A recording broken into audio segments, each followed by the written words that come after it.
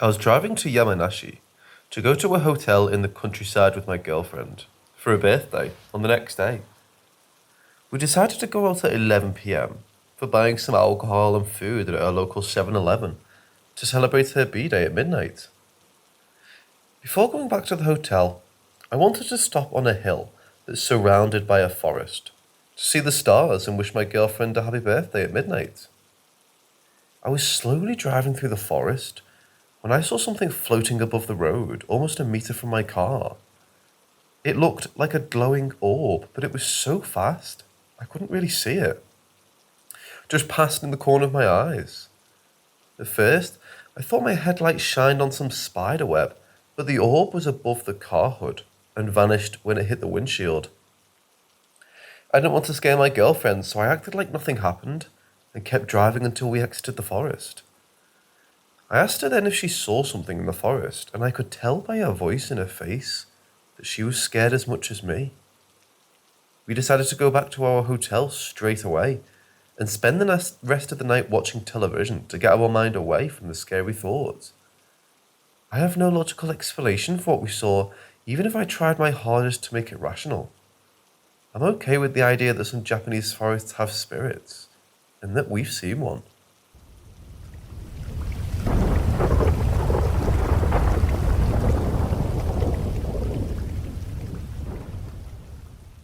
My story goes back to September 2019, when I visited my girlfriend who lives in Japan. We decided to go to Shizuoka Prefecture in the countryside, in a hotel that looked like a ryokan, a traditional hotel with typical Japanese rooms. We couldn't have a big bed, so we had to sleep in 2 single beds. My girlfriend heard a sound like a whisper coming from the bathroom, and started to feel anxious about it but didn't tell me for fear of scaring us. We fall asleep in each single bed after a really tiring day of cycling in the surrounding mountains. I woke up at 2 a.m. in a sleep paralysis state. It's not my first time, so I know what I have to do. Calm down and try to wake myself up by talking, or at least trying. For people familiar with sleep paralysis, you often feel looked by a shadow, and its presence slowly creeps you out. My girlfriend, who was already anxious, woke up to see me blabbering some sound and making scary faces as I struggled to speak.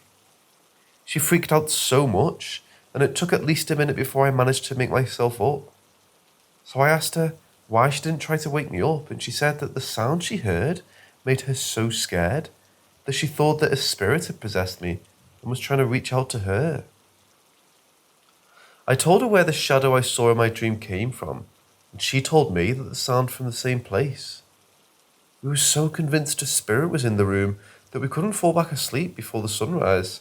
We had to share a single bed for the rest of the night. I tried to rationalize and think the sound came from another room, but no client was staying close to us.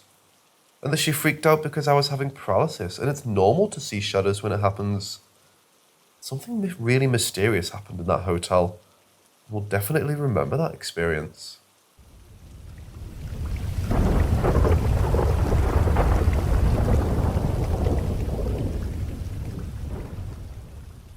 So a driver from a nearby town, like 15 kilometers from where I live, was on a call to drive people to the airport in the capital, like 200 kilometers away. So he takes them, drops them off at the airport, and then parks his car in the taxi lines, hoping someone will be travelling to a place along the way back, so he'll make some money. A couple approaches him, and they tell him that they need to get to a place midway between my town and his town. He agrees. So they load the luggage in the car, they hop in, and start driving back. They have all kinds of talk in the car. You know, the talkative taxi drivers here. Family, why travel abroad, all those kind of things. And they finally arrive. They invited him inside, and he didn't really want to go. But since they insisted, he went inside. They have coffee and talk more, and finally the driver decides he needs to go, so they pay him for the ride and he leaves. He approaches his car outside, but when he reaches in his pocket for the key, he doesn't have it, and he remembers that he left it on the table. He goes back to the house, knocks on the door and waits. He knocks again, yet nobody opens. Normally, he gets a bit frustrated and starts shouting for someone to open the door. The neighbours come out and ask him what's the problem, and he explains. They're in shock, and they tell him that the couple that lived there died a few years back. He insists this story is true, but they also insist they are dead. He shows them the money they'd just given him for the ride, and finally he decides to call the police. The police arrive, they bust open the door, and they go inside. He found his keys, with 3 coffee mugs still warm on the table.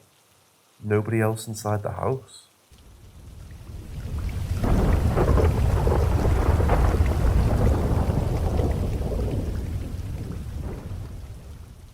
I'm a cinephotographer and photographer, and pretty well known locally. I had a local artist text me about a video, and after a bunch of scheduling and paperwork, we got a date, some plans, in a few places. Everything was normal, and we shot at a few different places throughout the day into the afternoon. We had a large group. I took a few photos for them, kept doing the video, and everything was fine. One of the guys had a place he mentioned that everyone in their group knew about, so I just said it was fine and we drove there. It's about 15 minutes or so from the town, off the highway on some back road neighbourhood, right by the guy's house. It was a house that was still currently being finished, and pretty much had everything done besides a few minor things like the flooring, walls and cabinets.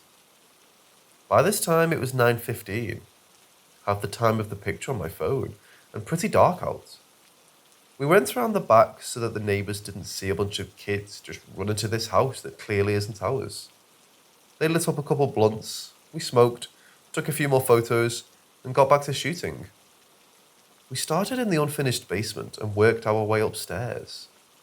We went to a back room that smelled extremely weird. All of us smelled it.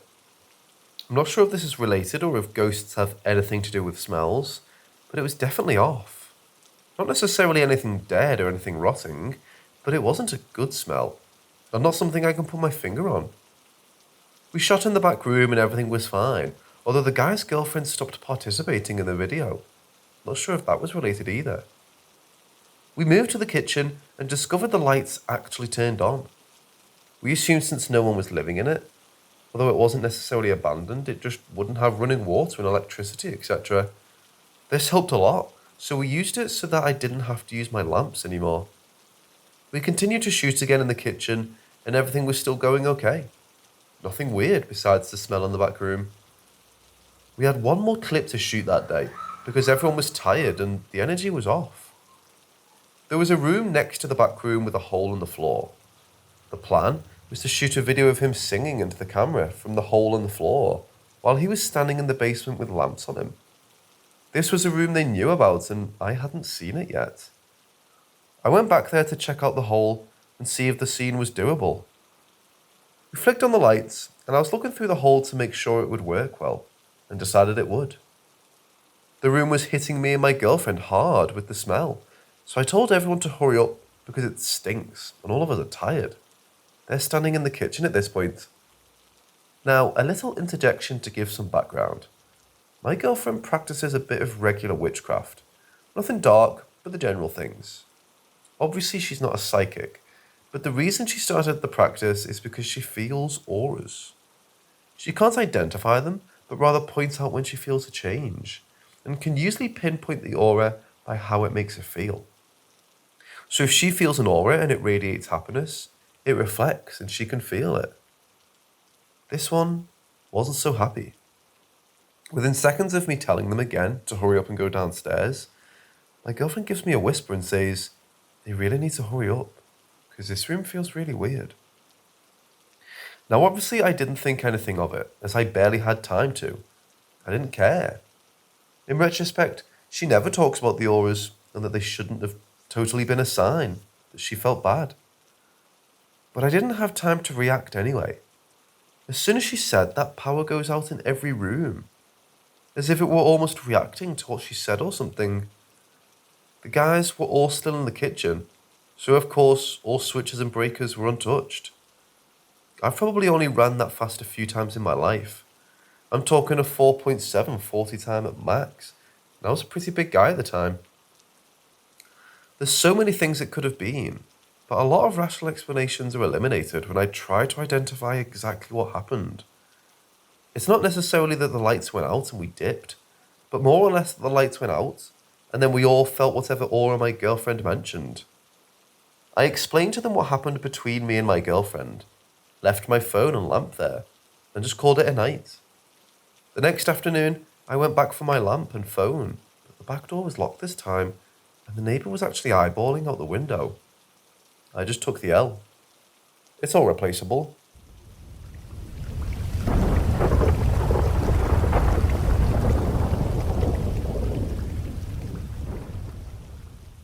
My family and I moved into a new house in December of 2015. We had no issues until we decided to open up the attic door and look around up there in mid to late September of 2018. Flash forward to October 10th of the same year, a few weeks after we entered the attic and found nothing. I settled down with my dogs to go sleep at a relatively early time, 9:30 or 10 maybe, but that doesn't matter. I get to sleep with both of my dogs on me to get woken up by some knocks on my room door.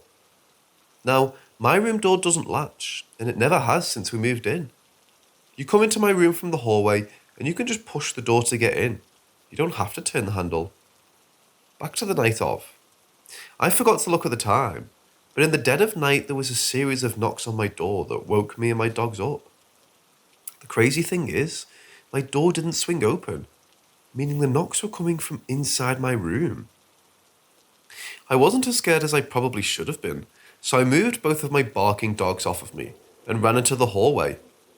Then out into my dining room, which is connected to the kitchen and living room and has a clear view of both my front and back door. I was making sure no one broke in. Of course, they hadn't. I walk back to my room, calm my dogs down and get back to sleep. Not 20 minutes later, I'm woken up again by a loud thud that by then, I'm too tired to check out. When I got up in the morning, I realised it was a hanging calendar that fell. Nothing happens the first half of the day. I mentioned everything to my family and they said they heard me get up, but heard no knocking and no falling calendar, which shouldn't be, because my sister's room is directly across from mine on the other side of the hallway. Life goes on as normal until we eat supper and sit at the table to play some board games. We were in the middle of a dinosaur-themed Monopoly. My nephew loves dinosaurs. When my two dogs started barking at a corner with a bookshelf in it. Now, as cliché as it is, there was nothing there. We even went as far to stand in the corner and wave our hands around to prove there was no one there to our barking, growling dogs. It took some hands-on attention to get them to stop barking and growling, and by then, my niece and nephew were on the verge of tears because they were scared of what was happening and what happened the previous night. Besides our dogs barking at nothing, another weird fact is that one of the walls making up the corner, they saw something in was shared with my room where the knocking happened early that morning. And then it stopped. The night of October 10th and the day of October 11th of 2018 is the only time I ever had scary stuff happen to my family and me. Nothing was in our attic, no boxes or belongings of previous owners, but I really feel that we woke something up messing around up there and had it terrify our family just once. Then it moved on to wherever it wanted to, leaving us be for the following 2 years, hopefully longer. I've never mentioned this to anyone besides my close family, and we've all wordlessly agreed to not talk about it much, in fear of it happening again. Of course, I wasn't done. I bought a Ouija board that December and talked my mom into trying it with me. My sister is scared of them, so she never learned about it. We sat down one December night at around 11, when everyone was asleep and started. Over the course of half an hour, we talked with someone named Tamra, who was born in 51, and who claimed to have died by a gun. I did a bit of research the following day and found an obituary for Tamra May Q. She was born in a neighbouring town in, you guessed it, 1951. She passed in 2014 from some form of cancer, bless her soul, but no mention of a gun in the obituary. The coincidence of matching name and date of birth was enough to tell me that whatever happened the night of October 10th, 2018, might have been the doing of Tamra. I just wish I knew what she wanted and why she wanted us to know she was there. Was she a friend of the previous owner, who passed in 2017? Was she angry when she pounded on my door and knocked down my calendar? Will she come back? I'll never know.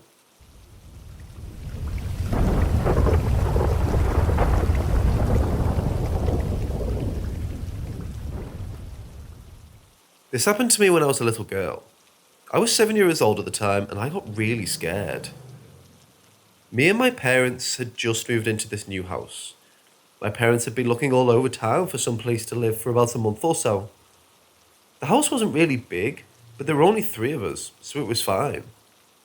I remember that from day one, I didn't like it. The paint outside was yellow and peeling. The garden was a dirty mess, and the doors inside the house had scratches. The owner said they were from a dog. When my dad showed me my room with my bed and toys ready, I remember getting this weird feeling, and I told him that I'd rather live somewhere else. He just smiled and assured me that we wouldn't rent the house forever, and that this place was just temporary. My encounter with a ghost in that house happened in the first few weeks living there. It was a Saturday, and the thing that comes to my mind first when I remember it is that I was having a great day, and that I'd been laughing before it occurred. The fact that I was happy and not at all thinking about what might be lurking in the house is what scares me the most. You don't really expect bad things happening when you're having a good time. I was with both my mom and dad in their bedroom, watching a comedy on the TV. We were all laughing our butts off when my mom told me that she bought me some chocolates from her workplace and that it was in the fridge in the kitchen. She told me to bring it back to share while we watched the movie. As a child, you can imagine this was awesome news for me. Chocolate and a movie was as good as it gets. I climbed out of their bed and walked to the kitchen. As I said before, the house was small, so the kitchen was really just a few steps away from my parents' room. The light was off, but I could see well since the light from my parents' bedroom lit the hallway, as well as the refrigerator. I opened the door of the fridge, saw the candy bar, and that's when it hit me. Someone was sitting on the couch behind me. I turned and stared straight into some very white eyes with black pupils. The thing was sitting on our couch looking at me with no expression. It was all dark like a shadow. It seemed male and it had inhumanly long legs that stretched oddly onto the floor. The legs seemed to be misshapen and bent awkwardly on the knees. I remember looking at it and not being able to breathe.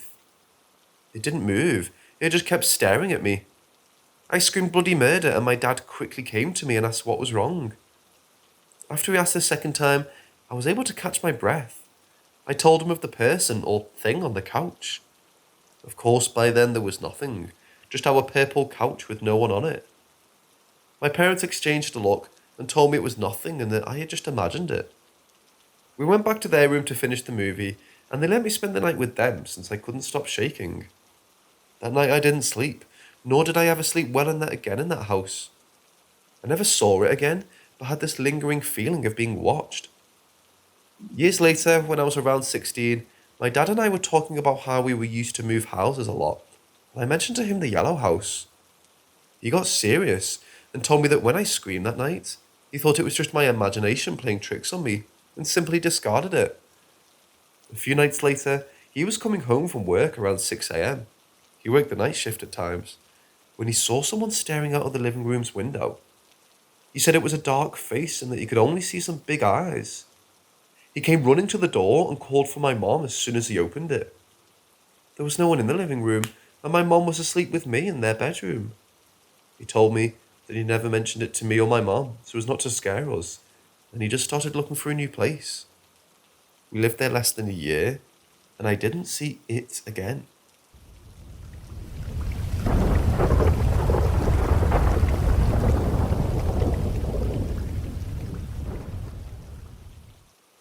My unit in the US Army was deployed to Iraq in April of 2006. We were in Ramadi. It was 123 kilometers out of Baghdad. I was in a Humvee headed to Baghdad for emergency leave due to a death in my family.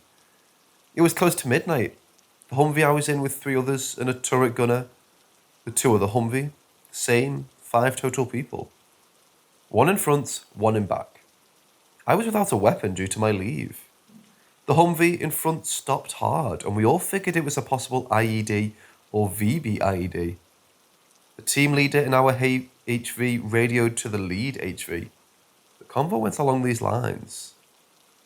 Military radio jargon, HV2. What's up? Why did you stop? Something flew in front of the HV. What? Flew in front of the HV? Yes. We didn't see anything. And the third HV piped in, does anyone hear that? Hello?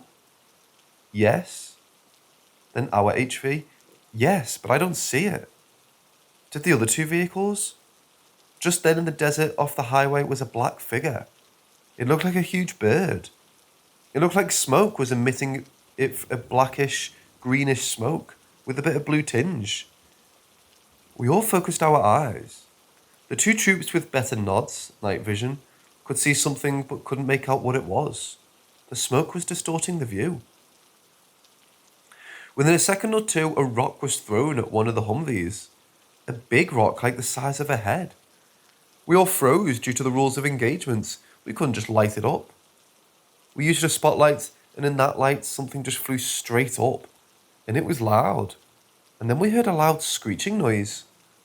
Within a minute, it was over. We all sat there in a state of shock, curiosity, and panic.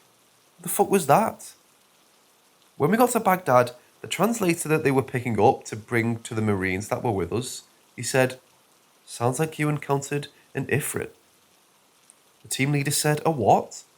An Ifrit, a winged Jinn. We were all a bit speechless. We chose not to disclose to our command the winged thing, as battle fatigue, now known as PTSD, was a career killer at this juncture. It's been 13 years since that happened. I met my now husband in 2015, and he had also been deployed to Ramadi with my sister unit at the time, and he had gone through this particular stretch of highway on his mid-deployment leave. He recounted a similar story to me. It was enough to stop me in my tracks. It was pretty close to mine, except they didn't stop, they just boogied on through. Considering the time we were there was very deadly, including an aid station manned by soldiers that was ambushed and blown to bits, I was a medic, so death was my norm. I still can't wrap my head around it, and now, apparently the last two places I live in, it followed us.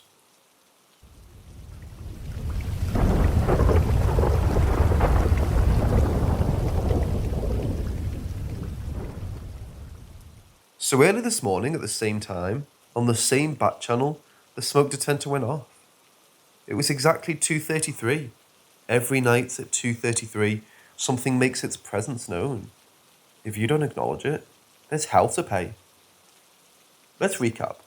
On Wednesday morning at 2:33, my husband came bursting into my office. On nights, I work Tuesday into Wednesday, 7 p.m. to 7 a.m. I'll sleep in my office so as not to wake the family. He came bursting into my office as I was in a good sleep. He said, "What the fuck are you eating? What did you burn?"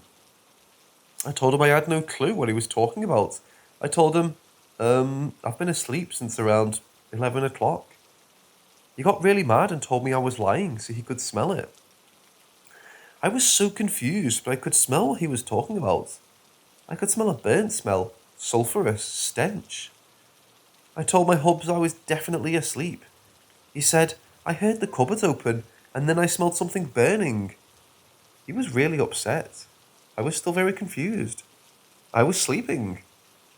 So about a minute after that happened, we hear one of the smoke detectors beep, like when you push the reset button. So early this morning at 2:33, it happens again. This time we called the fire department to come check them out. By 3:40, they were done checking for hot spots in the walls, floors, kitchen, etc., and nothing out of the ordinary. They checked the fuse box, nothing, pull pump, anything that could have caused a surge in power resetting the smoke detectors. I finally lay down to go to sleep. I dozed off for what felt like hours. It was only 3 minutes or so. While in my sleep, I felt like something was watching me intensely. Note, it was not sleep paralysis. I wasn't unable to move, but scared enough my Apple Watch let me know my resting heart rate was 115. A normally slow heart rate whether resting or light workouts is in the 50s. Then, the smoke detector blared again, and I heard a loud crashing noise come from the kitchen. Everyone heard it. We all met in the kitchen to see what it was. There was nothing really out of place except a candle was knocked over and lit. Everyone was asleep and there was no reason why it was lit. We put all the candles out before bed but had not lit any tonight. You can hear it if anyone from the bedrooms was coming in or out of them. We were all really freaked out. So we said goodnight and it was quiet. We've decided we'll tell it goodnight tonight from here on out and see what happens. Anyone else experienced alarms or loud crashes, but nothing thrown around or smashed?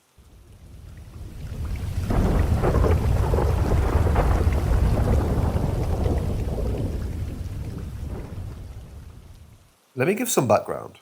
I've worked in careers with a lot of death, destruction, and mayhem.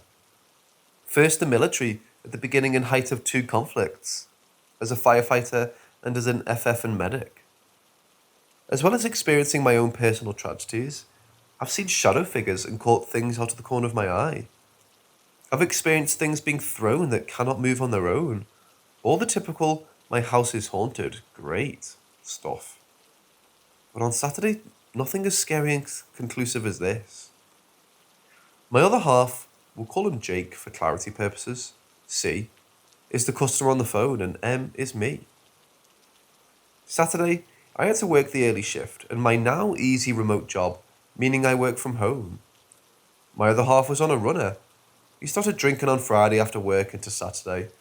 Both being veterans, we like to weekend warrior it sometimes, drinking way too much. So he's laying on the couch last I see him. I took a phone call for work around 9:15ish. While in the middle of the call, something scary, surreal, and kind of fascinating happens. Thank you for calling. My company's name. This is Lindsay. How can I help you? Some convo about what he needs in the middle of telling him something. A white stream of thick smoke passes my face, and I instantly smell a Marlboro Red. At this time, I didn't realise Jake had left the house, buzzed. Hello, did I lose you? No, I'm here. Sorry for something. I mean, what the fuck? Yeah, can you give me a second to catch my breath? Sure, you okay? Yeah, I'm not sure. Here's the number 2, our contracting location. Hung up and proceeded to search the house for Jake. Opened the garage door and cars are gone. It was at this point I'm thinking he's dead. Oh my god, the love of my life is gone. I called the ER, no traumas had come in. Same with PD, no arrest for DUI or traumas. I'm a bit relieved. I call Jake's phone and I hear ringing. Yeah, he left his phone. I call all the friends I can think of where he would have gone. Voicemail. Text a friend, have you seen Jake? No, sorry. Get a hold of the friend we were supposed to be meeting at 1 o'clock. No, haven't seen him. Okay, thanks. At this time I'm having a heart attack. Finally, I got a call from him. He's at a friend's house that I had called first. I'm relieved and pissed. So Saturday night after he sobers up, I relent and tell him about the cig smoke and the smell. Jake's mum died when he was very young, 10 years old. His mum died very traumatically. This is where I now truly believe spirits, ghosts, and the afterlife exists. I was sitting at my desk and a puff of smoke and the smell of Marlboro Reds passed right by me. The smoke looked like a twisted ribbon of smoke. It was so weird. Jake. What? What are you talking about? Today, while working, it happened. Come on, be real. I am being real. This man knows when I'm being serious and when I'm not. He looks at me and takes interest. For a long time, we've thought his mum or another family member was with us, but never really paid it much mind. Jake, going a little pale. Mom smoked Marlboro Reds. My mom, when she blows the smoke out, would come out looking like a twist, because she would twist her tongue. I didn't know she smoked. Yeah, I know, because I never told you. Just a second after he said that, we could both smell ciggies. It got really cold next to us, and then the vertical blinds on our sliding glass door moved really fast, like a huge gust of wind pushed them. I have other instances of what we think is her. Has anyone ever experienced this type of contact before?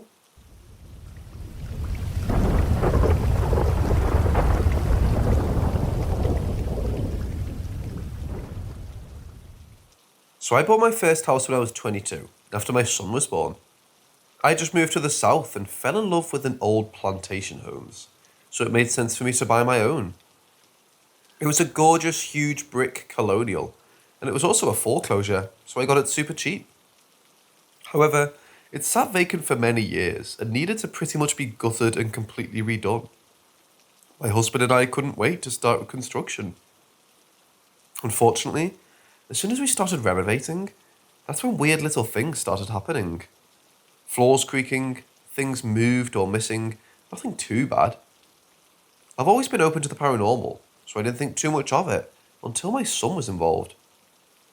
It was just my son and I home, and our family doggo. I was in the laundry room and my son was in the living room, which was right by the laundry room. I could see him from the room while folding clothes. Well, I turned my back for a second to load the dryer, and when I finished I looked back, but my son was no longer playing on the floor, but I could hear his baby babbling self talking to someone. He was sitting on the staircase, and before I could get to him, I overheard him say something to the effect of, "I don't want to play now," and it was directed to someone clearly upstairs. I just kind of brushed it off and brought him back into the living room with me and turned on some cartoons. Not even 5 minutes later, out of the blue, all these balls from an inflatable ball pit come flying down the stairs and roll into the living room right by where he's sitting. At this point, I'm freaking the hell out, so I load him and the dog up and we played at the park until my husband was off work. We had a ton more legit encounters, but nothing that scared me like this. From our living room, if you're sitting at the end of the couch, you can see directly into the kitchen where I have a baker's rack, and on the bottom of it is a wine rack. One night it was just the hub and I laying on the couch, and we saw a wine bottle just come off the rack, land gracefully on the kitchen floor, and just start spinning. Super weird. Turns out the house went into foreclosure due to the previous owner dying literally the exact same day my son was born, almost to the exact hour. Something tells me she never left her home.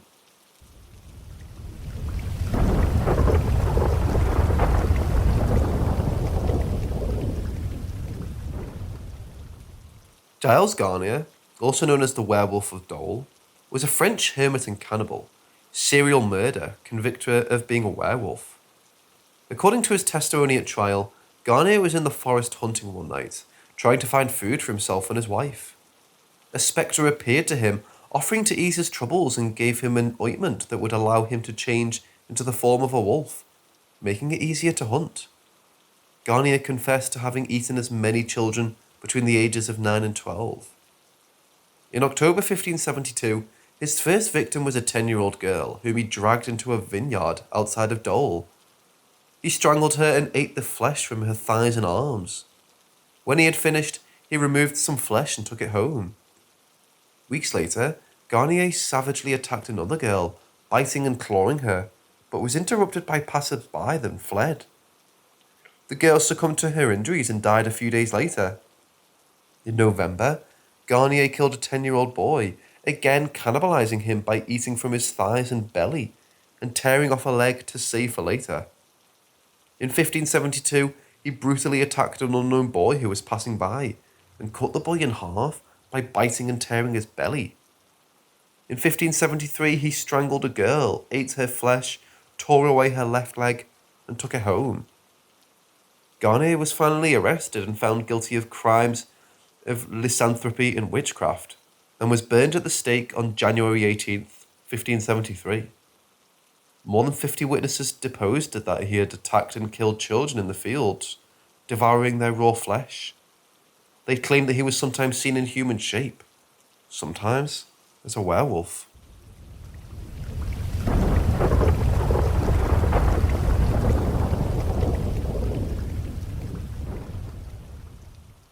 I was on a road trip to Leh, India, with my elder brother in August 2015, and we started from New Delhi. First destination on the card was Manali, which is 550 kilometers and around a 14-hour journey. We started early at 4 a.m. and targeted 9 p.m. to reach Manali. We maintained the pace quite well until heavy rains in Mandi, Himachal Pradesh, made it impossible to ride further. We were nearly 120 kilometers away from Manali and it was 6 p.m, but rain made us stop for 2 good hours and the sunlight was lost. Everyone who had been on the hills told me not to ride at night, but never specified why. I consider it as generic advice, as you cannot see anything beyond the roads at night and pitch black surroundings makes it hard to ride bikes. As soon as the rain stopped, we resumed our journey, but now we were slower than before due to slippery roads and less visibility, as rain had not stopped completely. I remember a board stating Manali was 44 kilometers, and since it was a single lane, one-sided road, we were sure to cover it in the next 2 hours, making us reach by 11 p.m. I saw a white building on my right. It was brightly lit and looked amazing. Next was a small bridge where a red Tata Nano was parked on the left. And then I saw a calf trying to eat grass from the roadside. Nothing unusual, right? My brother was left a little behind as he was facing some troubles with his luggage tied to the rear seat of his bike. I was indeed riding alone. Then, after some time riding on a single way, I saw an astonishing and brightly lit white building on my right. Then a small bridge where a red Tata Nano was parked. Then a calf trying to eat grass from the roadside. Could be a coincidence. Government buildings are mostly the same, and people love Tata Nano anyway. And, cars and calves are next to the human population of India. My brother was still not in sight. I called him, and he said to move ahead. He'll catch up. I moved ahead. Let me tell you, I am indeed a good rider on hills. I maintained 80 kilometers an hour even in those conditions. So this time I slowed down to catch up with my brother. All this while, I didn't see a single vehicle coming from the other side or overtaking me. My brother was definitely far behind, and I wasn't drunk or high either. I lived clean. No alcohol, no drugs, no smoking either. I saw a brightly lit white building on my right, a small bridge with a Tata Nano parked on the left, and a calf trying to eat grass from the roadside. This was the time I realized something was wrong. Terribly wrong. I stopped there and waited for my brother to catch up. He came after a good 15 minutes and asked me why I had stopped. I told him about what I saw, and he said he didn't see anything like this and had been riding straight for some time. I asked him to lead the way and I followed. I still remember what we saw and made us weak in the knees. It still chills my spine while writing. We saw a brightly lit white building on the right, a small bridge where a Tata Nano was parked, and a calf trying to eat grass from the roadside. I shouted, pleaded, apologized, cursed, and asked for forgiveness if we did something wrong. We stopped there for a few minutes, as none of us had courage to move ahead. We prayed to the gods, known or unknown, and started one more time. Just 2 kilometers ahead, we saw a board which said Manali 40 kilometers. Neither my brother saw it before, nor did I. I still don't know what it was. Was it a parallel time which didn't reflect my brother, who said I was ahead only 15 minutes while I rode for nearly 2 hours? Or was it a supreme power trying to save us from something ominous, as the weather ahead was really bad, and we could actually touch the clouds with our bare hands? We told this to one man we met in Keelong, only after he told us about something similar happening to him, long back on the same route.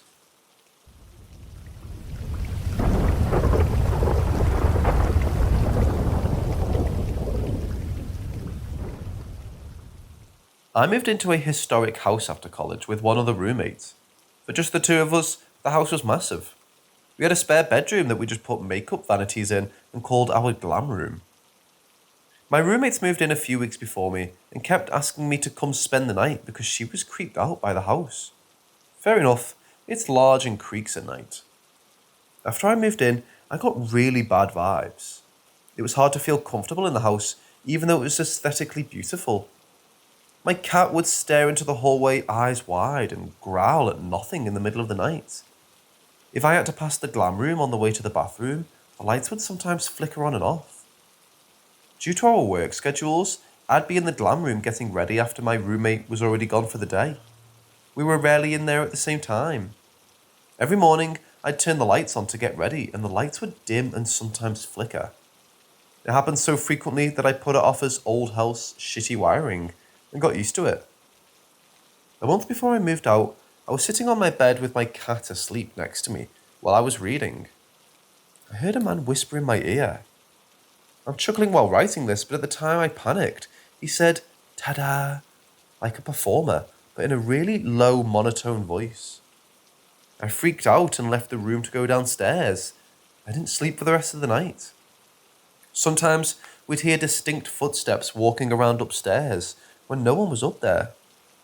I was ready to move at that point. After we moved somewhere else together, we would joke about our haunted house. I mentioned the lights flickering every time I'd get ready in the spare bedroom in the shitty wiring. My roommate just stared at me. She said she'd never seen them do that and didn't know what I was talking about.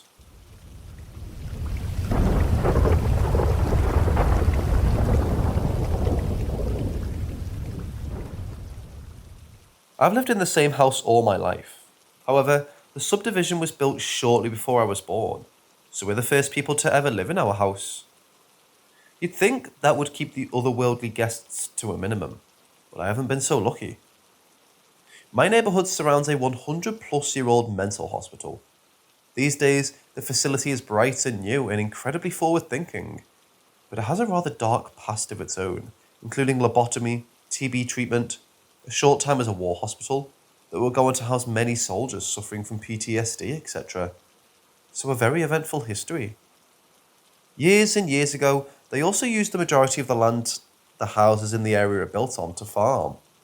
This was actually how a lot of the patients made livings in their downtime. I was unaware of this for a very long time though. Ever since I was a kid, things of mine would go missing, only to reappear in places I had never put them, and no one else would either. I was a very particular kid, and we would later find out my particular habits are due to OCD. The first time it really happened with something big, it was my diary. I wrote in this thing every day and put it back in the same spot when I was done. My parents gave me that privacy because they trusted me, and they probably wouldn't have been able to read my little second grade scribbles anyway. To this day, they swear up and down they didn't touch it. When I say I looked everywhere, I mean everywhere. I had a full force meltdown when I didn't find the book. My parents searched the whole house, but to this day, we've never found it. Over the years, lots of things would go missing. Papers I needed to study, pencils I just put down, my pliers, and they would only ever return within days of me audibly asking for them back. This isn't limited to my room either. One day, I went downstairs to make breakfast, turned around briefly, and when I looked back, a cupboard was open, and my smoothie cup was placed neatly on the counter. Another time, I lost a ring in my car. Couldn't find it anywhere, and to my surprise, it appeared on my desk one morning. After asking my parents, they were both as surprised as me. On another occasion, it was one of those quick grabs of something I just put down. After an unsuccessful search, I stood up, closed my eyes, and said something along the lines of, "I needed that thing for what I'm doing. Can I please have it back soon?" To my surprise, the missing object laid about a foot in front of me upon opening my eyes. "You bet," I said, "thanks." A few months ago, and this ghost had come to a truce. I gave it a bin of things of its own and all went well. No more missing objects. I was still curious about what exactly the thing was, so I contacted a friend who's into this sort of thing, and they recommended I try using a pendulum. After much conversation via the pendulum, I've come to know my ghost as Eli. He was about 16 when he died in the 1910s, and used to work on the hospital farm. He seems to think of me as a friend and admits to swiping my things now and again. He likes my friends, and when he thinks I've been cooped up for too long, he pushes my door open. We get along really well, but I do think he was confused for a while when I stopped leaving the house. I told him about COVID-19, and he seems to not mind me being in my room all day anymore.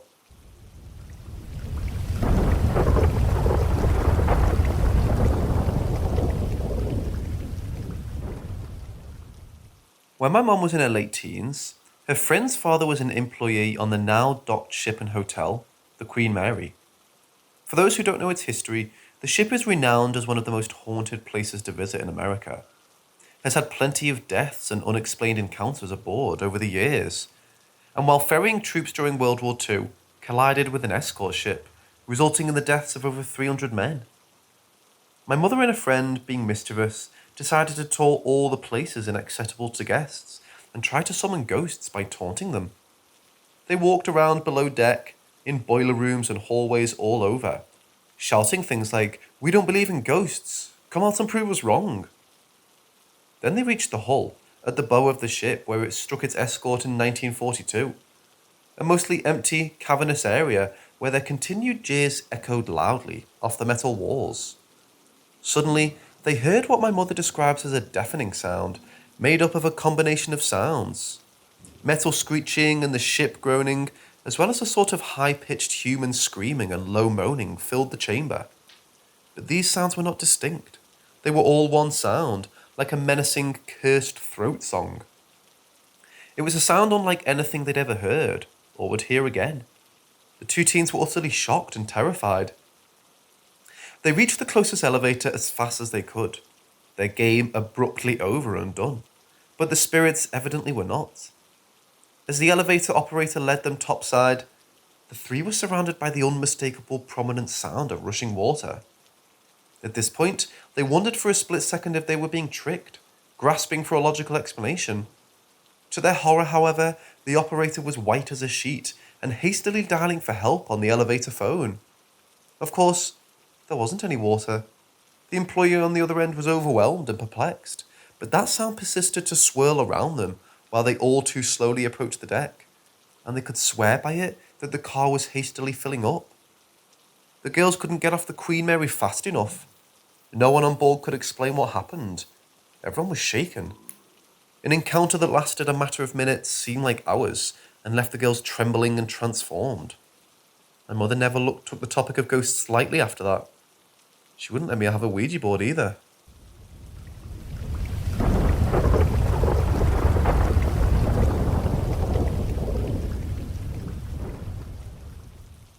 First, the backstory for context. At the time of my paranormal experience, the neighbourhood that our house is in was not the safest. It was a very lower income neighbourhood in the heart of a large metropolitan city, in the early stages of development and gentrification. When we moved in, 3 of the 5 houses bordering our property were legit drug houses. In my neighbourhood at that time, it was best to keep yourself, mind your own business, and not bring any attention to yourself. Our immediate next door neighbours had constant traffic in and out of their house, and it was very obvious what was going on. Drugs. We always minded our business, but I tried to still be cordial and say hi and wave if my neighbour was outside at the same time as me.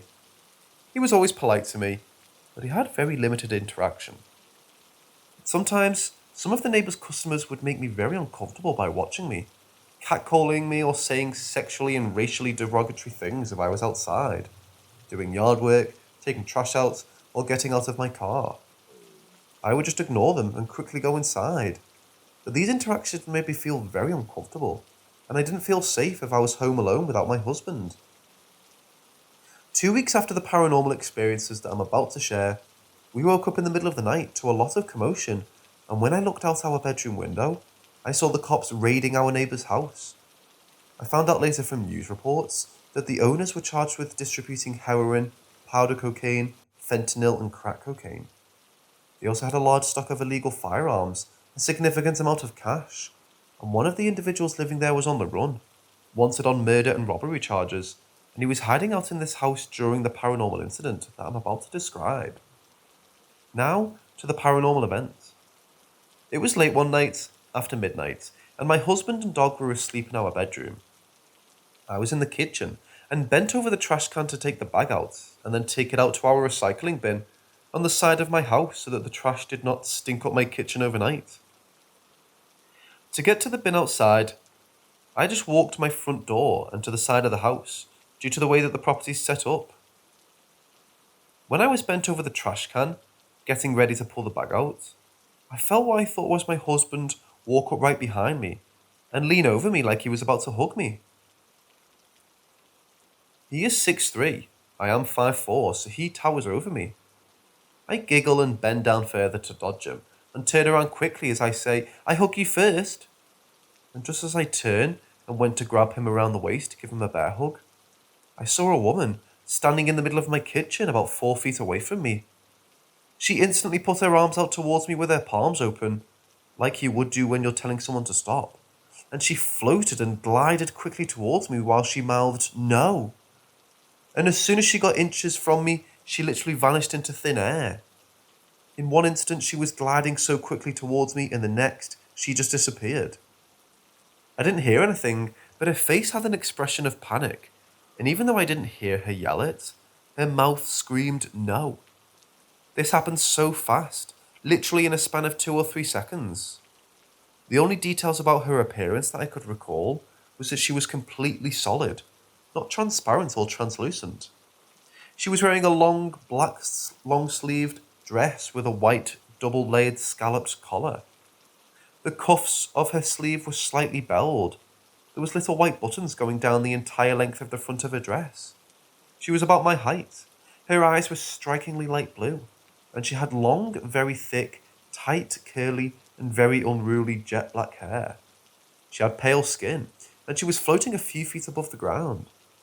It happened so quickly, and those were the only details I could remember immediately.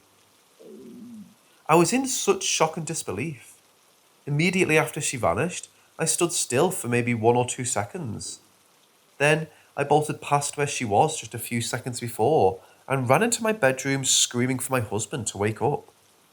He instantly jumped out of bed and grabbed me and asked what was wrong, and I started crying. And all I could manage to sputter out was, "Someone is in our house." Before I could explain further, he grabbed his pistol from his nightstand and ran out of the bedroom to find the intruder. Our dog, a 90-pound pit bull, who was in our bedroom at the time, also woke up and immediately started growling and barking at the entrance to our bedroom. He got in between me and the bedroom door frame and was barking and growling incessantly. I heard my husband calling for the dog for backup, and the dog refused to go to my husband, which is very out of character. My husband came back to our bedroom and said he didn't find anyone, and that all of the doors and windows were locked and there was no sign of a break-in. I told him he wouldn't find anything or anyone because it wasn't a person but a spirit. At this point, my skeptic husband rolled his eyes and started berating me for waking him up with stupid ghost stories. But when he saw that I was so legitimately scared and shaken up, he sat down and asked me to explain what happened. After I told him the story, he just chalked it up to me hallucinating due to stress from work and insomnia, and held me until I finally fell asleep. The next day, I FaceTimed my mom and told her what happened because I knew she would believe me, because she grew up in a haunted house and has seen apparitions before. I just needed someone to tell me I wasn't crazy or hallucinating. When I described what the woman looked like, she fell silent and had a look of shock on her face. She told me that the woman I described was my great-grandmother Gabriella, who my mother was extremely close to. She died before I was born. I've never seen a picture of her because the only photos that the family had of her were in a box that was lost in the 50s during my grandparents' move to the States. However, my mother said that my grandmother still had my great-grandmother's dress that she made herself and wore almost every day. The next weekend, I took a trip across the state to see my grandmother with my mother, and I told her what happened. We spent the day in her attic looking for the dress. My mother found it in a suitcase, and when she pulled it out, I was in disbelief. It was the same dress that the woman I saw was wearing. Long black dress with slightly flared and belled sleeves, small white buttons along the length of the front of the dress, and the unmistakable double-layered white collar with the scalloped edges. After discussing everything with my mother and grandmother, we all believed that on that night, my great-grandmother Gabriella stopped me from taking the trash outside to protect me from someone outside. It's the only thing I can think of, especially considering the contents, crime, and questionable people that were always present outside of my front door, so close to me. I truly believe that I'd taken the trash out that night. I may have seen something that I shouldn't have, a drug deal in progress, or been assaulted by one of the neighbour's customers that would threaten and sexually harass me. Luckily for us, after the drug raid, the neighbour's house was foreclosed. A developer bought the house and tore it down to build a new home. The neighbourhood has done a 180 and been cleaned up, and our property has increased in value tenfold since this happened 4 years ago. It's a genuinely safe neighbourhood now, but after that experience, I'll never ever walk out my front door by myself in the middle of the night again, even if it means waking up to a stinky kitchen.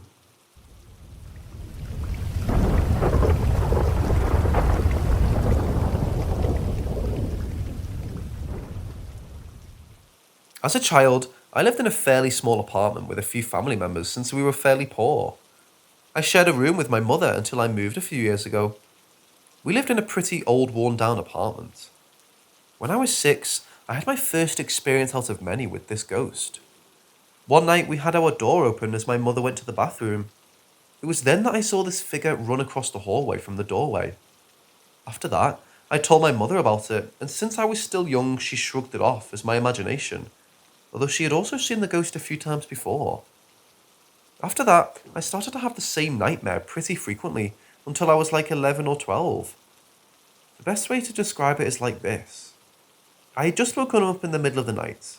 I tried to wake my mom, but she wasn't budging. I would do that action until I decided to get up and try to go to my aunt's room. After leaving the room, I would see this mysterious figure and they would run at me. Then I would wake up most of the time scared and crying. The last and most horrifying encounter I had with them was when me and my mother were alone in the room and all of a sudden we heard, "Help me," in a male's voice. We thought it was from outside since we lived in a sketchy neighbourhood and it was midnight. No one was outside our window or our door. At that point we were freaked out, so my mother decided to just cover the whole house in holy water, pray, and have a conversation with the ghost. We never heard from them again.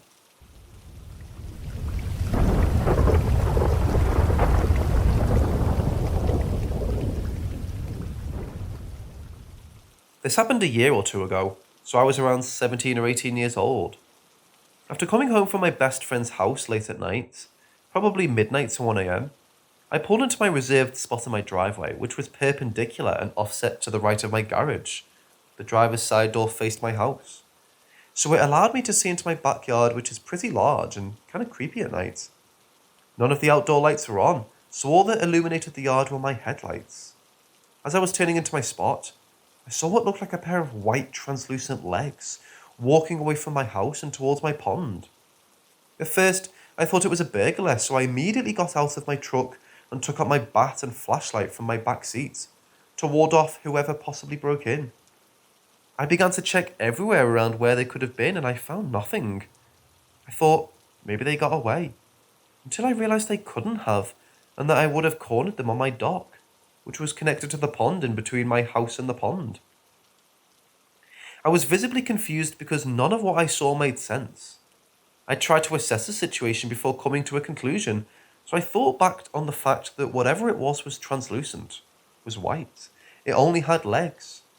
It looked too human to be an animal, and too animal to be a human, if that makes any sense. It left no footprints in the grass, and it seemed to disappear as soon as I got out of my truck. If it was a human or animal, I would have seen it run around the pond or anywhere for that matter. I was terrified. I quickly got my things and ran into my house. As soon as I got in, I checked the windows and doors, which were all locked. My parents were even watching a movie in the living room with the dogs who bark at everything that moves and makes noise. I asked them if they saw or heard anything, and they both said no. I've seen this torso-less figure only one other time a couple of months later, which happened to be under the same circumstances. Coming home late at night, no lights on outside, etc., except for the fact that it was on the other side of the pond, moving next to the edge of the water towards the road. My best friend has also seen it once or twice on my property, and she described it similar to how I saw it the second time. Like my Shadow Man story, I only mentioned my sightings to her after she told me what she saw. I still have yet to find out what it is or who it was. Any thoughts?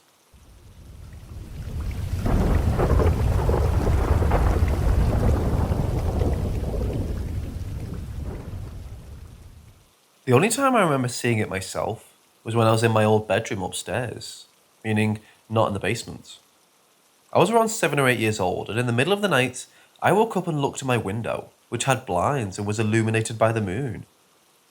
In front of the window, however, was a black silhouette of a little girl with what looked like short curly hair, almost old-timey looking. I was terrified and thought I was seeing things, so I just rolled over and tried to go back to sleep. The door was opened when I woke up. I asked my parents if they came into my room and they said they didn't. Although I haven't seen it again, my friends have. A couple months or so after I had seen it, I had a sleepover with my best friend at the time, still in the same room. We had slept on the floor because my bed was too small for the both of us. In the middle of the night, my friend woke up and saw that there was a dark shadow man standing over me and just staring down at me sleeping. She told me this when we woke up in the morning, and I noticed my door had been opened. I just figured it was one of my parents checking on us, so I asked both my parents if they came into the room, and they both said no. Years later, I moved into my sister's room, downstairs in the basement, after she moved out. I was 16 or 17 and had forgotten about the shadow person at this point. My best friend spent the night, and she told me in the morning that she saw a shadow figure standing in the corner of the room in the middle of the night. At first, I didn't believe her, until I remembered the two incidents that happened almost a decade prior. I didn't tell either of them about the shadow person stories until after they told me that they saw it. I'm 19 now, and haven't had any incidents that I know of since.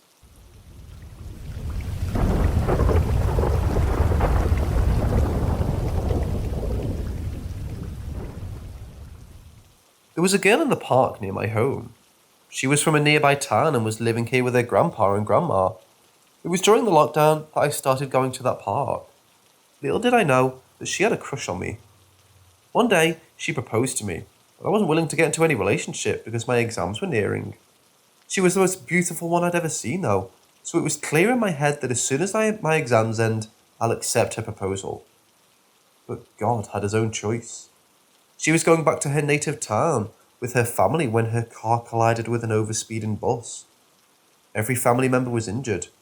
They were in the hospital, but she didn't survive. I couldn't even tell her that I loved her. I was saddened like hell. My pain was indescribable. But one day, she appeared in my room. She said, "Don't make Radhika," one of my classmates, cry. She's a pure soul.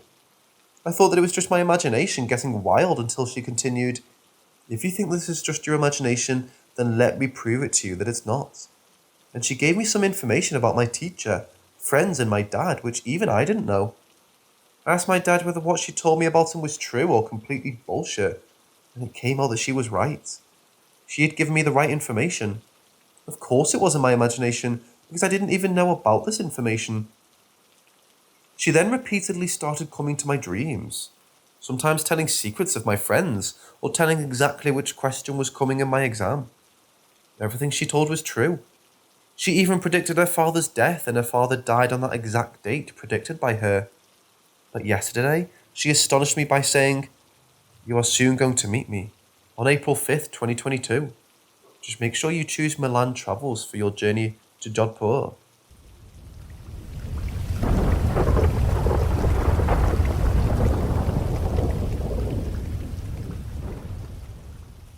I'm sure it was some sort of hypnagogic state that caused me to see this thing in my room. I was never asleep or awakened by it. I was always trying to fall asleep. Then I'd feel a presence in my room, look up and see it and interact with it. It would leave my room, then I'd get up and pinch myself or look at myself in the mirror to be sure I was awake. I've had lots of dreams and I've had lots of night terrors. This was not a night terror. There was nothing terrifying about it. I was always fully awake before, during, and after. It happened at least 5 times over a span of 3 months. The first time, I was laying in bed when I felt it. I looked up, and there it was. Floating on the ceiling above my bed, a twisting cloud of black smoke. I'm not sure why, but of all the times I saw it, I was never afraid. Not even a little. I was somehow 100% positive that it was not a bad thing. It eventually would appear by my bedside and would float in front of me. Several times I ran my hands through it. It never moved, the smoke, or felt like anything. I know it sounds crazy, and this was years and years ago. I'm not schizophrenic or prone to psychosis, never had a psychotic episode. But the last few times I saw it, I talked to it. I know, crazy. But I was just like 10,000% sure that it was a good thing. I was also sure that it was a possibility that it was there only in my mind, that nothing ever really was there, even though I could see it. I didn't care if I was being crazy talking to it. Hey there, good to see you again. And then, bye, when it would float again through the wall and leave. It stopped visiting me, whatever it was. I'm very objectively minded. I don't doubt the possibility of paranormal experiences. But somehow this felt like something or someone I knew very well. Somehow. It didn't feel mysterious or unknown, as weird as it sounds on the face of it. It was a comforting presence, something familiar and unfamiliar at the same time, like locking eyes with a benevolent stranger through the window of a bus. A stranger who seems like they'd be nice. And you don't mind staring as they stare back, because the bus is pulling away and you both know you'll never see them again. The cloud of smoke, I guess, symbolized to me that there was something good out there, behind the curtain, beyond what I could see.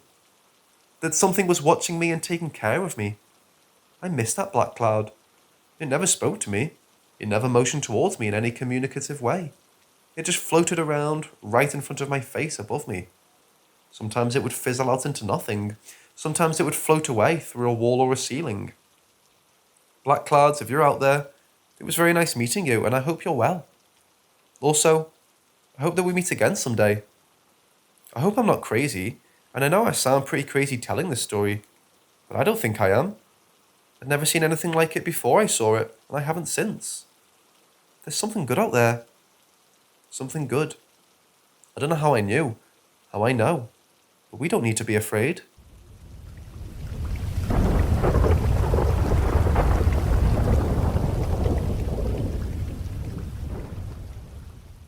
So back in June of 2021, I had moved, and while driving, we went through Wisconsin. I can't really remember the town or anything, so sorry for that, but it was around 2 or 3 in the morning. We had stopped to try and get gas, but when we got into one town, it was like a ghost town.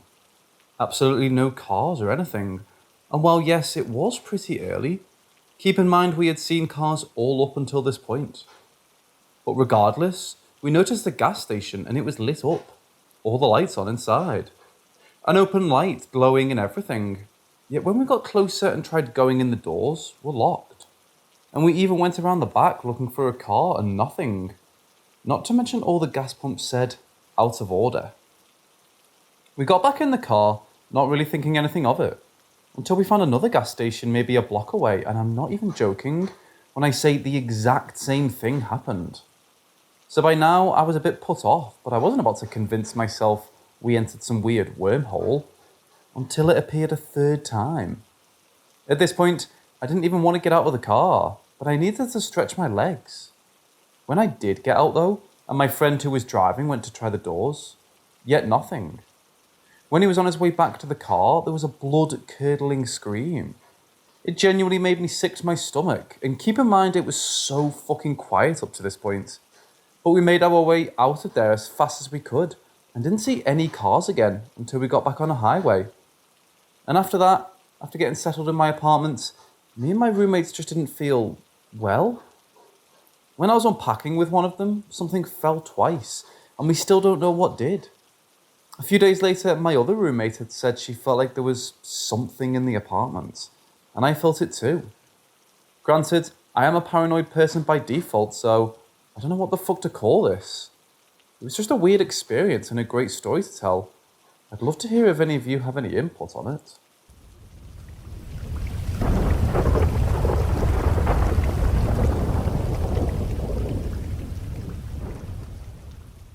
I broke a lease to get out of this apartment, but I'd love thoughts on what you all think was in or wrong with the apartment I lived in. About a month in, I started waking up at 3 a.m. every night. I would feel something off and never ever leave my bedroom. I never closed my door, but in that place I did. Thankfully, there was a bathroom connected. Half of the time I would hear voices in the living room and or literal horror music coming from there. Sometimes it would sound like everything in my closet collapsed, loudly crashing, to find nothing in the morning. Yeah, no, I'm not opening my closet doors in the middle of the night. I would get in the shower and come back to find white powder, cornstarch from my cupboards, all over the counter. But I lived alone. Sometimes the keys to my bathrooms would be removed from the top of the doors and set in a perfect line in the middle of the carpet, 6 feet from the door. One time, I came home from work in the middle of the day and felt sick dread as soon as I walked in, like someone was in my apartment. I searched everywhere and found nothing. I went out to the balcony to calm my nerves. When I walked back in, I saw a flickering blue transparent projection of a man with no eyes, greasy hair, blood on his shirt. Never saw him again, but I noped it out of my apartment for the rest of the day. Now, to the shadow man. I lived on the second floor and would sit out on my balcony in the evenings. There was an identical apartment building across the way from me, just on the other side of a small creek. The blinds to the apartment bedrooms that mirrored mine were always closed. Every night upon darkness settling, a light would go on in the room that would have been their master bedroom. A floating black shadow in the shape of a man would appear. Sometimes it would wisp away and wisp instantly back in the left or right corner. Sometimes it would grow larger and larger. Sometimes it had a hat, and sometimes it grew wings. But it watched me. I couldn't help but look. If I had company, it was gone. Once, I had someone spend the night. He said he woke up at 3 a.m. feeling an intense need to look out my window, but he knew about the shadow man and didn't. The sliding door blinds were always open. The kitchen lights were always on, but I only saw someone in there twice the entire time I lived there. I would see a very old man wearing a robe. The first time, it was like I was watching a fast-forward film. He was prepping food, but moving so fast, his arms were a blur. The second time, I saw him float in fast-forward from the kitchen to the bedroom.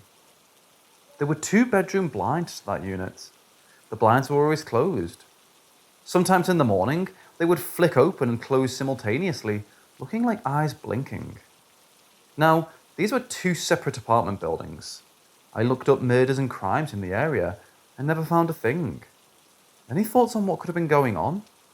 I've wondered ever since, although I'm beyond elated to not be living there anymore, for obvious reasons.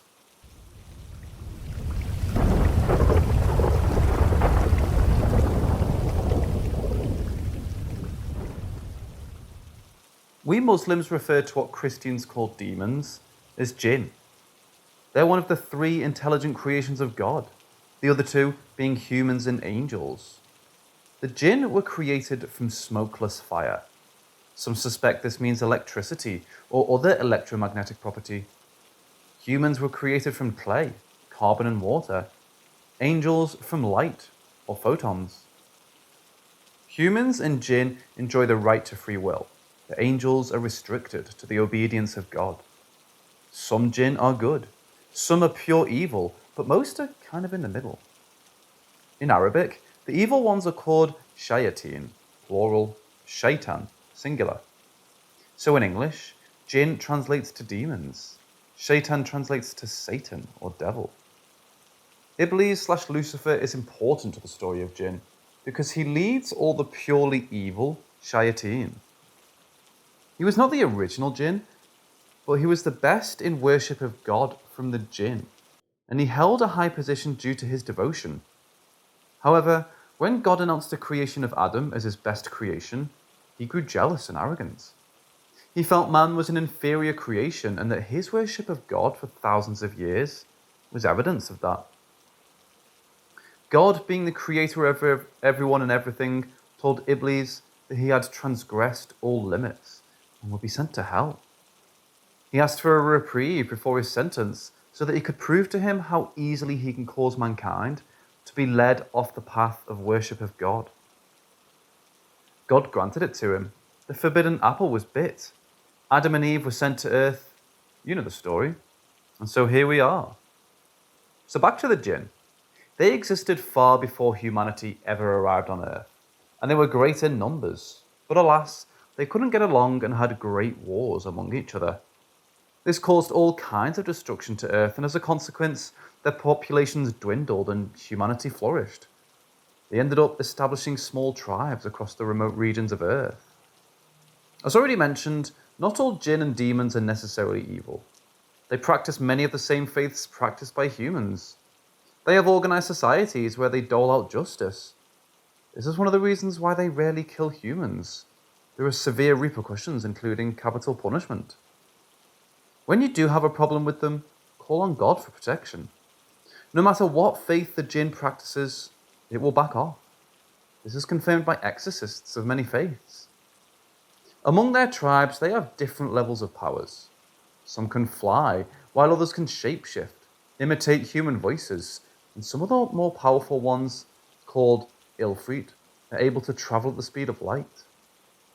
Most, if not all, the paranormal phenomena we read about, ghosts, orbs, spirits, skinwalkers, dogman, Sasquatch, Muslims for the most part, consider them all to be from the same form or another of Jinn. Other tidbits about Jinn. There are several classes of Jinn, each with their own degrees of indifference or hostility towards humans. They cannot be seen in their original form. Whatever we see is whatever form they've taken on.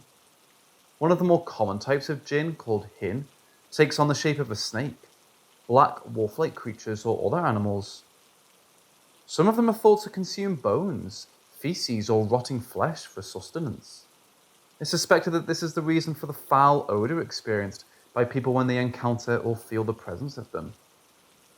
There's a misconception that you hear often about how Jinn reside in the Middle East or the Eastern Hemisphere. They're everywhere. Again, they simply go by different names depending on the culture. They're reclusive and territorial creatures and prefer to be left alone. They're likely to live in remote regions like forests, deserts, and oceans. You can even find them in uninhabited attics, caves, or burrows. Another place they dwell in are bathrooms.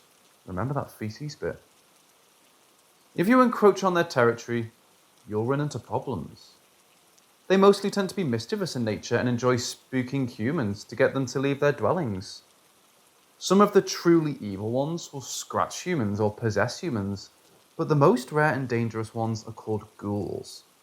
They'll cause humans to get lost in deserts or forests, leading to their deaths.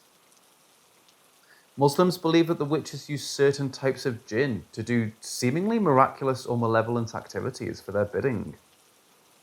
During the era of Prophet Solomon, witchcraft and magic had become rampant among his civilization, so much so that it became a real nightmare for his people. So to solve this, a covenant was made by him and leaders of the jinn that they will not interfere with affairs of mankind. Despite that, there's some who will not heed the terms of that agreement. Oftentimes, a Muslim exorcist will remind the offending jinn of the agreement made with them. Muslim scholars will advise to exhaust all natural explanations before performing exorcisms or cleansing of a home. Do not use violence against them, as you can give them a reason to do the same to you. Always invoke or call on God to protect you from any kind of interaction with them.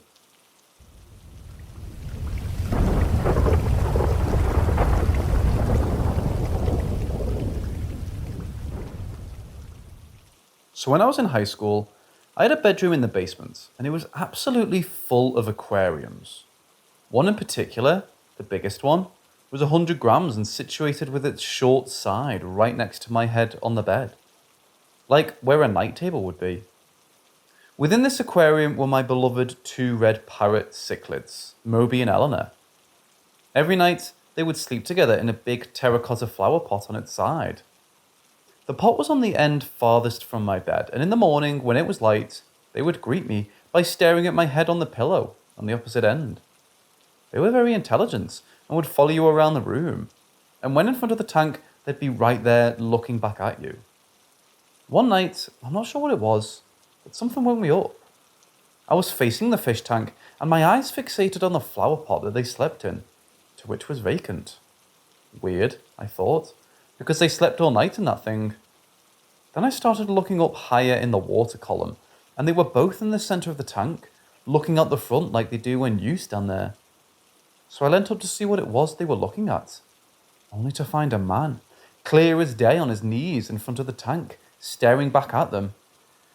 Groggy and yet thinking straight, mildly terrified, I uttered, "Who are you?" Which, to be honest, is not what I ever thought I'd have to say in a situation like that, but alas. As the words left my mouth, he snapped his head towards me with wide eyes. I remember his face perfectly. He was a young man I'd never seen before, with short curly hair.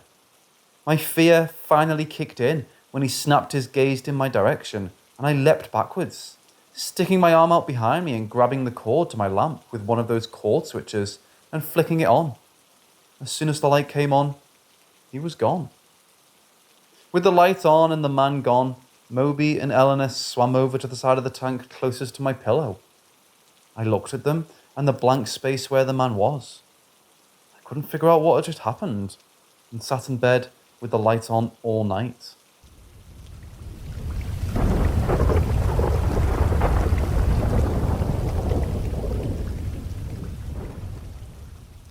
I want to start off by saying this isn't super creepy, more odd.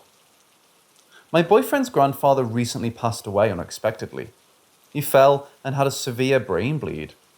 Due to his age and other factors, the best choice was not to perform the surgery required to repair the bleed.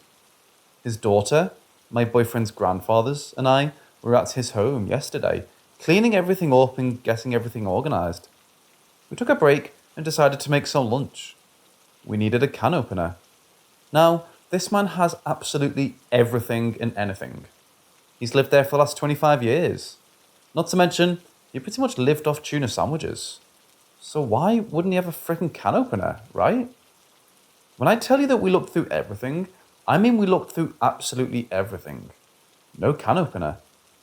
She ended up running down to the local store and purchased one. A bright red one.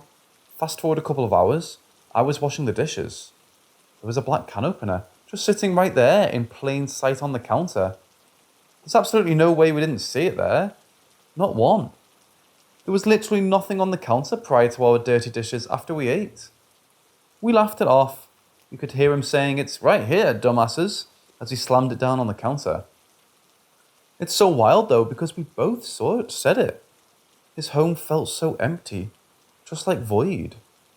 His wife has severe dementia, and I don't believe that he was ready to pass on. I could get into all of that, but that's a whole different story.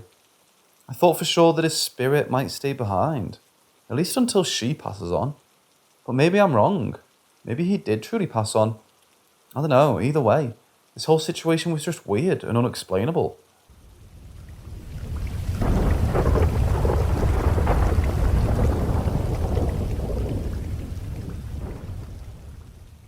When I turned 18, I moved into my girlfriend's house with her family.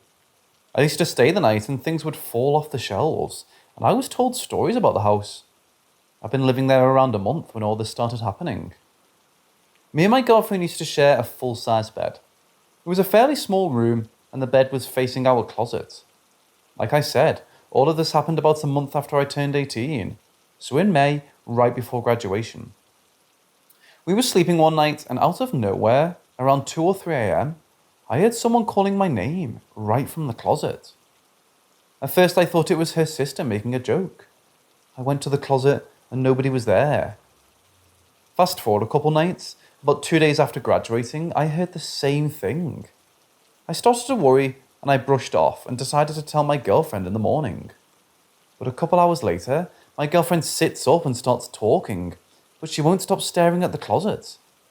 It's good to know that she does talk in her sleep and sleepwalks from time to time, but this time she was having a full-blown conversation with what it seemed like someone in the closet. She swears to this day that she doesn't remember doing that.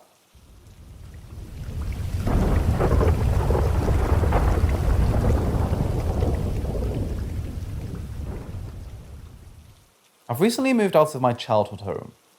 My grandfather and sisters still live there. When I was around 11 or 12, I had an experience I'll never forget. I had my cousin over for the weekend. It was around 11 p.m. Me and my cousin were watching television in the living room. For reference, the front of our house used to be full of glass and plastic like windows. We had a couch along the windows and an armchair right next to it. We were watching TV and all of a sudden, we heard something in the front yard. As we went to look, through the little space between the couch and chair, we saw 4 men wearing all black, standing in line in the middle of our front yard. We got freaked out and ran to my grandfather's room and had him come look. To our surprise, when he came and looked outside, nothing. He told us it was our mind playing tricks on us and for us to just watch TV. Around 15 minutes after he went to bed, we heard it again. With us being curious and this confirming that we weren't just imagining, it looked again. There they were, just standing there, but this time closer to the front of the house than before. We sat there watching them with a blanket over our heads. After about 5 minutes, one of the men seemed to spot us and looked and pointed at us. He put his finger up to his mouth and told us to shh.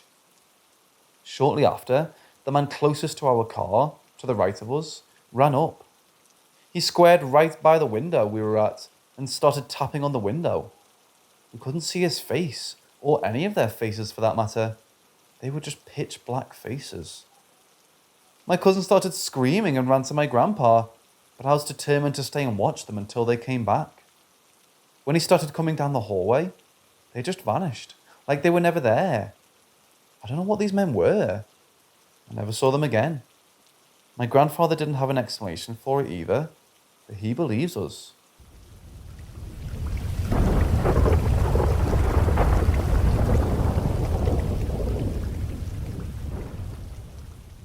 Since I could remember, my grandfather, who adopted me and my sisters, used to tell me about the old man John, who used to live in our house before it burnt down. One night, his granddaughter stayed the night with him and his wife. Unfortunately, there was a gas leak, and the grandfather and granddaughter died. The grandmother was at work. From the earliest time I could remember, there's always been things happening in this house. From TVs turning on for no reason, or channel switching when we're watching something, to the washer and dryer turning on. Nothing too big. I was always told that they're not there to hurt me. They're just living by themselves and we have to share. One of the weirdest times I could remember is right before I knew about the pair. I had my friend come stay the night with me. At the time, I shared a room with my 2 younger sisters. I want to say I was around 10 years old. At the time, we had bunk beds. Me and my friend were on the top and my 2 sisters were at the bottom. It all started around 10 p.m. My sisters went to bed around 7:30 p.m. at the time. Me and my friend heard a little girl laughing and we were confused because my sisters should have been asleep by now. We leaned over the bunk bed to see why they were awake. Both of my sisters were dead asleep. Needless to say, we were freaked out. We then heard the TV turn on the living room. My grandfather was asleep as well. Our living room was right down the hall, so light from the television lights up the hallway. Not even 2 minutes later, we saw a shadow of a little girl, roughly 7 years old. We yelled for my grandfather. He went to check. As we went into the living room, we could see a figure of a man sitting in the chair, in front of the television.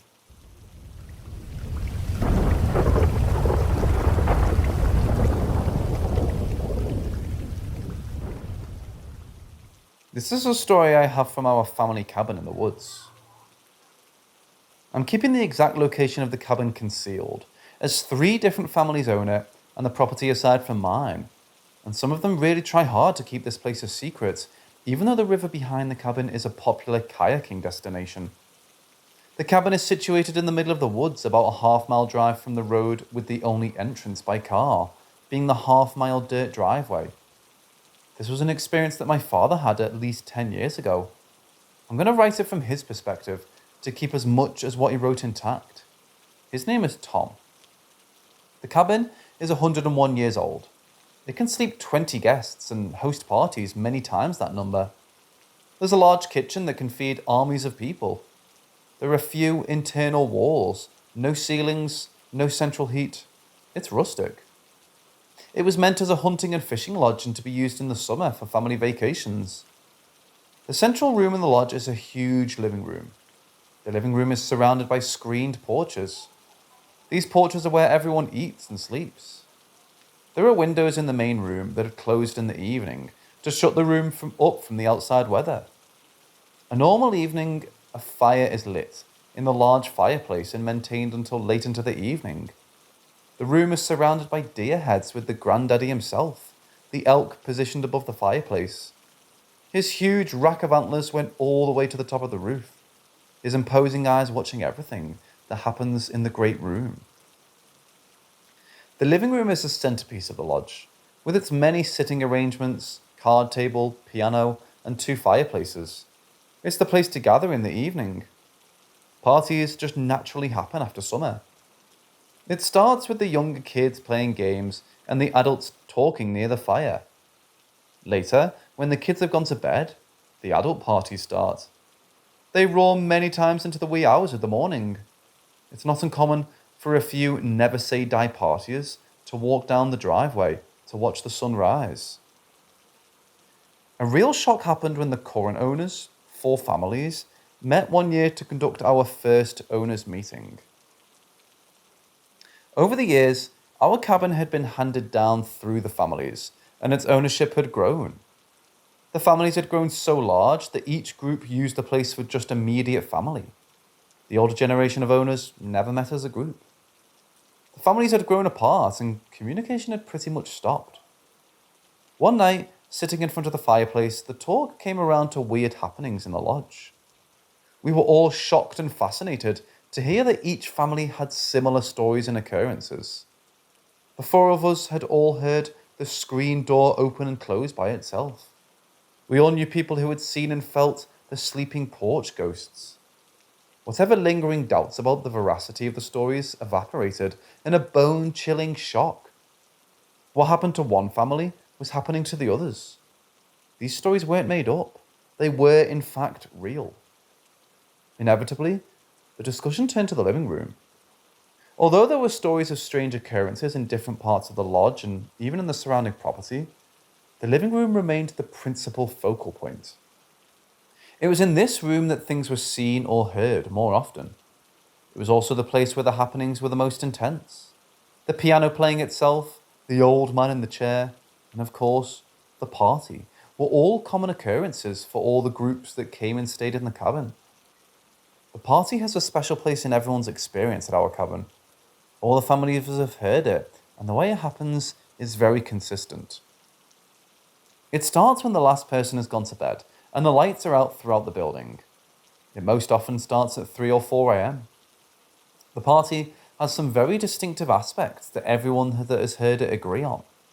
You can hear people talking, but you cannot make out the words. Many hear music, but cannot discern any melody. You hear laughing, but you can't pick out one single laugh. It's a blended background noise with no individual parts. When I first heard the party, I was sleeping on the back porch that overlooks the creek.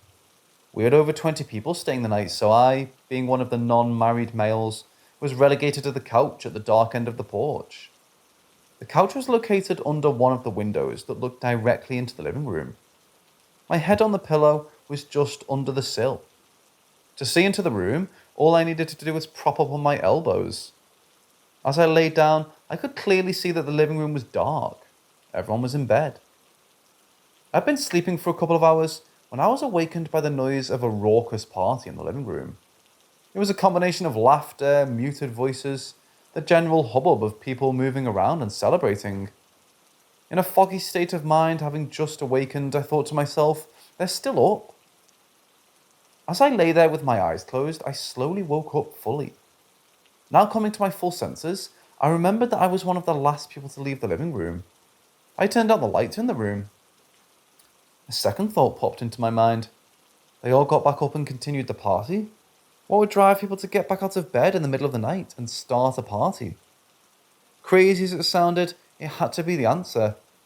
With that, I sat up in bed and looked through the window, expecting to see my friends in full party mode. Totally black. Not a light on in the room. Not a single sound coming from the other side of the window. As soon as I sat up, the sound had abruptly stopped. It was as if a switch had cut all the sound instantly. I sat there in a daze. A peculiar feeling of I shouldn't be here ran through me. A feeling of dread and fear was also starting to build up in me. I had no desire to get up and investigate. I had the distinct feeling I shouldn't enter the room. The unnatural feeling that I didn't want was overwhelming. Another night, years later, however, I decided to sleep in the living room on one occasion. I'd never heard of any stories of people experiencing the party when sleeping in the room itself, mostly because I thought the room was cut off from the white noise effect of the falls in the background. Trying to sleep, I lay down on a blow-up mattress in front of the fireplace. Every time I found myself drifting off to sleep, the party would erupt all around me. I sprang out of my covers, only to find the entire room still black as night, with all the sound I heard gone. This happened countless times afterwards. Finally, getting so fed up with it and exhaustion kicking in, I decided to let the party continue, even if I heard it. I was just going to keep my eyes closed and try to sleep through the noise. I closed my eyes and was drifting back to sleep when, like clockwork, the party started up again. Determined to just sleep through it, I rolled over and held the covers over my head, as I tried my best to simply ignore the revelries. All of a sudden, I felt a hand on my arm and heard a voice clear as day say to me, "Tom!" I shot right out of my mattress, only to find an empty, dark room, like always. I knew who was trying to wake me up. The voice that spoke my name and put their hand on my arm was my best friend, Chuck. We always came to the deer camp early together, a good friend that I've known since 7th grade. A friend that I spent countless days hiking at the cabin. A man that has been coming to the cabin since he was a boy. The same friend that told me that the happiest days of his life were when he was up at the property. I couldn't think of time that he wasn't there with me. He never missed a deer hunt or a Labour Day party. A man that loved this cabin as much or more than the owners. And a man that had been dead for 4 years. His calling my name and grabbing my arm was a message. I didn't belong here. This is a party that I wasn't invited to. Yet.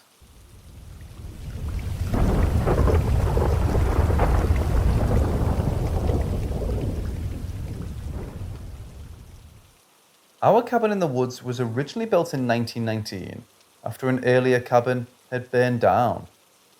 It's situated on a black water river, overlooking a 4.5 to 5 foot waterfall. Our family has been going to the cabin every summer, since at least the day that my father was born in 1959. One of the traditions we've always had is lounging down by the river on those hot summer days. On one of those days, something strange happened that my father could never explain. After a while in the sun, my father was tasked with going up to the cabin and retrieving drinks for the rest of the friends and family that were gathered in beach chairs, not far at all downstream from the falls. He started walking back from the beach, making his way up the landing to head up to the cabin. A total round trip from the location on the beach to the kitchen in the cabin, without preparing drinks, takes about 3 minutes. There's a landing before walking the rest of the stairs up to what we call the back porch of the cabin. As he reached this first landing, he was surprised to find a gentleman standing at the far end, up against the wood railing, looking down towards the falls. Now, this is concerning. This is private property. For him to have made it this far onto the property without being seen meant he had to have walked all the way around the cabin. While everyone was down at the beach, this guy could have robbed everyone blind. But at the same time, it's not unusual to see visitors show up from time to time. The cabin/lodge had been around since 1919, so my father approached the man asking, "Can I help you?" The man, still staring at the constant rush of water, replied, "No, I just want to see the falls." As my father got closer, he noticed that the man was fairly tall and lean, and had on what you'd call working pants, and a cotton work shirt. It came across to my father as very old-fashioned. My father asked him, "Have you been here before?" "Yes," he replied. "Many times." This was the second time he replied to the inquiries, without looking at my father. He continued, "I worked at the sawmill up the river. I lost my hand at the mill," the man said, all while continuing to gaze at the falls unabated. There was an old mill up the river that had burned down a long time ago. My father didn't think it was a sawmill, but he just assumed the man was talking about a different one. The man entertained my father with stories about his time at the mill, coming down the river and enjoying the scenery. More and more, my father was getting the sense that this wasn't a conversation, so much as it was just listening to the old man reminisce about his past. He was avoiding answering any of my father's questions. Suddenly, he stopped talking, turned around and began climbing the 80 or so steps back up to the back porch of the cabin. My father decided to turn back towards the beach and inform everybody about the fascinating encounter with this gentleman. Upon arriving back at the party on the beach, everyone exclaimed, "Where are the drinks?" Slightly confused by their question, he responded that he'd been talking with this older man up on the landing. The landing is clearly visible from the beach, so people at the party must have seen him talking to him. My father was flustered that nobody admitted to seeing him on the landing, talking with this man for what he felt was possibly 30 minutes or more. One of his good friends refuted this and said he had only been gone for no more than 5 minutes. After failing to convince anyone about where he was or the duration of the conversation, he decided to bite his tongue and return to the cabin with the drinks everyone had been asking for. Here's where things get a little weird. First, it wasn't until after he went the second time to go fetch drinks that he realised he didn't walk the stranger out to the driveway. This man was clearly trespassing, but yet my father didn't think twice about letting him walk back from whence he came by himself. Coming back up to the cabin only 5 or so minutes after leaving the man, there was no trace that he had ever been there, and he was not walking down the driveway out back to the road. Second, after the summer trip had concluded, my father did some research on the stories that the old man was telling. The sawmill the gentleman had discussed indeed existed. Reading through some history, he found that there was only one sawmill that ever existed on the river. It ceased being a sawmill when it was converted into a grist mill in 1886. The man clearly said that he lost his hand while working at this sawmill. Thinking through everything, at the very earliest, that would have made this man 118 years old in 1985. There was no way a 118-year-old would have been able to make it down that rock landing by themselves. And furthermore, he certainly didn't look 118. So to this day, my father affirms that who he conversed with on the landing above the falls was a ghost.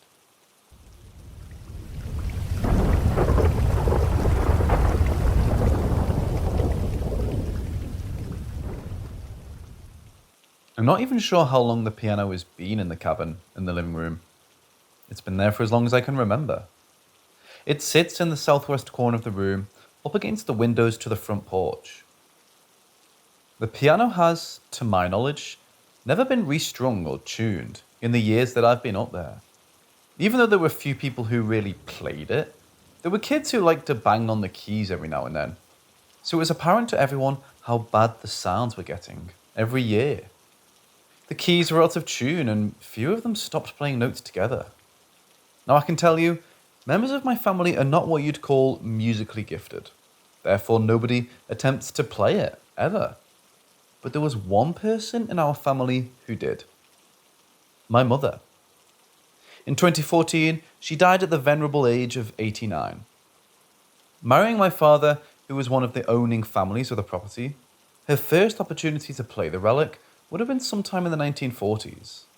And I vaguely remember her telling us how she'd be the one to liven up the parties, as nobody could play it like she could. In her later years, she had stopped coming up to the cabin because it had become too difficult to move around in a place that was, in no way, handicap accessible. It's quite fascinating. In all of the years from college onwards, she and my father never owned a piano at home. She learned how to play from her father, but really had stopped playing daily by the time I left for university. But make no mistake about it, she was good. It was during the day that a friend and I were walking up the steps from the river around the side of the cabin. We were talking about guns and fishing as we normally did while rounding the side of the cabin, and were now walking on the short path in front of the front porch. At that moment, we could hear the distinct sound of someone playing the piano in the living room. And this was no ordinary banging on the keys, this was someone actually playing the piano.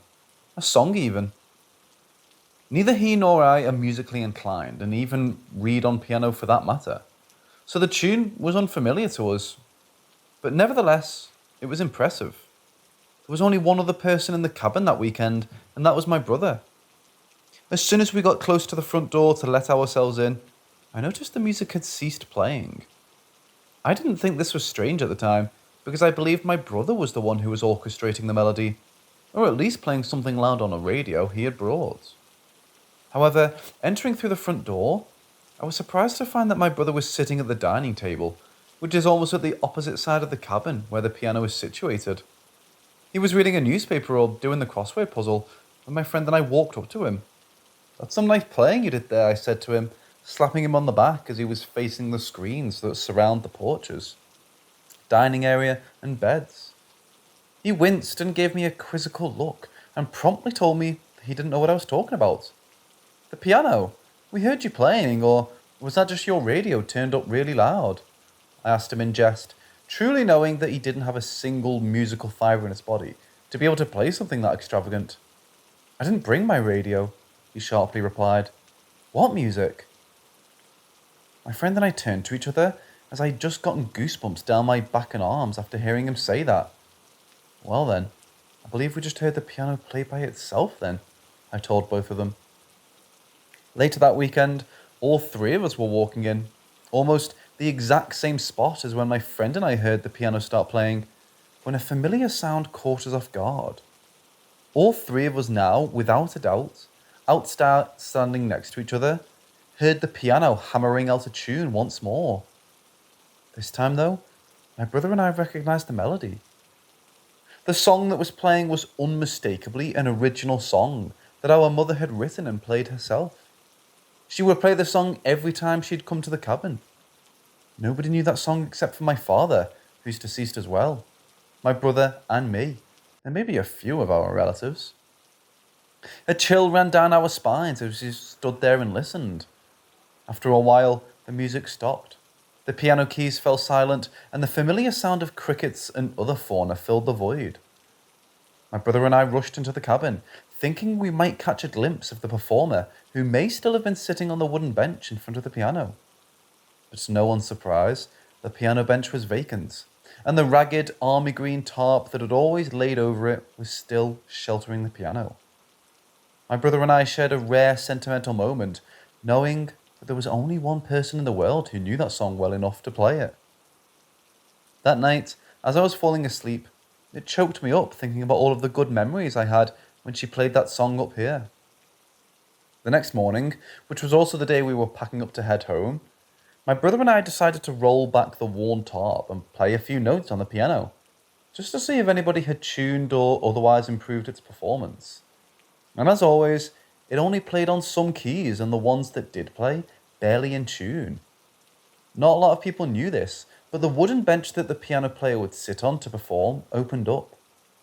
In this cavity were countless unsorted pages of arrangements with various difficulties ranging from Piano 101 to Beethoven. As I was inspecting the backside of the piano, my brother had opened the bench's cavity. He noticed that one of the pages on top of most of the pile was a handwritten piece. Pulling it out, he instantly recognized the handwriting as that of our mothers. It was the handwritten sheet music we didn't know existed of the ballad we heard the day before.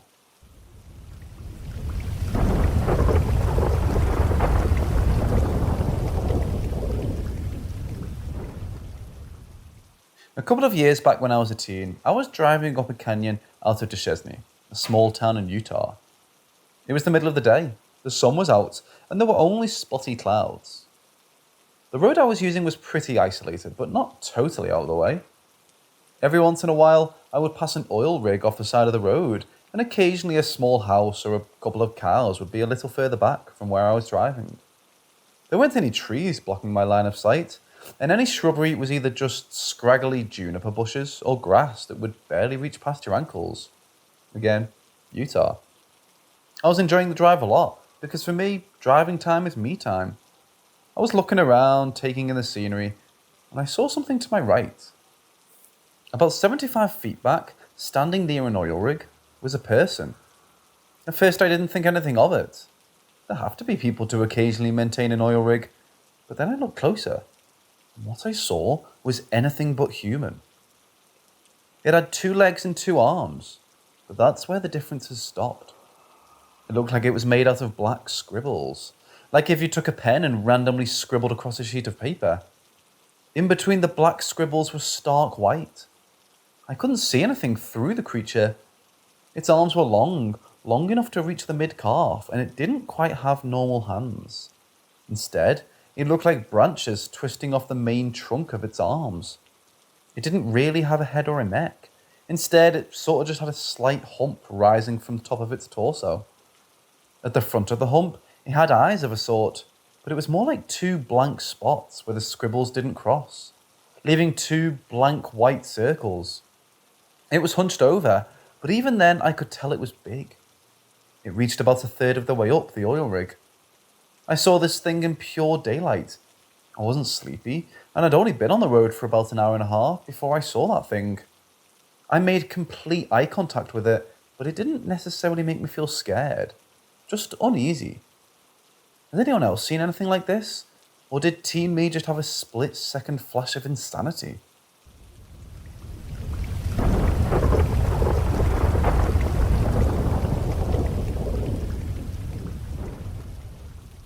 As a child, I had a lot of things happen to me. My grandmother's house was the most haunted house I've ever been to, but I also had experiences at my own house and my friend's house. My grandmother's house is 2 stories. It had the basement and the upstairs. The basement creeped me out so bad that I would refuse to go down there without someone going with me. Nothing really ever happened down there besides the feeling that someone is watching you. The upstairs is where everything happened. The creepiest thing to ever happen while being there was when I was around 9 or 10. My dad worked night shift, so my grandmother had to get him off of work, so my sister and I were the only people in the house. We had woke up around 4 a.m. because my grandmother told us she was leaving, and after she left, we decided to watch TV. We were about to go back to sleep when we heard something in the hallway. We both looked, and we saw a woman being dragged down the hallway. She had her mouth open, but nothing was coming out. We kept looking in the hallway, shocked at what we had just seen. We didn't go back to sleep that night. We waited till the sun came up and went into our grandmother's room. We told her what happened, but she didn't believe us. A few years went by when my sister and my father moved into a townhome. Multiple things happened here. My father, my sister and I all have experiences here. The scariest moment that happened to me when I was maybe 14. I had my friend stay over. She kept saying that she was seeing things and that she was creeped out. About an hour after, she had said that she wanted to go home. My sister and I went to walk her home since she lived just down the street, when once as we went to leave we heard what sounded like a dresser was knocked over. At the time, there were no neighbours living next to us. We run to her house, and my sister and I stay at her house until my dad got back from work. We would also hear people going up and down the stairs. I would hear knocking in the basement. My sister saw a black figure standing over her mom when she came to visit for a few days. Her mom had also seen a black figure with red eyes walk past the bedroom door. Just a super creepy place. I had an experience at my best friend's house. We were in her room laying down watching TV when we heard someone walking up the steps. Her mom was out on a business trip and her dad was working the night shift, and there's nobody else that lives there. I wouldn't go into the house by myself. Whatever presence there was incredibly heavy. I would feel it in my chest, and my heart would start racing. We would constantly see stuff at the corner of your eye. We'd be sitting watching TV downstairs, and right next to the TV was where you'd go upstairs, and right at the top of the stairs is the bathroom. And when the light in the bathroom was on, we would see shadows go across the hallway. Just very creepy. There was also the usual feeling of being watched.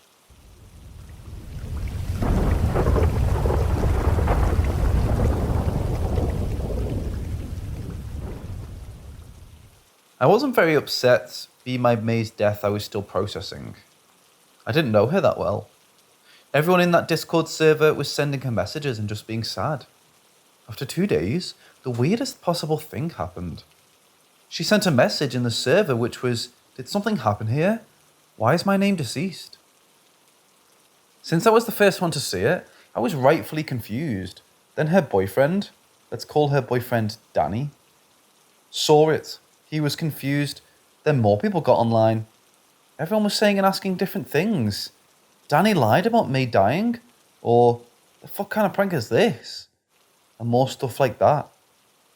After those people went offline to process, me, Danny and May started trying to figure out what's going on. At this point, Danny was more yelling at May to stop pranking him and to get off his May's account. So I took this time to message her and ask her some questions. She said the last thing she remembered was being in the car with her mom while talking to Danny on the phone. Then suddenly everything went black and she was in a state similar to sleep paralysis. She couldn't see anything. She didn't tell me if she could move or not. Then she woke up in her bed. It had felt like a few hours to her, but she now knows it was 2 days. May thought she had just passed out and went to tell Danny. That's when she saw all the messages people sent, basically telling her she was dead. That's, the rest of what happened. After that, let's skip to the present. About an hour later, we were mostly testing out what she could do. She can eat. She can't taste. She said she felt some pain after she pinched herself, then she tried opening a window. She said before she couldn't get outside and all of the outside was white. And she was able to open it but not get outside. We went back to texting about what was going on, and then she texted she could see stuff outside. She could see houses, none of which are houses she actually lives next to. Then May said something surprising. She said she could see her dead friend's house. She became really sad, and we kind of changed the subject. The conversation ended a few minutes later.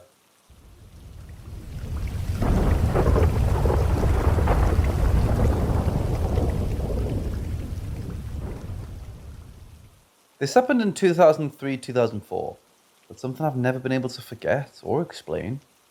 Long story to explain it all. For context, I'm South African, and crime is unfortunately a problem. Hijacking is common. It was my mum's birthday, and she and my dad went out for dinner without the kids. I was 17 and perfectly capable of looking after my sister, 14, and brother, 10. Later that night, I heard our electric gate open and assumed my parents were home. No car came down the driveway, so I thought I must have heard wrong. What I didn't know is that while my parents were waiting for the gate to open, 3 weaponed men stood next to the car. They shoved both my parents into the boot of my dad's car and drove off with my dad's in a separate getaway car to find an ATM. Not satisfied with the cash, they headed back to our home to collect whatever valuables we have. The second time around, I heard the gate again, and also heard the car enter the driveway and stop. Now, the driveway runs along the side of our home, and there's a window from our dining room from where you can see the driveway and gate. Myself and my 2 siblings were watching TV in the living room right next to the dining room. I heard someone knock on the dining room window and thought maybe my mom or dad got out of the car and wants me to do something, like get a dog that ran outside or whatever. I went to the window and saw nothing at the window, but down the driveway was my dad's car and another car I didn't recognize. My dad was missing, and my mom was sitting next to a stranger who was driving the car. She was looking down and looked petrified. She must have seen some movement from the window or something in that second and motioned for me to call. I immediately knew what was going on and told my siblings to make sure everything was locked, and I ran to call the police. Long story short, the hijackers saw me in the window and knew I had seen them, and the electric gate started closing. They panicked and fled in the getaway car. By the way, Dad was still in the boot. Later, after the police had taken our statements, my mum asked me why I went to that window, because it's kind of random. I told her I heard someone knock on the window and she was dumbfounded. She said there wasn't anything or anyone near that window to knock it. I also know that from inside, no one knocked it. My siblings didn't hear a knock either. My grandmother died earlier that year, and our only thought is that maybe it was her. If not her, then who? The knock saved my family, because my mom said the hijackers were freaked out more when they saw I had seen them, and they knew I was going to call the police. And we sadly know how many such violent situations end.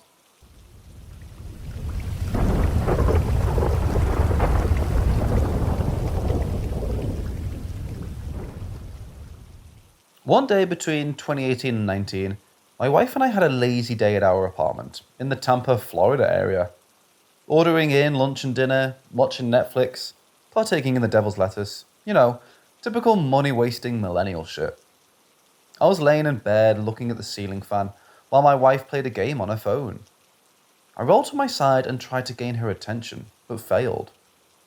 Figuring she was at an important point in the game, I rolled to my other side and started daydreaming. I have 2 pin-sized or needle-sized holes that are visible to me on my body. One on my right temple, the other on my chest near the top of my sternum. Never knew how they got there, just figured it was a birth defect or some shit. Anyway, I was thinking about those holes and what would happen if they got bigger. Maybe I was stoned, okay? And started touching the spots lightly. Suddenly, I saw what I could call a single piece of square metallic confetti slowly descend from the ceiling. It changed colours between silver and black, fell extremely slow, and looked 3-dimensional. I observed from my relative position for about 3 seconds, and the moment I attempted to reposition to get a closer and better look, I was struck by this intense pain in my chest. It felt like a mix between a stab and a cramp. About 2 seconds later, in my right ear, I heard a crippling high-frequency screeching sound. Imagine tinnitus, or like when a microphone is too close to a speaker, but literally crippling. I curled into a ball the moment I felt the chest pain, and then reached in an attempt to cover my right ear as soon as the sound started. It happened for what felt like 4 or 5 seconds, then it completely stopped, instantly. I've been tested before, and it was just like that. It's extremely painful when it's happening, but when it stops, the pain immediately subsides. When it stopped, my body relaxed and I was covered in sweat. I turned to my wife, who was still on her phone, and told her I just about died. She looked at me and said she didn't even feel me roll over.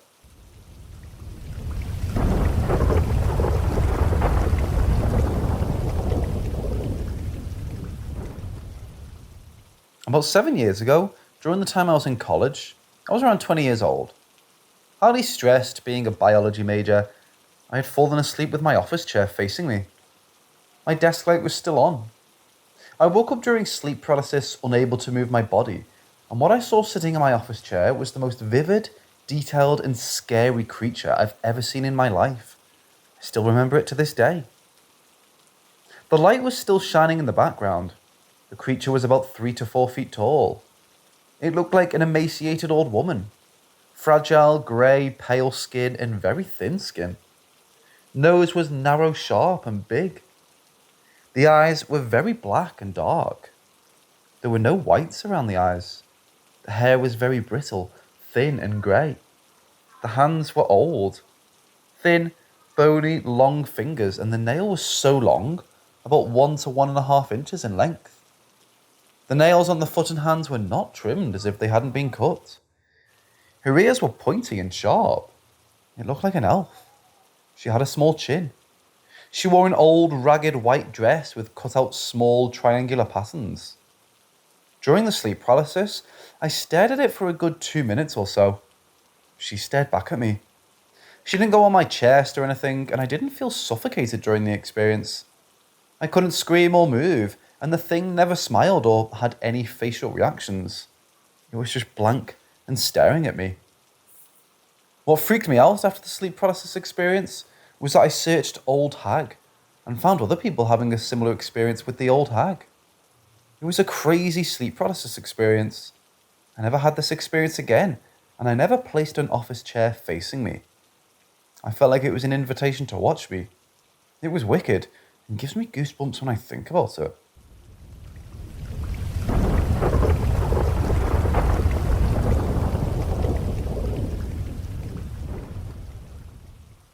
I just moved into a new apartment about a month ago, and my roommate has been living in the apartment for a few months before I moved in.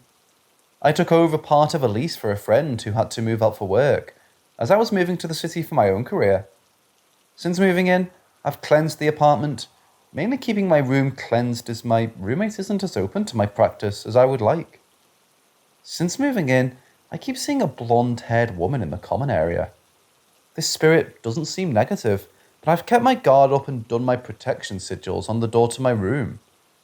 This spirit also seems to only come around when my roommate is gone, and has shown itself to me at least every other day, if not every day. I've said numerous times about my boundaries, saying things that I have in the past when things like this happen, like, "This is my space, as if you do not respect it, please leave." I don't mean harm, I'm just trying to do insert task here. I'm not open for communication at this time, please leave me alone, etc. This seems to work as the spirit seems to back off and leave me alone. But as I've been at the apartment for a few days in a row without going to work, the spirit seems to be around more, and it's making me feel uneasy. I don't quite know what to do and want some outside opinions and advice on what else I could do to get this spirit to leave me alone. I haven't talked to my roommate about it, as not to bring up any drama or stress between us. We get along well enough, just don't bring up things like this because of our different religious views, as that's the only real thing we clash on. I don't have any pictures of the spirit, as I get an uneasy feeling as well when I think about getting a photo of them. I can describe what the spirit looks like though, as I've seen them on multiple occasions just standing around. The spirit looks female, long blonde hair, about to the mid, back and ribs area, lengthwise. Pale, fair skin, and I've seen them wearing a white top and ripped blue jeans and blue shorts.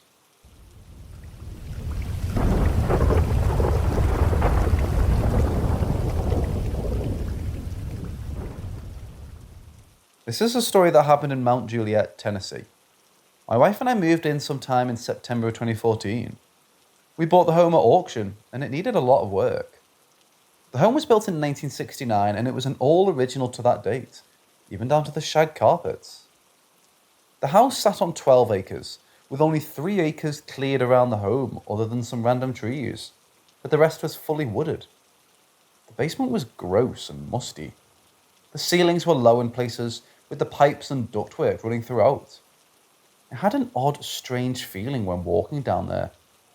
The previous owners left a deep freezer, and what they had inside of it made me question the things they were doing in the basement.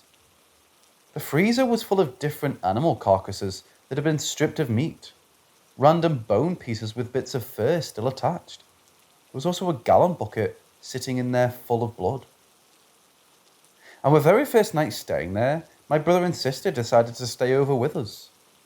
We were all hanging out anyway, and it got late, so they decided to stay. While we were there, we were unpacking boxes and decorating for Halloween. I started walking the empty boxes and totes down to the basement, and while down there, something caught my eye. I saw what looked like a slim box sitting on top of the ductwork. I walked over and pulled the box down, and sure enough, it was an old 70s Ouija board. Not thinking too much about it, I grabbed it and brought it upstairs and sat in our dining room, hunched for decoration. The night was getting late. We were all getting tired. It had to have been around midnight. We decided to head up to the second floor and go to bed. All the bedrooms were dispersed on the second floor.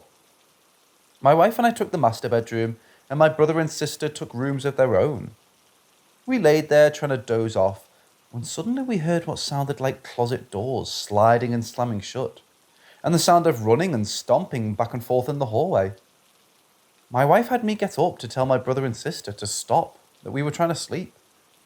I'd get up and go to each of their rooms and ask, "What are you guys doing? We're trying to sleep." And in their words, they said, "I thought that was you guys." I decided to grab my gun thinking, okay, maybe someone broke into the house. I slowly walked downstairs, clearing each room as I went along. My wife, brother and sister followed behind with a gun of their own. We cleared every room and there was no one in the house. Suddenly, it dawned on my sister. It's the Ouija board. I quickly grabbed it from the hutch cabinet and took it back to the basement. It was silent for the rest of the night. As time went on, the spirit was making itself known. We would have to block the basement door shut because we were constantly finding it open. Anytime we had to go down into the basement, we felt its presence. It was demonic. We were hearing it walking up to the second floor, walking around the bedrooms. Doors would randomly slam shut. The lights would surge randomly. I began seeing a dark shadow figure. It wasn't just any spirit. It was a dark spirit. It felt demonic. I felt like I was losing my mind. Voices were constantly in my head. Sometimes they were whispers. Other times they were louder, but always sounded muffled. I could never make out what they were saying, but it was all the time. The only time the voices weren't in my head was when I wasn't alone. We had chickens and a sheep that died for no reason. All of our vehicles constantly had problems, including our mower. One day, I was putting laundry away. I had the windows open to catch a summer breeze because our HVAC didn't work very well, and I heard a strange sound, so I looked out the window and listened. It was coming from the right side inside the woods. It got closer and closer, and that's when I saw it. It was either a hellhound or a werewolf walking through our front yard and disappearing into the woods on the other side. I was so shocked to see it. One random night, we were watching a movie. A light surged, and we heard the basement door slowly opening. I jumped up and wedged the door shut with a chair. Another night, I walked past the basement door to find it open, no lights on, and I hear my wife down there calling my name. I thought it was strange, so I didn't walk down there. I then heard walking above me. I slowly walk upstairs to the second floor. I make my way upstairs and turn the corner to find my wife in our room. I told her how I heard her voice calling my name from the basement. What did it wasn't me down in the basement? The presence continued, and it was making us feel on edge. Tired. I was hardly sleeping. I tossed and turned, and the voices grew louder and louder. Yet I could never make out what they were saying. After a few years, we decided to put the house up for sale. My father-in-law was over helping work on a few things before the house hit the market. While he was there, doors slammed shut and the voices started to enter his mind. He even said he couldn't make out what they were saying. Eventually we moved out. The voices went away.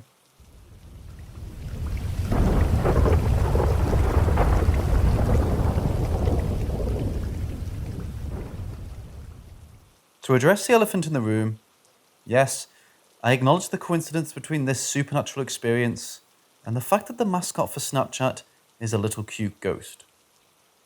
Setting the scene, this experience took place in my father's home, back when I was a college senior, catching up on my assignments. The house was somewhat new to our family, having owned it for about 4 years at this point.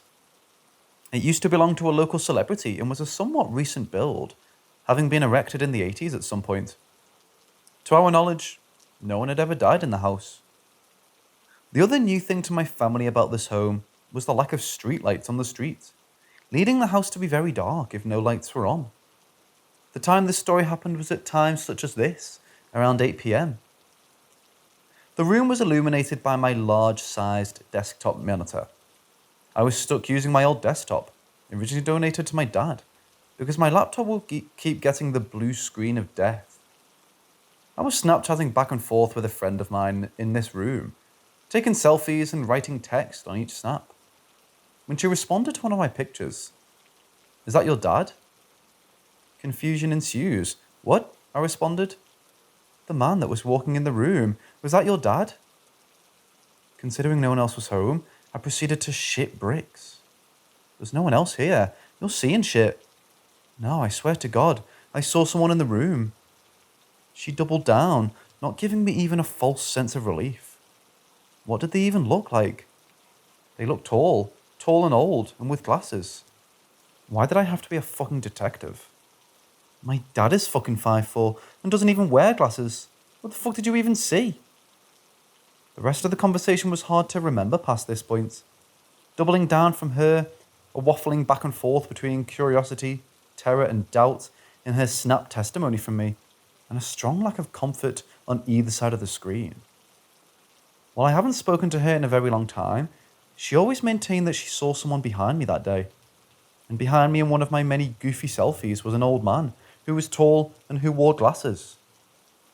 I had a couple other experiences in this house that made me wonder if there really was something in that room that day, one of which could have probably been a post on its own.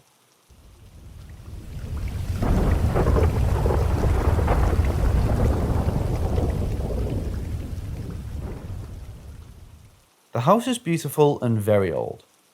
I personally practice witchcraft and am very confident in my own intuition. The friends I went to see it with, not so much. The entire first floor, the largest floor, felt wonderful. Bright, sunny energy. I could just picture sitting in a sundress and drinking lemonade. Beautiful and sunny, bright, positive energy. As soon as we went up the stairs, it got a little muddied. The energy wasn't bad, just kind of stagnant and hard to read. And then we realised it had a third floor. None of us knew it had a third floor. Attic? We couldn't see any windows to it outside. And we've all been to it a few times, so that was odd in of itself. It also had a lot of rat feces all over the staircase, so my feelings may have been a bit biased already. But I took one step towards the first step and got a horrible gut feeling to just run. It was pitch black at the top of the stairs, even with my flashlight, and I just got the nastiest feeling. Super, super negative and intense energy, just radiating from the top of the stairs. My friend laughed at me and said I was being a scaredy cat and told me to give me my phone and he'd go up and take a video for me.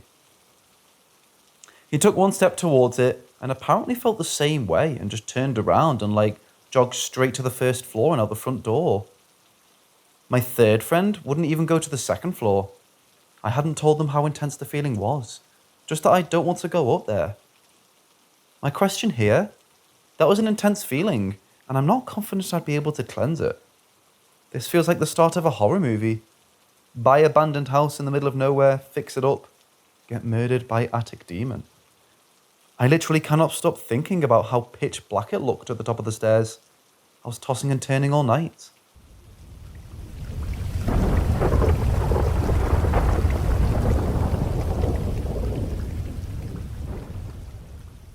My grandfather passed away 3 weeks ago in his house from a possible heart attack.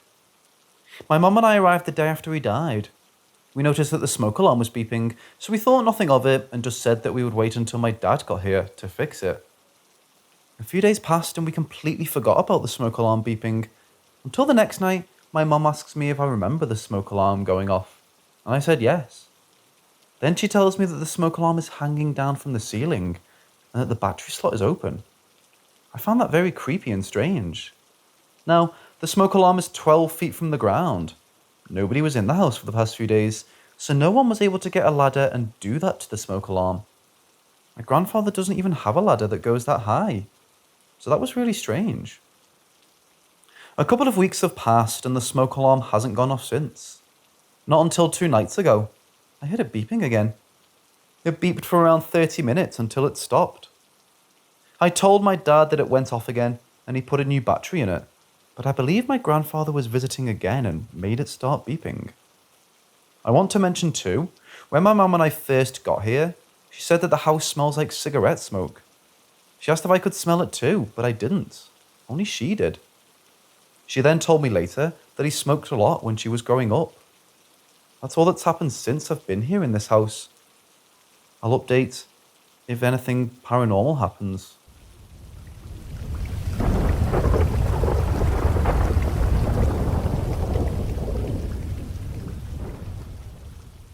Between the ages of 2 and 5, I had an imaginary friend named Charlie. He was tall and thin, with grey hair and brown eyes, probably around 50 or 60 years old. The first warning sign was his age, as most imaginary friends are the same age as the child. He was kind though. We played together a lot. Dolls, swing sets, toys.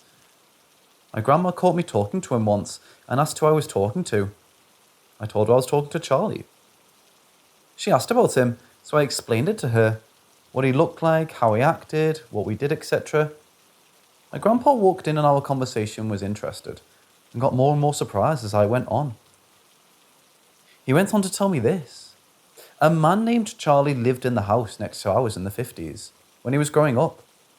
Pa said he didn't remember a lot about him, just that he was really tall and had an old car that left a big trail of black smoke behind it. The house Charlie supposedly lived in was just a stone porch now, as the rest of it had burned down decades ago. Charlie had a wife, Eliza. She died a few years after they got married. She committed suicide, slit her throat and bled to death. His next wife, Rose, lived in another city and refused to move down to Charlie's house until he built her a porch.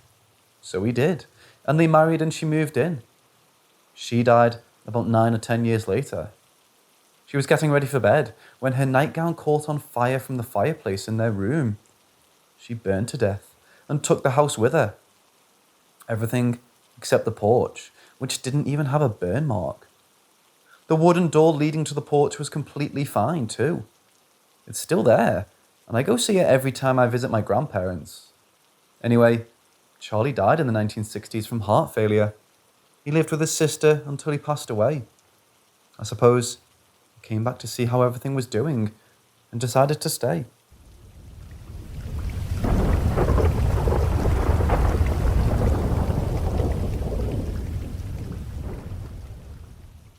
I've never ever told this story to anyone, but I've kept it in my mind since it happened in 1998. I just want to preface by saying I've never held a belief in ghosts, the afterlife, anything of the sort, either past or present. Even this event is not enough to make me believe ghosts are real. However, I do not have any material explanation for the event. It was mid-August 1998. I was 22 years old and working a summer job at a gas station before heading back to school. On a nice summer night, cars would come and go. As we had a full-service pump, I'd walk out of my little storefront for every car and pump their gas. The weather was perfect, not too hot when normally it would be blisteringly hot at that time of year. Around the side of the building were the entrances to the bathrooms. I headed that way to use the restroom when I saw two hippie-looking teens with a dog, a boy and a girl. I grew up listening to bands like the Grateful Dead and Fish, still do. And while I don't present as a hippie, I feel very comfortable in these circles. I could tell these kids had probably been hitchhiking. They didn't look destitute, but they were dirty and probably a bit hungry. Even though I was probably no more than 5 years older than them, I felt bad and wanted to help. I put a few bucks in the vending machine, bought them some snacks and drinks, and gave the dog a bowl of water. They were very thankful, and the doggo was very friendly. We chatted for a minute, and then the boy said, "The dog's not ours. He was just hanging out here. He was friendly, so we just started playing and patting him." That was strange, of course, but not too crazy, right? Dogs get lost all the time. He was friendly and didn't look mistreated, so I just assumed he'd gotten lost. Oh, and he had a collar and tag.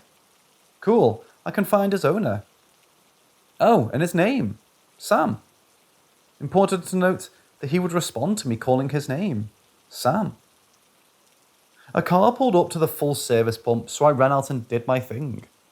Last I looked, the hippies and Sam were still hanging out at this time, sort of off the side of the store, near where I first saw them.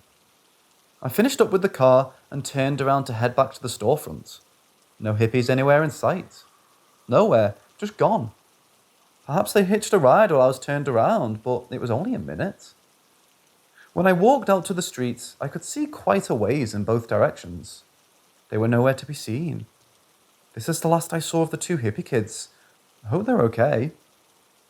Sam was still there, but it was getting late. I wanted to help. I decided to call the local police, who gave me the phone number of the animal shelter. I called over there, and the way that it was handled seemed very odd at the time, and still does. But I wanted to help, so I went along with it. Sam was a good boy after all. The person I spoke with at Animal Control looked up Sam's info based on the dog tag number. This person, instead of saying, "Hold on, we'll send out an officer," or even just call the owner, instead they gave me Sam's owner's phone number and told me to call.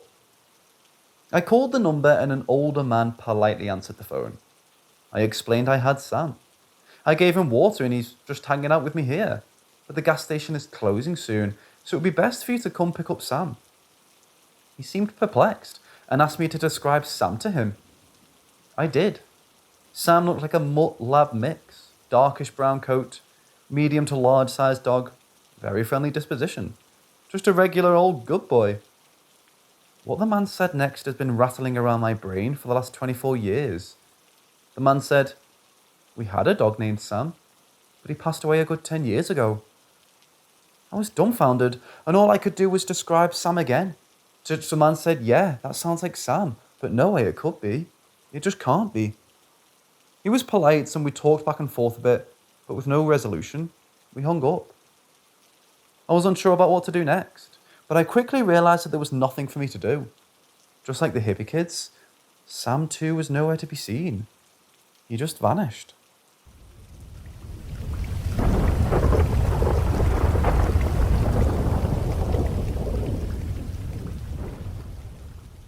My mum passed last October, and it truly broke my heart. She was my best friend, and losing her has been the most painful experience of my life. Something just happened that's made me cry, but in a good way. About 7 weeks ago, I started a new job, and it's in a field that I've never even considered: dental nursing. The opportunity kind of just fell into my lap, and so I took it. I've been thinking about my mum a lot recently, as I previously worked in education, and so it makes me sad that I can't tell her all about my new career path and get her advice and wisdom if I've had a hard day.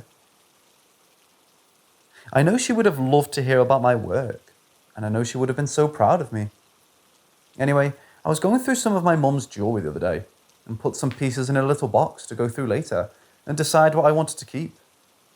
I put the box in my dressing gown pocket about a week ago and just kept forgetting to put it elsewhere. I just now decided to look through it finally, and I found this gorgeous mystic topaz necklace, which made me smile because it was her favourite. I wanted something of hers to wear all the time, and so thought that was the perfect thing, as I can't wear rings or bracelets at work.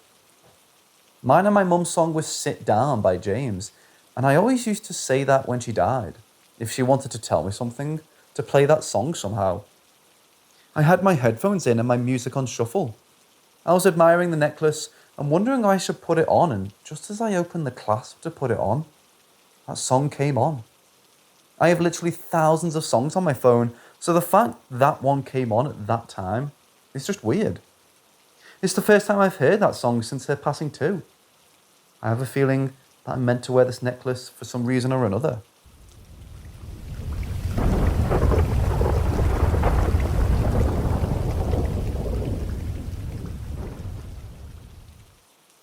For background, I'm 16 years old, will be relevant later, and I grew up in the part of California where Richard Ramirez committed his crimes.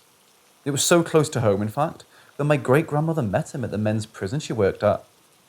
My hometown has been associated with bad luck and crime since I could remember, so this experience is especially peculiar.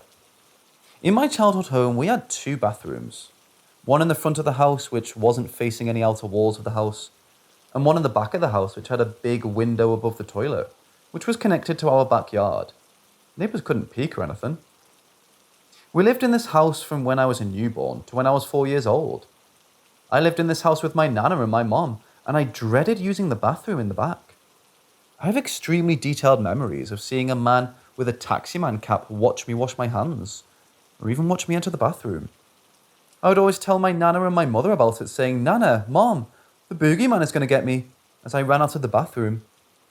They just figured I was being a little kid and imagining stuff. We moved out of that house a year after my nana passed away, and I pretty much forgot about the taximan cap guy. My memories of this man came back to me last year when we discussed body snatching in my forensic class. My teacher used Ed Gein as an example, and everything fell into place.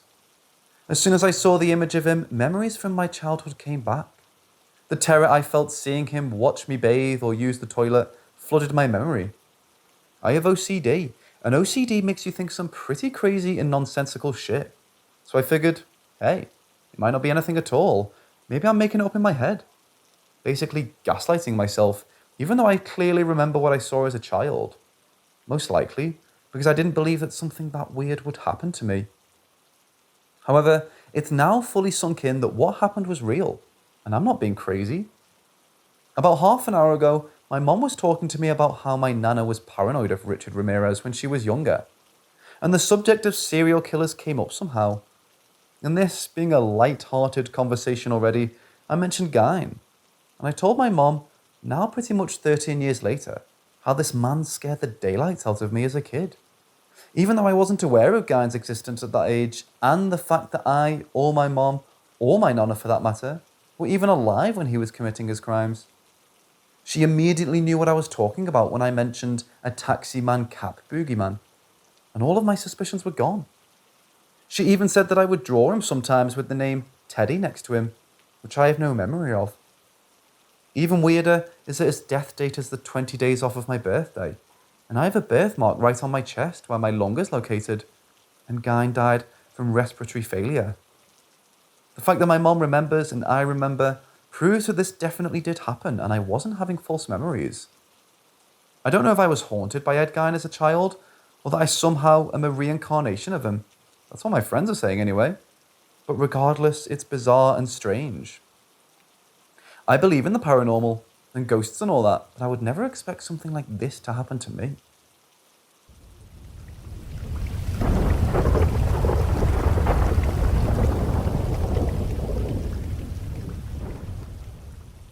When I was in 4th to 8th grade, we moved into a century-old farmhouse in Strawtown, Indiana.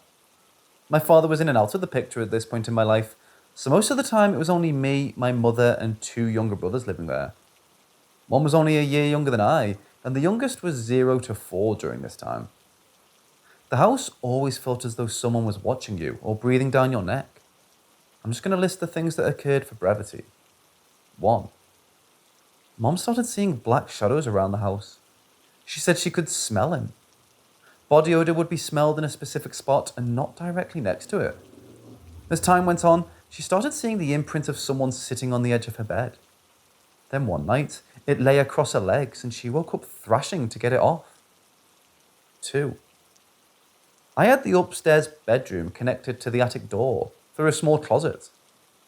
These were huge rooms. Things were the least crazy for me. I would hear footsteps run up and down the stairs at night, and my brothers would be in bed.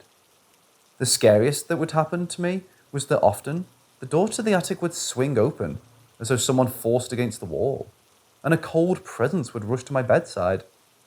When I was 14, I started into a spiraling depression. I painted my walls blood red and began writing poetry and things on my walls in aggressive handwriting. Never have felt and acted that way since. I have, however, had many instances of paranormal activity follow me throughout my life. My Irish twin brother had it bad. I only know fragments of this story, as what happened to him is something he'd rather forget. One night, he screamed in his room. We checked on him and he had been smacked. Thought it was him hitting himself in his sleep, but the handprint was upside down. Impossible to do to yourself. 15 years later, my mom told me she found him crying on the stairs one night. He was reluctant to tell her why, but when pressed, he told her he kept hearing voices, telling him to kill all of us. My mom understandably kept this from us. When I asked him about it, he was visibly upset and said it stopped as soon as we moved from that house. Youngest brother, 2 to 3 when he started saying weird stuff. He would see boots walking around the house with nobody attached. He'd also hear laughing when he'd get near the basement steps. I remember the 4 of us kneeling and praying that this entity would leave us alone. It didn't. We decided to leave after a morning when my mom and youngest brother were home alone. They were taking a nap when the bed and dresser started violently shaking. No earthquakes. They shook by themselves in what mom said was intimidation. We moved out. Was told by a neighbour that everyone else that has moved in afterward moved out within a few months. It's empty now. I still drive by it and want to go confront whatever is there and get answers. The landlord is an old farmer that doesn't believe in it. This has been the first time I've posted my story online.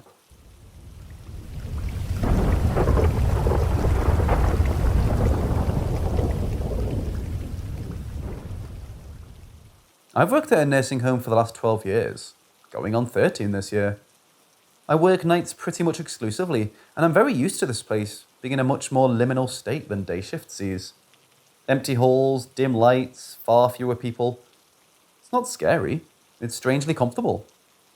That being said, a lot of people who have worked this shift with me claim we're haunted by at least a few different people who used to live or work here.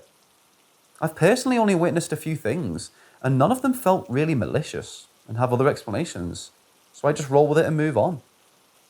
Here's a few things they've told me about or that I've seen. A woman in a brown skirt and jacket sometimes is seen by the CNAs walking the halls. If she goes into a room, we need to keep an eye on the resident because they're likely going to have health issues in the next 24 hours. More than one nurse has told me this is the case. I've never seen the woman, but they swear she's here and she's the ghost of a former RN who's still doing rounds. One of the units has a friendly little girl apparition, apparently.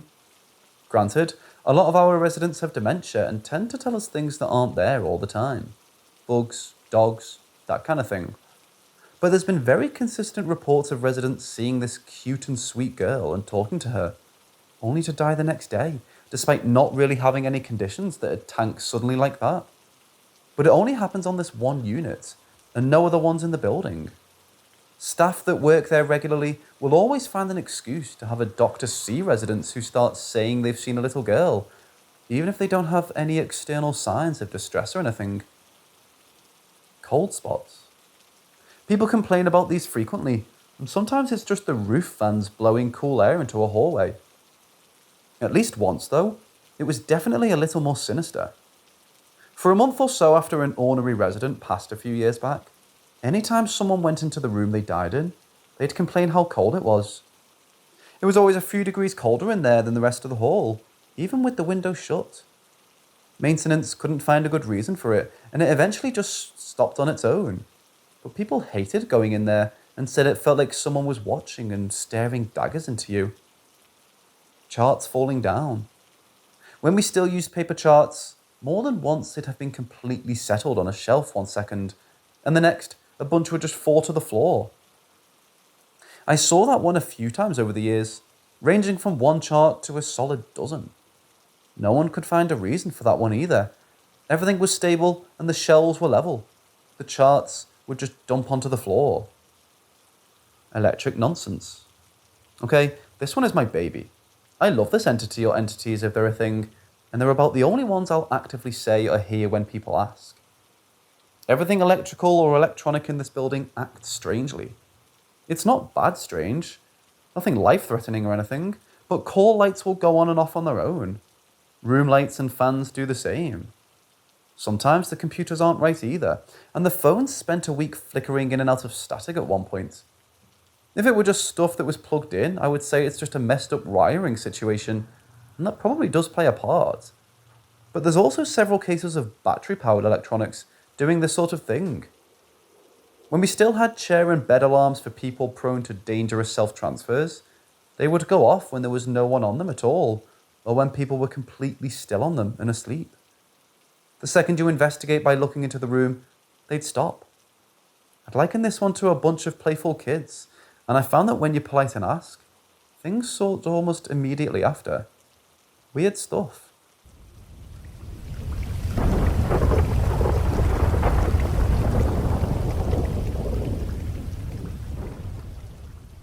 I have my own fair share of scary experiences. Mostly paranormal, such as seeing a red eye poke out in the tall grass.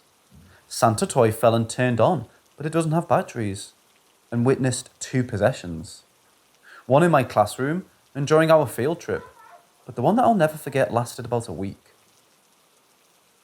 It was early November in 2009, and we've just finished celebrating All Souls Day, / the Day of the Dead, here in the Philippines. We lived in a small subdivision surrounded by kind neighbours, so we didn't really expect things to turn south so fast. It's just me, my brother, my mum and dad, grandfather and cousin, who've been living in the house for about 6 months, and so far, so good. My mum's store is doing great. First time being able to watch Cartoon Network and Nickelodeon, and I've just started my Pokemon Fire Red walkthrough. Then it happened. My cousin told us about the voices she hears at night, and the constant banging she feels underneath her bed. We shrugged it off as some nightmare, and days passed until she brought it up again, but this time, she woke up near the stairs at 3 a.m, and that actually made my parents a little worried. I was a kid, so I wasn't actually scared. To be honest, I'm actually pretty pumped to experience my first actual paranormal activity. My brother, on the other hand, was quiet for some reason. What my cousin told us the next day actually sent shivers down my spine. She was taking a bath, and when she poured water on her back, it parted ways like someone or something was on her back. Initially, it wasn't that scary, but I was reminded of Shutter, and boy, that scared me to death when we watched it, the scene on the ladder. It was then that my brother admitted that he can see spirits. Actually, shadow and light figures that my dad actually experienced participating in an exorcism when he was still young. The events that proceeded to unfold are just horrifying thinking about it now that I'm older. We had our first exorcism and it wasn't what I expected it to be. She was just lying on the bed and saying weird stuff. I actually hoped that she'd levitate or rotate her head. She was able to rip a page from the Bible before becoming stable. My brother heard voices of different genders and ages. What's worse is that she had to sleep in our room since hers is cursed or something. She slept below the side where I usually sleep in, and at that moment, I've never wanted to sleep as fast as my entire life. The thought of opening your eyes and she's floating above you or staring at you directly in your face, ugh. The next day was kind of tame. My cousin was doing fine and my grandpa just happened to see a lady in a black veil coming down from the stairs into the kitchen, which was just an extension of the house. I was outside that time as well, as my parents and brother, so not the type of news we'd want to hear. The next day was the grand finale, good versus evil, as I watched everything unfold while eating a bowl of pancit canton noodles. It was the worst she's ever been physically, and it looked terrifying. She started doing incantations, to which my dumb 10-year-old brain responded with more made-up incantations. I didn't take it seriously at all. They decided to cleanse her room, which was even harder to do because of her brother participating in the cleanse and eventually getting possessed too. He looked at one of the images of my grandmother, to which he described the eyes turning black, and that's when he lost control. He was freaking strong, but able to take on my dad and priest's assistant. Eventually, she threw up a black necklace and decided to kill it on the dance floor, as witnessed by my kid brain. She looked into a mirror, and just like that, it was over. They took care of the mirror, and she was brought into church rehab. We didn't realize how many spectators we had outside of our house.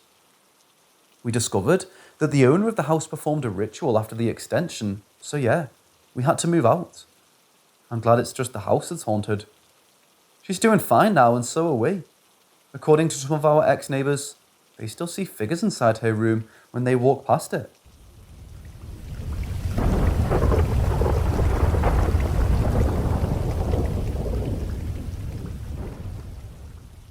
It was about 2 years ago. I moved into a new house away from town, about 30 minutes. We lived on a roundabout. We have only one neighbour. He's a cool guy. My room is on the second floor, and I have another room with a door just behind my bed, a bit to the side. So, my room was in between two other rooms, but it's the guest room, so there's no one. I have dark blue blackout curtains. I sleep without any light. I like it more this way. Also, there's a mirror by my left side on the wall, so if I look at it, I see the top of the curtains and the top of the window. It's an important detail for later. I usually wake up a couple times during the night to drink water or just, I don't know, wake up for no reason. So I just go back to bed. But this time, I open my eyes, sleepy and in almost complete darkness. And there's light from God knows where. My curtains are shut and all the doors are closed as well. There was a person standing there by my closed door. He was tall, like at least 2 meters tall. He was from the bottom to the top of my ceiling. He was dressed in all black, but I could see his clothes. He was like 19th century style. He also had a big cane and a top hat. I could move my head and look at him. Just the fact that I can move scared me, because I know when it's sleep paralysis, when you can't move. But I did move. I look at him, not with fear, but with confusion, like, what the fuck? How is that? But not scared like I know he won't do anything. I pinch myself to make sure I'm not sleeping. It did hurt, so I know for sure I wasn't sleeping. Then I look in my mirror, and I can see the man standing by my bed, just behind me. I could see his reflection in my mirror looking down at me. He was standing a few centimeters away from me, and just standing there looking at me. Then I could feel the terror running through me. I couldn't move. I was shocked in fear. I could feel him behind me. After a few seconds, that seemed an eternity. I turned my head to look at him, and he was gone. I couldn't see him anywhere. It's like he just vanished. So this was 2 years ago. Now, a week ago, me and my friend, female, we went on a walk. It was already dark outside. I told her the whole story. She was scared a bit, but nothing serious. Then I told her about the other stories, and we went back home and slept. During the night, I woke up to the sound of windows opening, but we were home alone. She had a dog, so I thought it was just the dog. So, I went back to sleep. I wake up again, but this time I hear tapping. Like a metal tapping on the second floor. And I see him again. Then I had just one thought. David, I don't know why I thought of a name. Did I give a name to a demon by accident? Is it bad? I rubbed my eyes and he was gone. Again, like the last time. I went to investigate and there was nothing. I told her a story in the morning, but she didn't believe me and thought I was just making fun of her. But it did happen.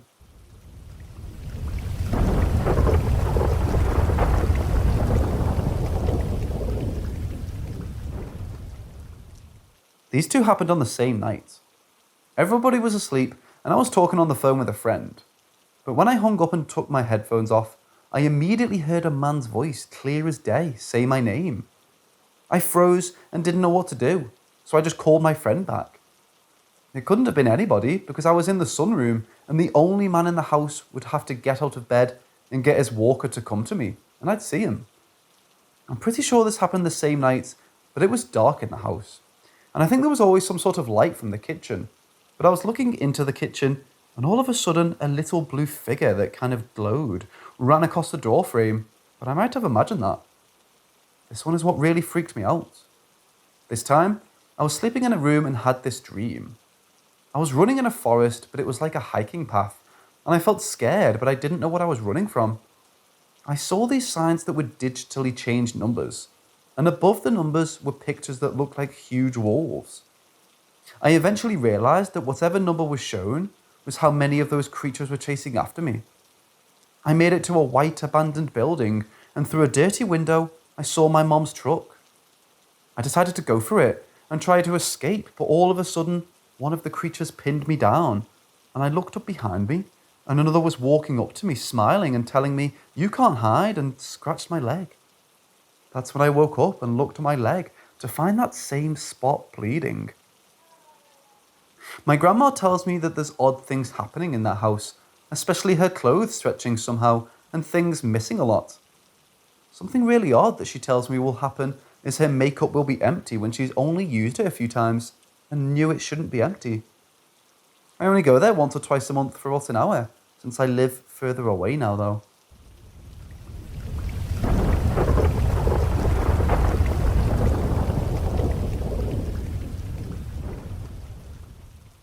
At the time, I lived in a 2-story house. 10 was the age I started being left home alone for a few hours, since I'd get home from school before my parents got home from work. It was a normal day for me. I got home and was in the living room. The TV was on and I was doing homework. Everything was fine until I heard a loud slam of a door from my parents' room. Their room was upstairs and to the left, above our kitchen. How our living room was set up, I was near their room. I knew their bedroom door was open, but the sound definitely wasn't their bedroom door closing, but their closet door, since it was muffled and still loud enough for me to hear. So I muted the TV and listened. Maybe I was hearing things, since this house did freak me out when home alone, to the point where I'd not go upstairs until someone came home. Not long after I muted the TV, I started hearing heavy footsteps, as if someone was walking slowly around the upstairs with heavy boots on. I could hear these steps walk out of my parents' room and down the hallway to the stairs. My heart was racing already. Someone was in my house. When they got to the stairs and started walking down them, I could also now hear a metal clinking sound, like keys rattling or charms on a bracelet shaking. I sighed with relief because I thought it was my dog's collar making the clicking sounds. So maybe my dog was the one creating these eerie footsteps. So I called my dog and he came, but not from upstairs. He came from the other room in our downstairs area. Now, I knew I wasn't imagining these steps or clicking sounds because they were still going, painstakingly slowing down my stairs. Not only that, but my dog was also staring in the direction of them with his ears perked up. He heard them too, and I didn't know what to do. so I kept listening. The steps finally made it to the bottom of the stairs, transitioning from carpet to tile. Of course, where I was sitting, I couldn't see my stairs, so I couldn't even see who this person was. So I waited some more before attempting to make any moves. The footsteps slowly walked in the room my dog was in before I called him, a room I couldn't see. At this point, I'm in tears with my heart racing.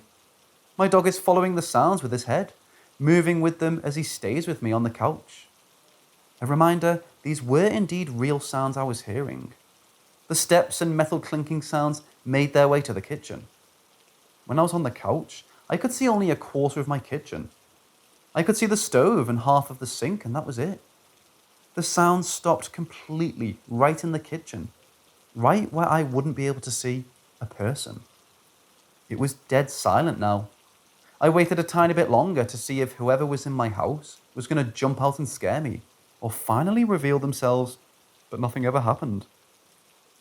I finally got up, running to the downstairs bathroom that was opposite of the kitchen, and forced my dog in there with me.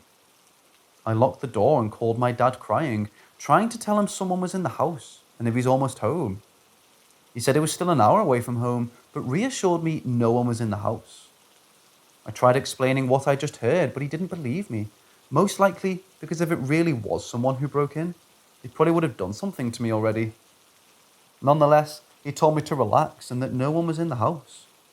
We lived in a nice neighborhood away from the main areas of our town. Our neighbors would have let us know if they saw anything suspicious, etc., and that our dog would protect me since he was a large dog who was indeed very protective of me. Then he had to hang up so he wouldn't risk getting pulled over. It took me a few more minutes before I finally let myself and my dog out of the bathroom. There were no more sounds at all. No additional steps approaching the bathroom door. No jiggling the handle. Nothing. It was perplexing and scary for a 10-year-old me, and to this day I have no clue what my dog and I heard. It never happened again, and I ended up going back to watching TV and waiting for my dad to get home. When he did get home, it was proven to me that there was no one in the house. Nothing was disturbed, but my parents' closet door was in fact closed, which they always left open. That was the only proof I had, but still I cannot explain what made those sounds.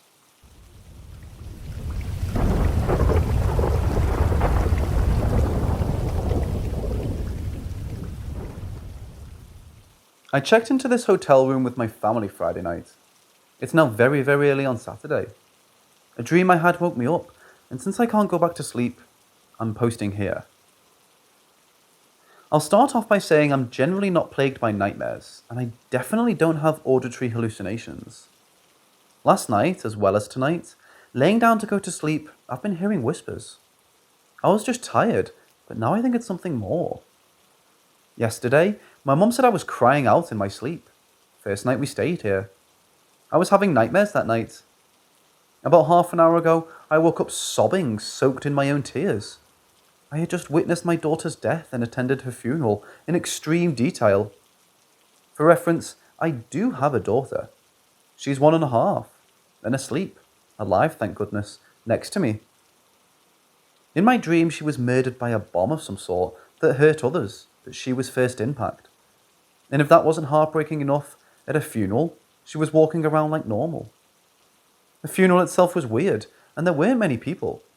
And I know for a fact that a lot would come to my daughter's. She was holding someone's hand, but when she noticed me, she smiled and ran over.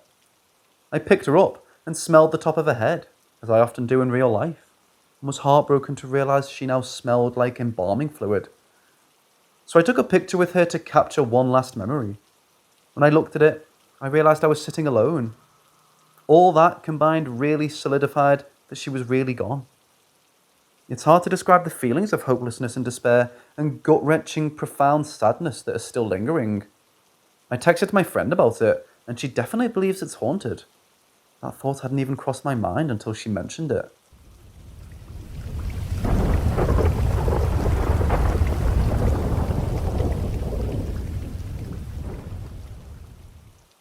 So I'm an atheist. I don't believe in God or anything supernatural that includes ghosts or curses. To begin with, yesterday I watched Doctor Strange late at night, while coming back from the theatre.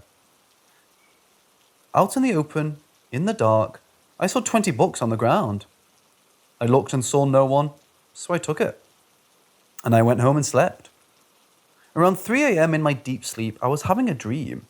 And then in the dream, I started feeling a sharp pain inside me, near my heart and liver. I was feeling it for real.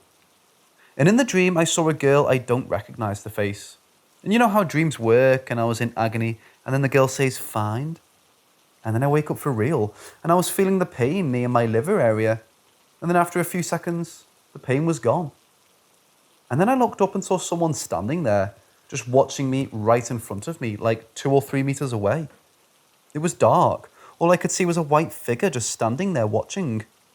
So to give context, I live with my father, and I thought it's him maybe. He heard me screaming in my dream. So I called out "Dad" a couple of times. No response. Whatever it was, it's just standing there, quiet, watching me, occasionally moving its shoulders. I didn't know what to do, and I was staring at it in dark for 20 or 30 seconds. So now I started freaking out and started searching for my phone, and I grabbed it and turned towards the figure, and the phone fell right out of my hand as if someone pulled it. Phone might have been plugged into the charger, but I don't know. And then found it again, and then turned on the flash and pointed it in the direction, and no one was there. So I thought my brain must have imagined a human silhouette in the dark. So I turned off the flash to check if it's just the dark, and now I couldn't even see the silhouette anymore, and don't even feel anyone's presence in my room, other than me. Now I'm really scared and all confused, and I felt I was holding something in my hand other than my phone. It felt like paper, and there it was. The $20 I found yesterday, right in my hand. I don't remember grabbing anything other than my phone. It's been 7 or 8 hours, and I couldn't quite make out what I saw. The dream and the girl from the dream said "find." What does that even mean? The pain I felt. I'm not superstitious, but I feel it has something to do with a $20 bill. Or it's just me connecting superstitious dots for something that has logic.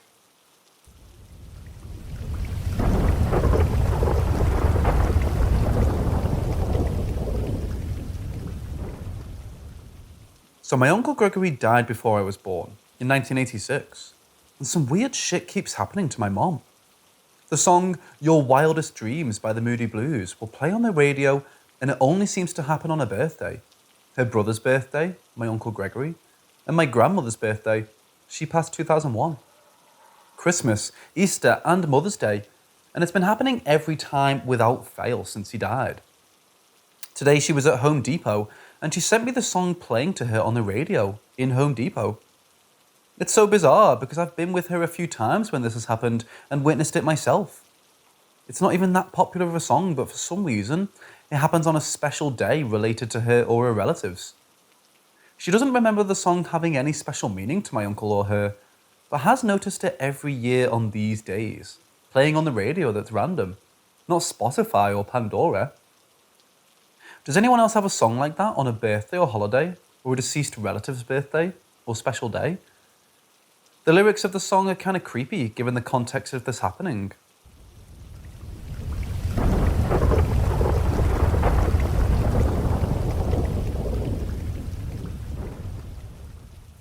This is from early 2000. Can't recall the exact year. I would be about 13 or 14 then. My family, more like my father, was invited to a place for a function that's 150 kilometers off from Varanasi, India. This was going to DharanshRajpurohit recitation. For those who don't know, DharanshRajpurohit is a religious book in Hinduism, and it's considered very sacred. The book, in general, is quite big, and it takes some time to finish it, and generally anyone who sets it up treats it like a function. It was an idyllic village with not a lot of houses, and was near hills, Vindhya range. So we hired a car and went there. The aim was to stay for one and come back when the function starts there by the next morning. So the day we reached, instantly our car broke. Pretty weird to start with. After getting fresh, I was sitting in an open field with some houses near it. All of us were shocked when I saw a kid falling from a terrace. Thankfully, it was just a story tall, and while he did get hurt, thankfully it wasn't severe. He claimed someone pushed him, and from what I saw, there was no one there when he fell. Anyways, he was taken to a hospital in a nearby town. I started becoming skeptical about the place. So in villages, a lot of people like sleeping in the open, especially on warm nights. So our beds were made in the open. That night was the night I will never forget. And that night, I was batshit scared. I felt I was being watched and someone was moving around me. Similar stuff reported by my sisters. The next day, I argued with my father that we have to leave today. But as the car was still broken, we couldn't. Another night, the same shit. I wasn't able to sleep the whole night, but was afraid to even open my eyes. I almost peed on my bed. It was so scary.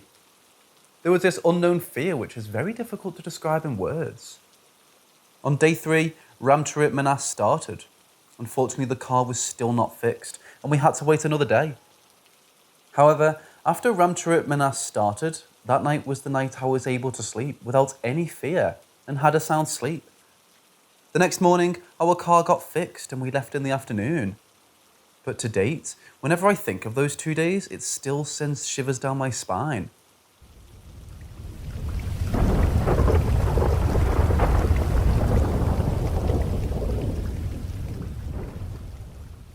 This happened to me about 4 years ago. I haven't felt comfortable sharing this before because in the end, I'm not really sure what happened. And I'm not really sure it counts as anything. But I think about it often, and I think it would be good if someone else heard it. I had just moved back home with my parents in Mexico, from the US. I was going through some harsh moments, and I needed to be with my family. The town where I moved back to can barely be considered a town. I think of it as more of a larger village. It's located between 2 big rivers and surrounded by thick forest. The main source of income is agriculture and farming, and homes there are usually attached with big pieces of land to cultivate. There's one main road that passes through that connects several more of these villages. This road is made up of cliffs and sharp curves. There's no straight stretch of road for at least 20 miles from my town. We don't have a lot of through traffic. It's a small, lonely, but beautiful town. One day, my parents needed to make their way to a bigger town close to us, about 45 minutes, to purchase some supplies. I decided to stay behind and take care of my little sister, since she didn't want to go. She was inside watching TV in the living room, and I made my way out to the driveway to attempt to make a phone call. This driveway had a tall, windowless, metal gate and was surrounded by tall concrete walls, about 9 feet tall. In fact, concrete walls surrounded all of our house, the front patio, the backyard, and the driveway. The house was well secured inside these walls, but it was also impossible to see the street or anything beyond those walls for that matter. I gave up on this call since it was losing battle trying to get any reception there, and sat inside one of my dad's cars watching a show I had downloaded before leaving the US. About 20 minutes went by before I heard something. Something like a growl. I paused my phone to hear better, but I wasn't able to hear whatever sound that was again, so I dismissed it. About 40 minutes passed before I heard it again, and I realized it was definitely a growl. A loud growl. I paused my phone, got out of the car, and got closer to the main gate where I believed the sound was coming from. And suddenly it howled. Now, I've lived in this town for many years before. I'm very familiar with sounds from coyotes and dogs, but this was different.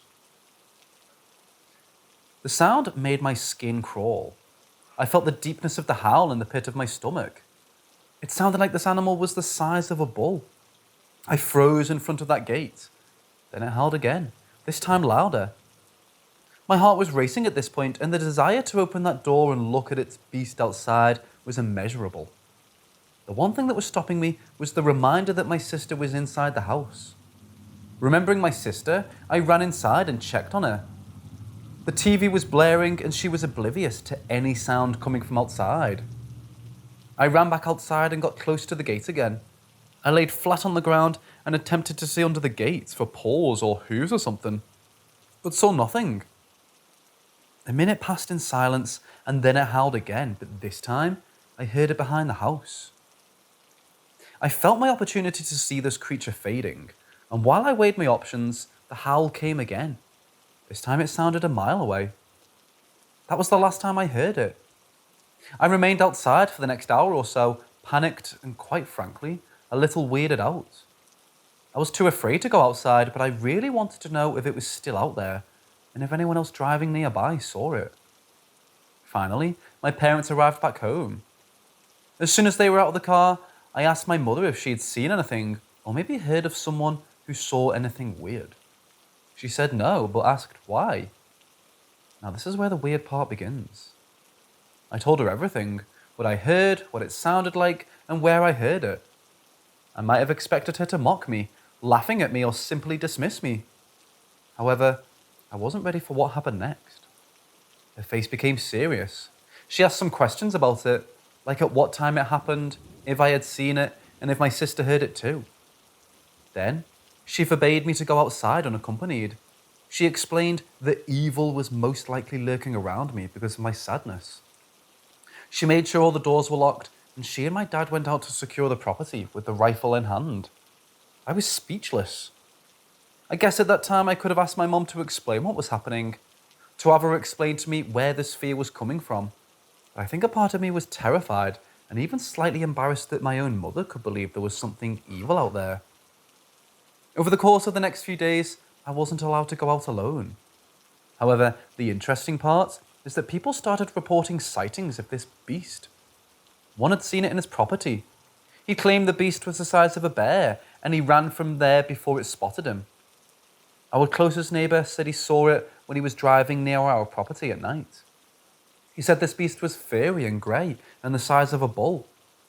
Another day, my mother was told that cattle were missing from a farm nearby. It was blamed, of course, on the beast. That afternoon, my father came back saying that a hunt party was forming within the next couple of days to kill it. However, the next morning, the beast was spotted in the next town over, and a few days later, seen a few towns over, little by little making its way further away from us. Every day we heard less about it until finally we heard of it no more. It was a few weeks later that my mother felt comfortable with me going out alone, not without her reminding me to be careful every time. I left Mexico a couple of weeks after that.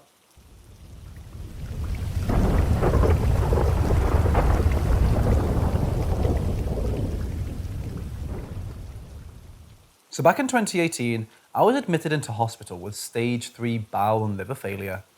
I won't dive into details, but I've currently been through 8 surgeries, have a colostomy and a venting gastric tube, and on 7 days a week, parenteral nutrition. Any who has any inclination of the medical field should understand I'm really not well medically, and these aren't my only issues. Though it's mostly physical and I don't really have any mental health concerns, except maybe depression, but not diagnosed. Anyways, my duration in this hospital was 2 years, and during a stay that long, you see some people over and over again. That's to be expected, right? Well, whenever I was having a particular bad day or was being transferred around the hospital, every few months I'd see a figure, always outside through a window, that was always dressed in a dark blue non-zip-up hoodie and basic jeans. Nothing else much about him. White shoes and a rather scrawny but tall body. Well, so far this is normal, until every time I saw him, they or I shall refer to it as him, always had their hood up. Now, I don't have perfect eyesight, but I'm not blind either. And every time I tried to see his face, it just felt like a fog of black covered it. I could see like an outline, but at the same time, it felt like he had no face either. No matter how bright or dark, the face stayed the same. I put this up to the trick of the light or my mind, but even if he stood next to a bright floor light beaming up, which he always seemed to be near some kind of light, it never lit his face up. At first, I thought maybe he was a burns patient and had his face well covered because the department next to the IFU was the burns ward.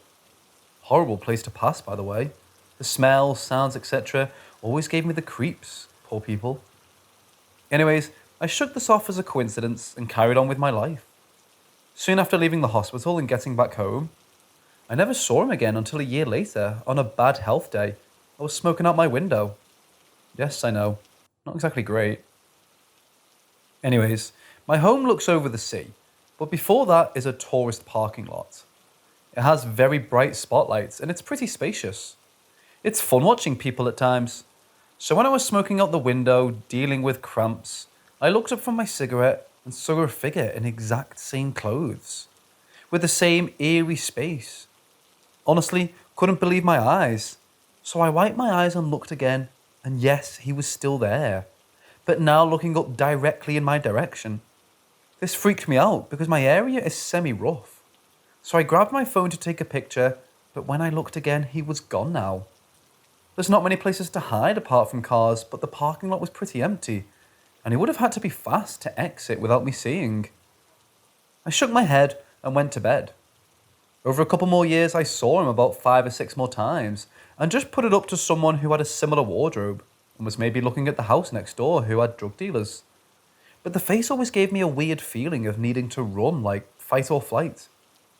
The spotlight, no matter where he looked, always never shine on his face. Just an empty but gorge void, like face outline anyways. Come last night, it had been a year and a couple of months, so I'd completely forgotten about it. Frankly, I'm a skeptical person and have better things to think about, like my upcoming bowel transplant, etc. Again, was having my nightlife smoke when he was there, but I could tell from the start he was looking directly at me. Felt like my soul was being stared at. I could see the faint movements of what looked like lips or just a hole, utter words, but I couldn't figure it out. To me, it looked like he was saying good luck or I hope it goes well, along these lines. My brother's girlfriend's brother is deaf, so we learnt how to lip read and do ASL, so this definitely helped in a sense. Anyways, God, I use that word a lot, but I went to grab my phone and he was gone. Now it's finally settled how weird this is. Same clothes features, always when I'm coming up to a medical event or feeling unwell, gone as soon as I try to get something, and always looking at me. Now, I could put this up to my mind's tricks. I won't deny I'm an opiate-dependent person, morphine to be exact, though it doesn't give me weird head effects, because I've been using it since 2018 medically, but still could have effect. It could be waking dreams, though I swear I'm always awake. I can tell when I have nightmares or sleep paralysis, because I've had it my whole life.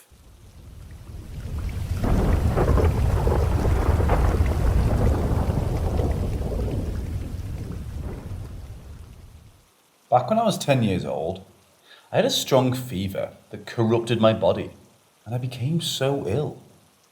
When I get sick, I don't like sleeping on my bed. I usually sleep on the floor. I get all my sheets and my pillow and relax on the floor. One day, my parents came in to check on me and whether I'm doing good or not. Suddenly, a tall man wearing a pure dark clothing covering all his body was walking slowly in the hallway. My room door was open. I couldn't see his hands, feet, or face. He looked old by the look of his back and his walk. To me back then, he was very scary.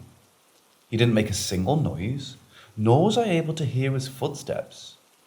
Because our house was quiet and very clear to see everything, he almost looked like he was floating above the ground, but walking at the same time. I was totally shocked. He walked all the way to my parents' room at the end of the hallway. The moment he was at the front of my parents' room's door, I told my parents, who were next to me, because they were looking down at me. I told them to turn around and look at that strange man entering your room. As they turned their heads, they saw absolutely nothing, and my dad told me, relax. It's just the fever that makes you hallucinate and see unreal things. I was like, okay, yeah, you're right, Daddy. I'm just seeing things. As time passed, I almost forgot about that weird incident and didn't care about it at all.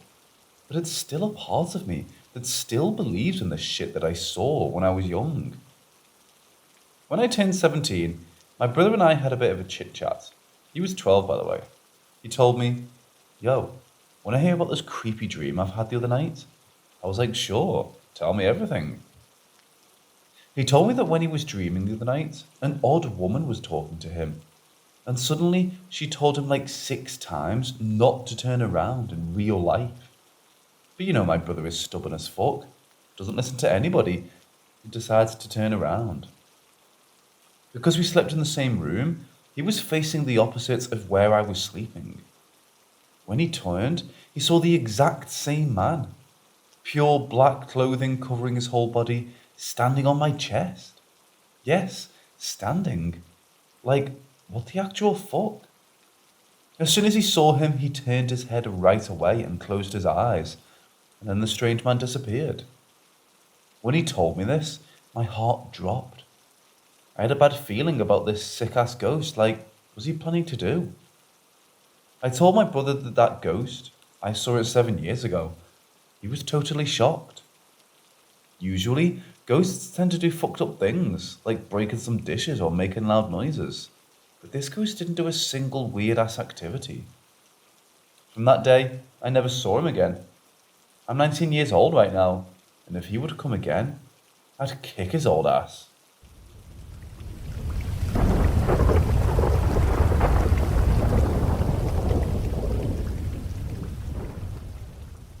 It was 2 days before Christmas of 2013. My dad had passed away the previous March, so I was struggling a bit with the holidays. I'd been among the masses, so I was feeling stressed to boot. I came back to his house where I was still staying and got it ready for sale. I plopped down on the couch and gathered my thoughts and relaxed for a minute. I looked out the front window and it had started snowing, big white fluffy flakes with no wind. I've never fallen asleep easily, and I wasn't tired. But suddenly, I was asleep and started dreaming immediately, something else I never do. It seemed I entered this state seamlessly, as in my dream, I was still sitting on the couch in the same place I'd been. Then I heard a buzzing coming from the kitchen, so I got up to investigate. Source was a jar of peanut butter sitting on the counter, moving around. I grabbed it and took the lid off. Inside, it looked like the screen of TV not tuned to a channel. And races was what we used to call them. But the stuff was spinning into a vortex. I was thinking, what the fuck? When suddenly I heard my dad cough from back in his office. I'd heard that cough a million times, so I recognized it immediately. Then I heard his walker creak, like I'd heard so many times before as he got up from his desk. I went from the kitchen and looked down the hall towards the office. "Dad?" I called out. Suddenly, he appeared around the corner. At first, he was the frail old man I'd been looking after for the last few years. But as he came down the hall, he seemed to get progressively younger. By the time he passed me, he looked like he did in his 30s. He had his favourite red flannel shirt that he always wore when it was chilly. He passed me without looking at me and went and stood looking out the front window. I was completely aghast, even in my dreamlike state. I said, "Dad?" again. He turned and gave me the half smile I'd known and loved my whole life. He said, "There was a lot of crying when I left this house. That'll be enough of that." Then, as suddenly as it began, he was gone, and I woke up still sitting in the same place on the couch. At first, I was a little disoriented, but it passed quickly and was replaced with a sense of peace that I'd not known in a long time. I can look back now and see it was a definite turning point in my grief. I've never been one to retain my dreams. They fade quickly after I wake. But this one was so lucid that I can still recall every detail of it 7 years later. But I still have no idea what the vibrating jar of peanut butter was about.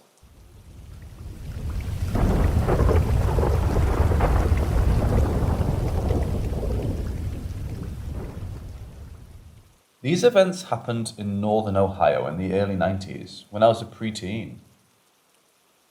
I don't remember exactly when 2 of these events happened, or which happened first, but I'll start with the most benign. The first event happened for several weeks in a row. I believe this would happen on Tuesdays, but it may have been Thursdays. I'd walk outside for whatever reason after dark, look up into the sky, and right above me, there'd be several objects that looked like they started zipping around. They would zip off in one direction, then do a 90-degree turn and zip off in a different direction. They looked exactly like stars, but were zipping around, and unlike any stars I'd seen before. I believed there would be 2 of them each time. I've heard of others seeing something like this, and in fact, my mother-in-law saw something similar once. Before I tell you about the second event, I should say that I grew up living with my grandparents, as my mother passed away when I was almost 4, and I've never met my dad. In the fall of 91, my grandfather was diagnosed with stomach cancer and eventually died from it in October 92. While he was sick, my grandmother, uncle, and I would go out and eat a lot so we wouldn't have to smell food as he couldn't eat much. This plays more into the third event, but I'm saying it now as this could help date when this second event took place. This isn't a guarantee, as we'd go out to eat before he got cancer and after he died. But that being said, this second event could have happened while he was sick. At any rate, one night my grandmother and I went out to eat at Friendly's, a sit-down chain restaurant that's not around anymore. On our way home, there was this silver egg-shaped object in the sky, seemingly following us. I don't recall much other than it was maybe 1,000 feet off the ground, though it was hard to tell. I would say maybe it was as low as a helicopter flies, which might be closer to 3,000 feet. But again, distance in the sky is hard to determine. The following day, we happened to be on our porch and in broad daylight, and the object was hovering in the sky around the same height, right across the street from our house. I don't remember exactly how long it was there, but it was at least for a little while. At least long enough for us to stand on our porch and watch and wonder about it. The third event is by far the weirdest and still creeps me out to this day. While my grandfather was in the hospital, my grandmother and I would be out at different stores or whatnot, and we'd see this man standing off somewhere and staring right at us. I want to say he was wearing a black suit, but I might just be adding that. I do remember he had orange or reddish skin, like he was really bad sunburned, and he'd be grinning at us. I believe I even saw him at the hospital once, grinning at us. Years later, while in my 20s, I asked my grandmother about the grinning man, and she confirmed what I remembered about him. She added that she didn't tell me this when I was a kid, as she didn't want to scare me. But once, she just happened to look out the front door and saw the man standing across the street, staring right up at our house, grinning.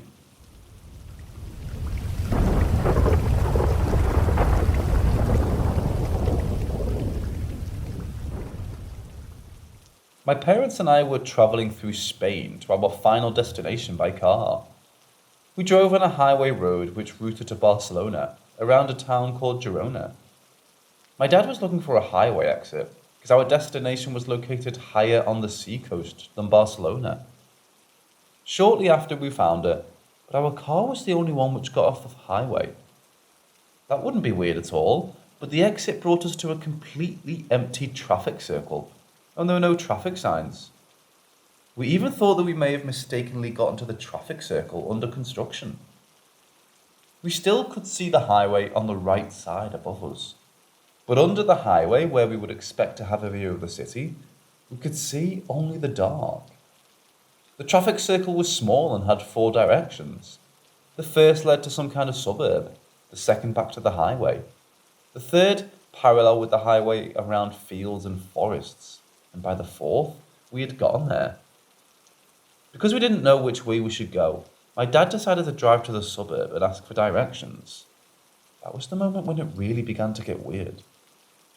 He normally drove around the traffic circle and got on the road, but suddenly we drove back on the traffic circle. I mean, it was literally like something teleported us back to the same spot on the traffic circle from which we had started. That freaked all of us, and my dad was so confused that he had to stop the car on the traffic circle.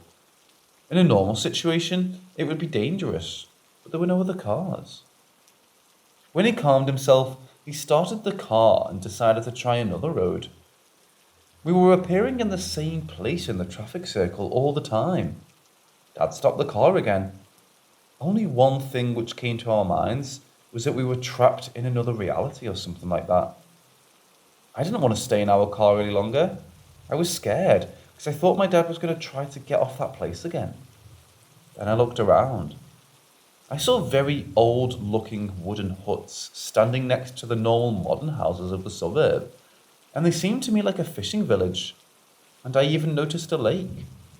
This fact is super weird. In the town Girona, you can find rivers, but there is no lake. And then I saw another car which was driving to the traffic circle from the suburb. At that time, we were stuck in that place for 45 minutes. The car was black or very dark blue. I rather went back into our car because that was so odd a place. Another car stopped not far away from us. It looked old. I'm not an expert in cars, but my dad later told me that it was some car from the 60s or 70s. And from that car got out a human in a light blue uniform. He looked like a policeman, but we didn't think he was, because he hadn't arrived by in a police car. He came to our car and my dad lowered the window. My dad greeted him and was prepared to try to communicate with him by signs, because none of us spoke or understood the Spanish language. And he was also expecting some kind of control. But my dad looked frightened and I was curious, so I gave a look to the policeman. First strange thing was his skin, which appeared to be too pale. Second too, about his skin, it looked like a surface of wax mannequin. But for me, the scariest part was the look at his eyes. I thought they were solid black without whites and irises, and then I realized he didn't have eyes. There were holes in the shapes of eyes with something dark moving in it, like a liquid or smoke. I was terrified, but I couldn't stop to look into those holes, because they had a mesmerizing effect. When I finally could look away, I noticed that the policeman didn't say anything. He just stood by the window and was staring at my dad. Then, after a couple of minutes, he started walking back to his car. At that moment, when he opened the door of that car, I saw another one looking nearly the same as sitting on the next seat.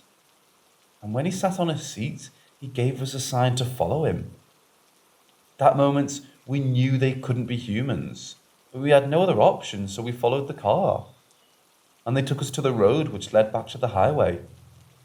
But when we were at the end of the road back to the highway, the car with those strange beings suddenly disappeared before our own eyes. We didn't want to think about it on our holiday, but much later I was looking on Google Maps and I was searching the whole part of the highway passing through Girona, and there simply wasn't such a place.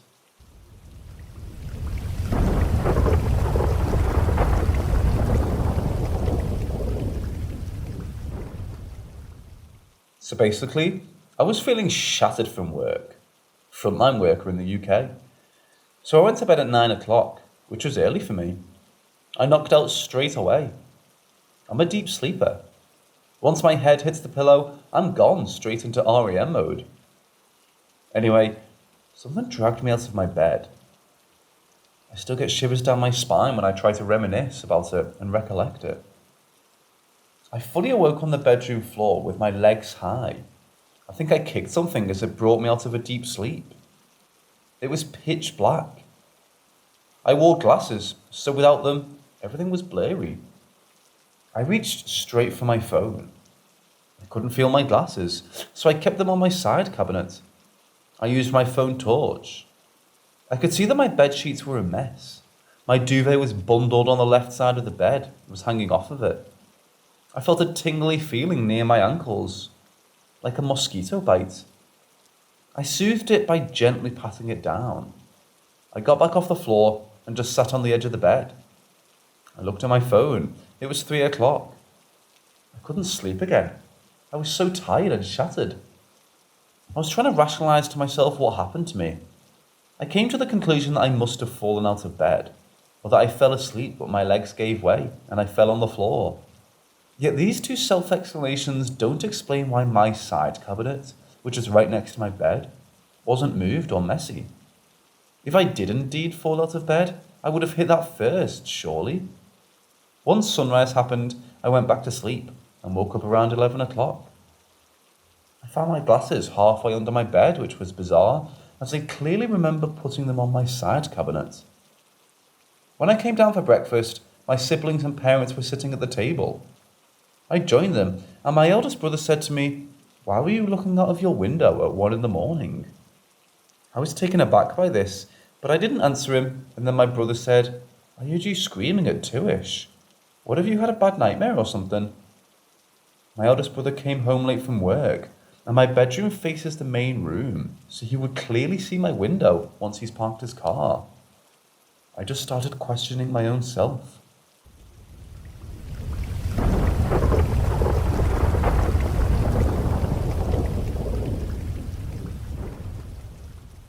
When I was little, my family and I moved from Indiana to Georgia.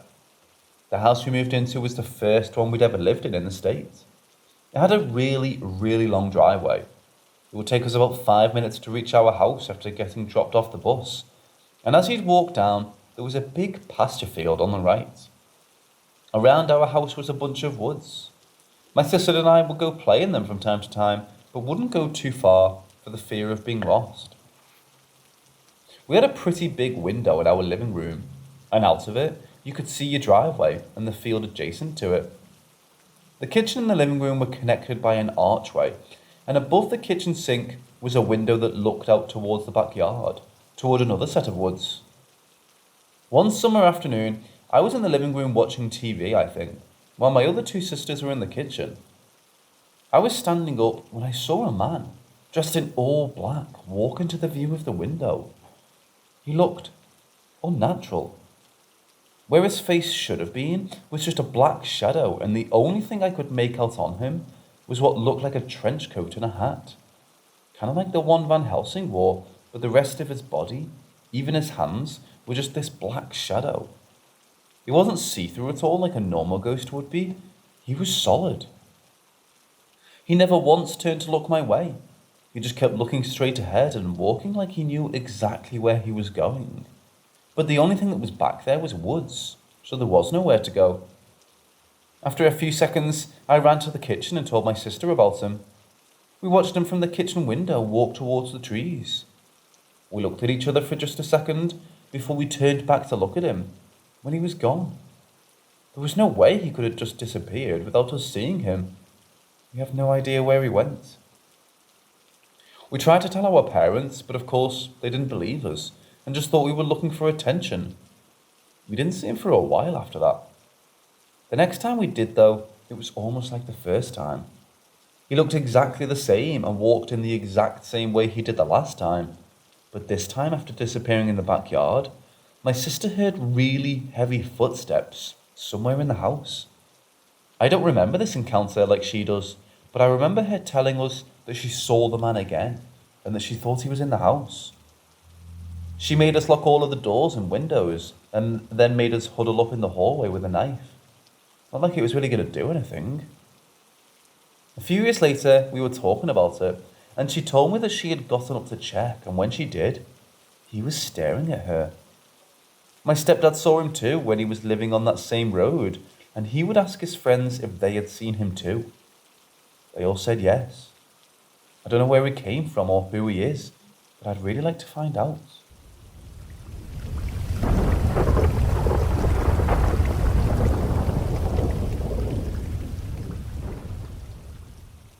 A few weeks ago, my family and I took a trip to California to drive up to Big Sur, Highway 1, and 101 to Western Washington. My wife's a Twilight fan, so the primary goal was to visit Forks, Washington. After driving approximately 18 hours from Texas, we stopped for the night in San Luis Obispo, California. Our first stop was food, since my kids wanted to stop at Buffalo Wild Wings before heading to the hotel. Nothing seemed out of the ordinary while we were at the restaurant. Granted, we got there just as the sun was going down.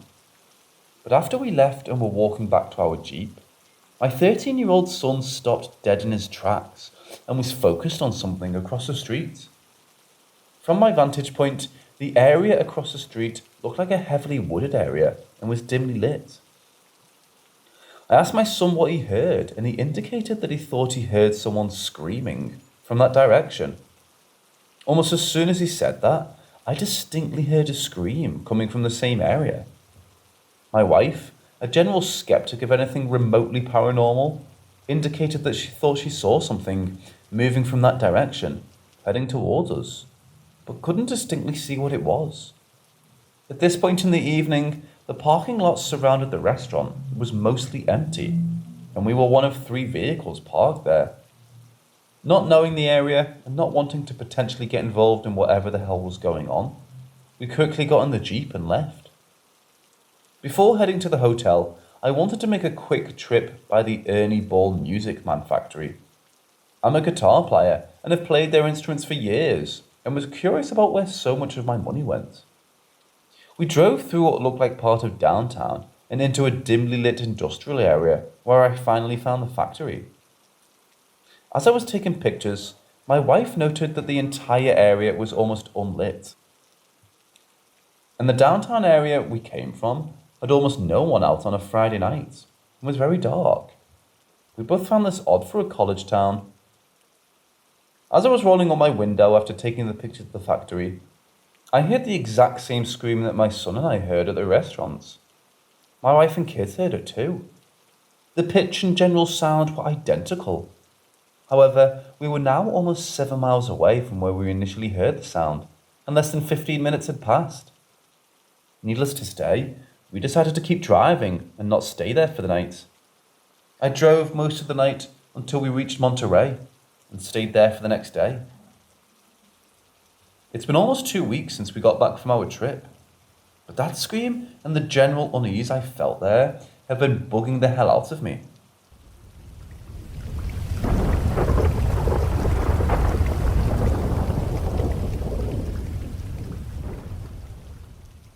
My parents' house is slightly haunted. Nothing too crazy happened while I lived there. It was mostly small, unexplainable events, such as disembodied voices or strange auditory phenomena. But there are several experiences that have stuck with me to this day. This one in particular is an encounter I had in the hallway late one night. This happened somewhere between 2009 and 2011. I was going to the community college in my hometown, so I was still able to live with my parents. They live on a 40-acre plot of land in the country, but the town was a 10 to 15 minute drive away, and we had neighbours close by, so we weren't too isolated. One night, I was up late in my bedroom as I wanted to do. I decided I wanted a drink or a snack. Whichever it was is unimportant. My room was at the end of the hallway, on the southwest corner of the house. The hallway leads directly into the living room, and from there on the right-hand side of the living room is the doorway to the kitchen. The hallway was dark and the light switches were out of reach. One switch was by the living room and the other was in my parents' room. The dark didn't bother me much though, and I began the trek from my bedroom to the kitchen. About halfway down the hallway, I heard footsteps behind me, as if a dog was following me. We had a Shih Tzu named Tinkerbell at the time. She's still alive now. She just lives with a friend of ours because my parents didn't have time to care for her, and neither I nor my sister were able to bring her where we live. She would usually sleep with my sister, though sometimes she'd be out in the living room or the hallway at night. So naturally, I assumed it was her. I reached the kitchen and turned on the light, which cast some light into the living room. The hallway remained in shadow.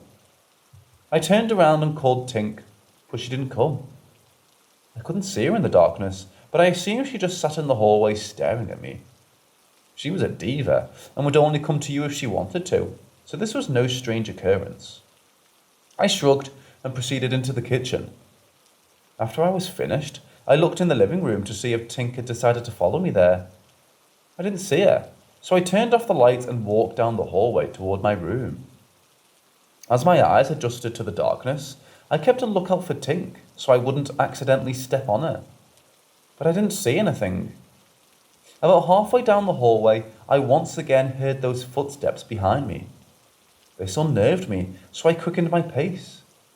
Entering my room, I immediately shut the door behind me. As soon as I closed it, I heard a single light scratch from the other side. Figuring it was Tink again, I once more opened the door. She would scratch on my door whenever she wanted to go in my room. There was nothing there. Sufficiently creeped out, I closed the door. I was a Christian at the time and convinced every spirit that wasn't an angel was a demon of some sort. So I rebuked the spirit in the name of Jesus Christ and went to bed. The next day, I asked my sister if Tink had left her room at all the previous night. She told me Tink had slept with her all night long and her door was closed. Sometime later, I told my mum about the experience. She mentioned the previous owner of the house had a dog.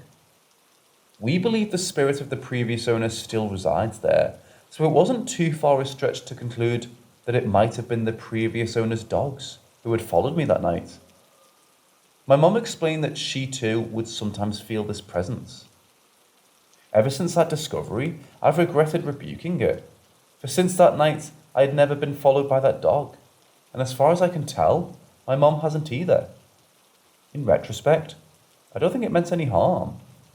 It was just doing as good boys do.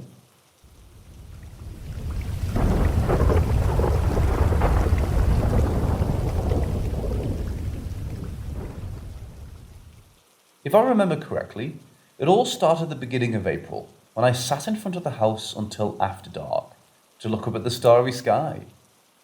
I live quite secluded, with no immediate neighbours between woods and meadows, and therefore have a clear view of the stars at night. I noticed a light in the sky that was moving strangely. At first, I thought it was a satellite, but it behaved completely differently, flying quite fast in a circle and blinking in such a way that it could only be seen when it flew, what I saw as the right half of the circle. To my later astonishment, I was not at all surprised, nor did I feel the slightest need to film what I saw there. I remember that I merely felt slightly amused. After that, I didn't think about it at all. It was only a few days later that I stumbled across an article on the internet that reminded me of what I had seen. Apparently, these strange lights have been seen and filmed elsewhere in the world, and they usually appear in a group formation. I'm pretty sure I only saw one, and I'm also sure that I didn't take it very seriously. At the same time, I was mysteriously given a bad fortune cookie. It's basically like an ordinary fortune cookie, but it's black, and there's something depressing written on its note. I didn't take this stupid cookie seriously, in any way, either. Its message was, go into quarantine, your bad luck could be contagious. I thought it was just a silly joke. I saw the strange light in the sky on the night of the 20th to the 21st of April. This time, there were two. It looked a bit like they were playing tag or towing each other. I thought to them, what kind of strange things are you? And when I thought that, they might be aliens, it popped into my head. Even if you are aliens, the sky is still bigger than you. That same day, 20th of April, early in the morning, I had published my latest literary work on a public website. It's a special date for me because it coincides with my wedding anniversary, and it was also the birthday of my brother, who died in 2018. I didn't know at the time that it was also the day of my mother's death. The 20th of April was a good day for me this year. In general, April had been of an astoundingly good quality until then, and I had already begun to wonder where this unusual tear of happiness had suddenly come from, and whether it would soon be avenged by an episode of bad events following it.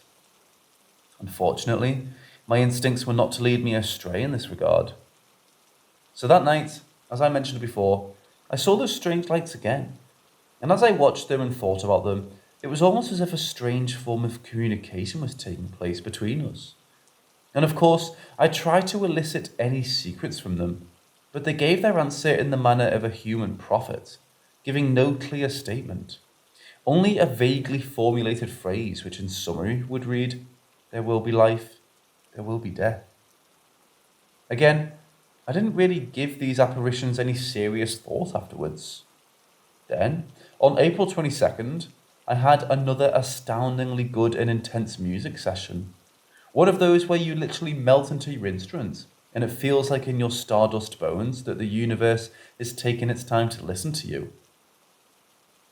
The good feeling I generated for myself as a result from that session lasted long into the next day, April 23rd. But towards the evening, I became increasingly nervous and agitated. The feeling you get when you know something bad is about to happen.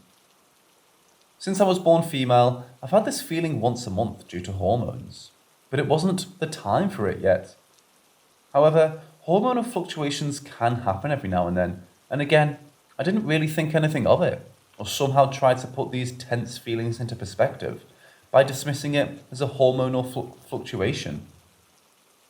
Because I found it difficult to fall asleep or get tired at all that evening, I decided to just watch old Futurama episodes until nature would claim its right of its own accord.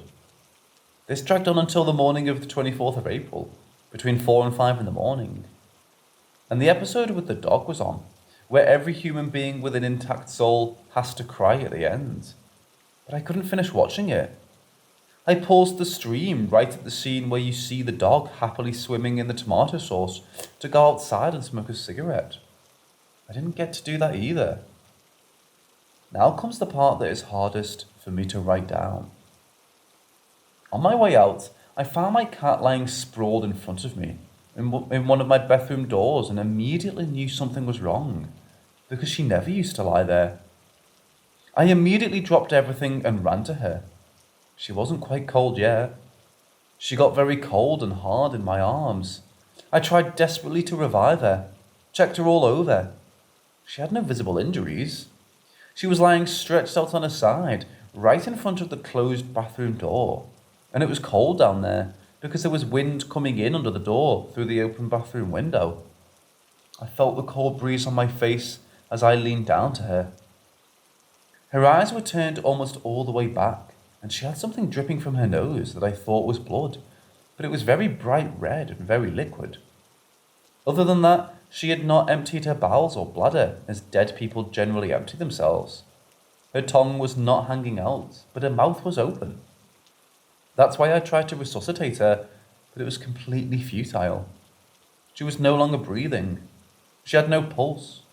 About an hour before, I had seen her going to the litter box. She seemed completely unharmed then. She also didn't scream or make herself heard in any way. I don't know how long I sat on the floor next to her and cried. When I finally got myself together to take her outside, I strode out into the red dawn I had sung about earlier, which cut so deeply into my heart with picturesque evil cynicism that I was on the verge of breaking down completely. As I dug her grave between the fir trees behind my house, I would have loved to lie in it myself. Her name was Lily Moo, and she lived with me for 16 years. Her whole cat life, from beginning to end. She was healthy and fit for her age, and she always took very good care of herself, avoided running across streets, never went out into the rain. She was so clever, smart, and lovely. I really miss her. We had a very close bond, and her sudden death tore an incredibly dark hole into my chest. When I moved away into the countryside about 3 years ago, she lay in our first year, also in April, right where she's buried now. She always liked to sleep there among the fir trees. But one time she stayed there for a whole night in April, and when I looked out the window around noon, she was still lying there, and I wondered why she didn't come in to eat, and went to check on her, and she was all stiff and chilled out, and I had a huge fright that she would have died. But she then woke up and got up very slowly, and looked at me all confused. Now, when I remember that, I think that she might have had something like a premonition that one day she would sleep there forever in that place. Cats have a special connection to the afterlife, they say. Maybe that's true. But the series of strange incidents does not end here. Needless to say, the next day I was still completely exhausted and distraught because of the sudden and unexpected death of my beloved furry friend. I waited until noon for her burial, because I could do nothing more for her except to make her grave as beautiful as possible. I went to fetch soil and stones from the back part of my garden to make her a beautiful burial mound. The back part of my garden borders on a large meadow, and there's a forest behind it. There are sometimes cows in the meadow, but not at the moment. There's also no path there for walking, and as far as I know, the meadow is fenced. All the more, I was surprised when I saw an old, grey-haired woman with a dog walking across the meadow during my activities.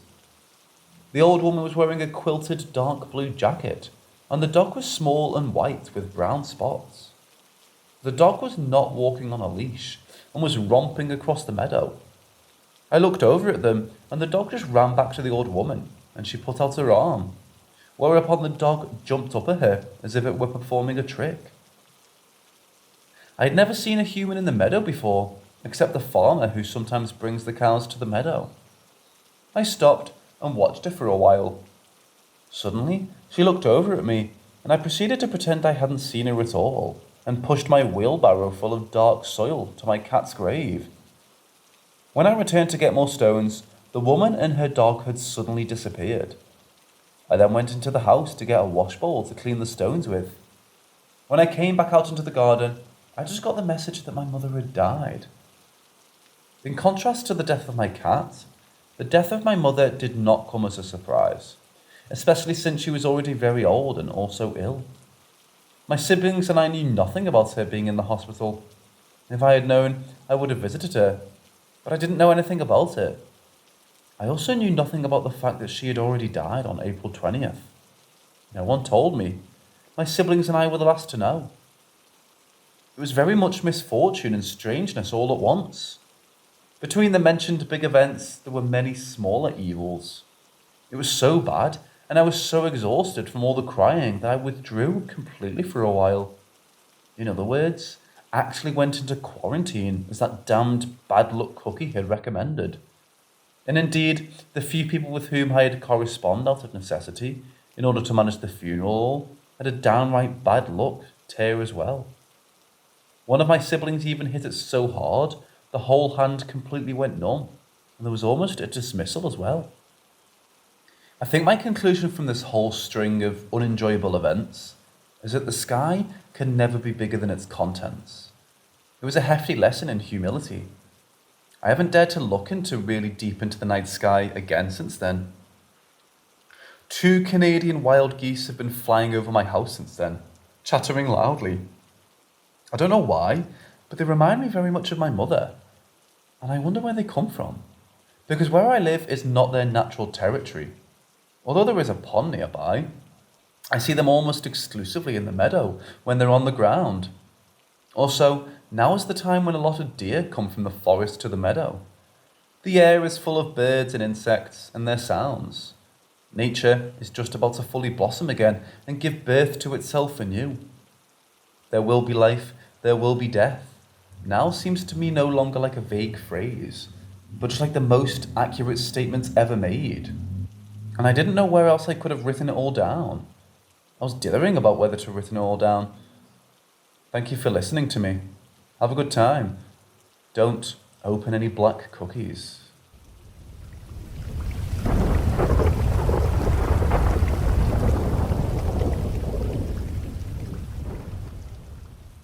This happened about 6 years ago when I was 14.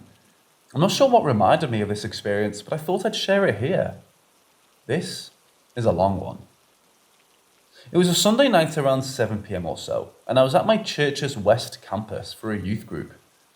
At youth groups, we would often play hide and seek at the end of the night while we waited for our parents to come pick us up. We always really enjoyed it because the West campus has a lot of dark rooms in the basement to hide in. One room in particular was the costume room. The costume room was one of the last in the hallway and had 2 doors you could enter it from. One door was always locked, though, for whatever reason.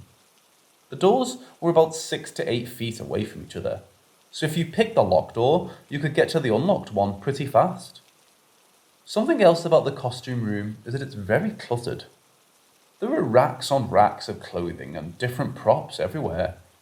As you can imagine, the room has had a lot of places where you could easily hide. On this Sunday, we finished early, so we had about 30 minutes to play hide and seek, which we were all stoked about. And so the game began. We all quickly dispersed into the many rooms of the West campus.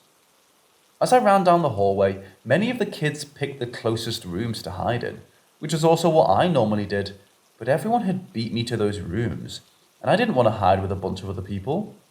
So I ran to the end of the hallway to the costume room. The first door was locked, so I went to the second one and entered the dark room.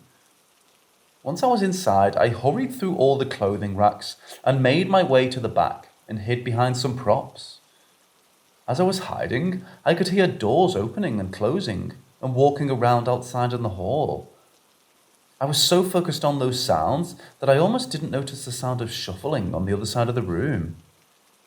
My first thought was that maybe someone else had gotten here to hide before I did, so I whispered very quietly, "Hey, who else is in here?" I got no reply. My second thought was that there was probably a mouse or some kind of animal in there that was moving around. That was until some costumes on the rack had fallen down. At this point, my heart is racing. I started to think that someone's trying to scare me, and frankly, it was working. I whispered again, "Please, who's in here? This isn't funny." Again, I got no reply. I worked up some courage and decided to slowly make my way over to the other side of the room to find out who was trying to prank me. When I'd gotten to the rack where the clothes had fallen from, there was no one there. I picked the clothes off the floor and hung them back up because I was just going to hide there now because I didn't want to move again and get caught by the seeker. By this time, I'd been hiding for maybe 5 to 7 minutes at most. Then suddenly, someone started knocking on the door. When I tell you I nearly jumped out of my skin. At the same time the knocking happened, the props I had originally hid behind tumbled to the floor. I had a heart attack. The knocking stopped. The sound that took its place was the sound of both door handles being wiggled, followed by, "Someone in here?" I popped up out of my spot and ran to the door. It was locked. I ran to the other door. It was locked. And the thing about this is that there was only one key to unlock the doors, and the person who had it wasn't there that night. So how the hell did the unlocked door I had entered through magically become locked? By now I'm screaming and banging on the door, with tears rolling down my cheeks. "Stop holding the door shut," my youth pastor yelled. I'm not holding it," I screamed at the top of my lungs. Then, to put the cherry on top of an entire rack fell over. Like, not just the clothes on it, the whole rack. If I wasn't the freaking the hell out, if I definitely was now. I ran over to check the other door again, and now it was unlocked. So you bet your sweet ass I ran as fast as I could, right past my youth pastor and friends, right up the stairs and into the bathroom. About 2 minutes later, my friends followed me into the bathroom and asked me what had been so funny. "We heard you laughing down there, and why did they break the props?" They heard laughing coming from the room I was in, but I didn't hear laughing, and I definitely wasn't laughing in there. I told them what happened, but they didn't believe me. They thought I'd planned this whole story to try and scare them. I don't know what else was in that room with me that night. By the sound of it, it got a good laugh scaring the shit out of me.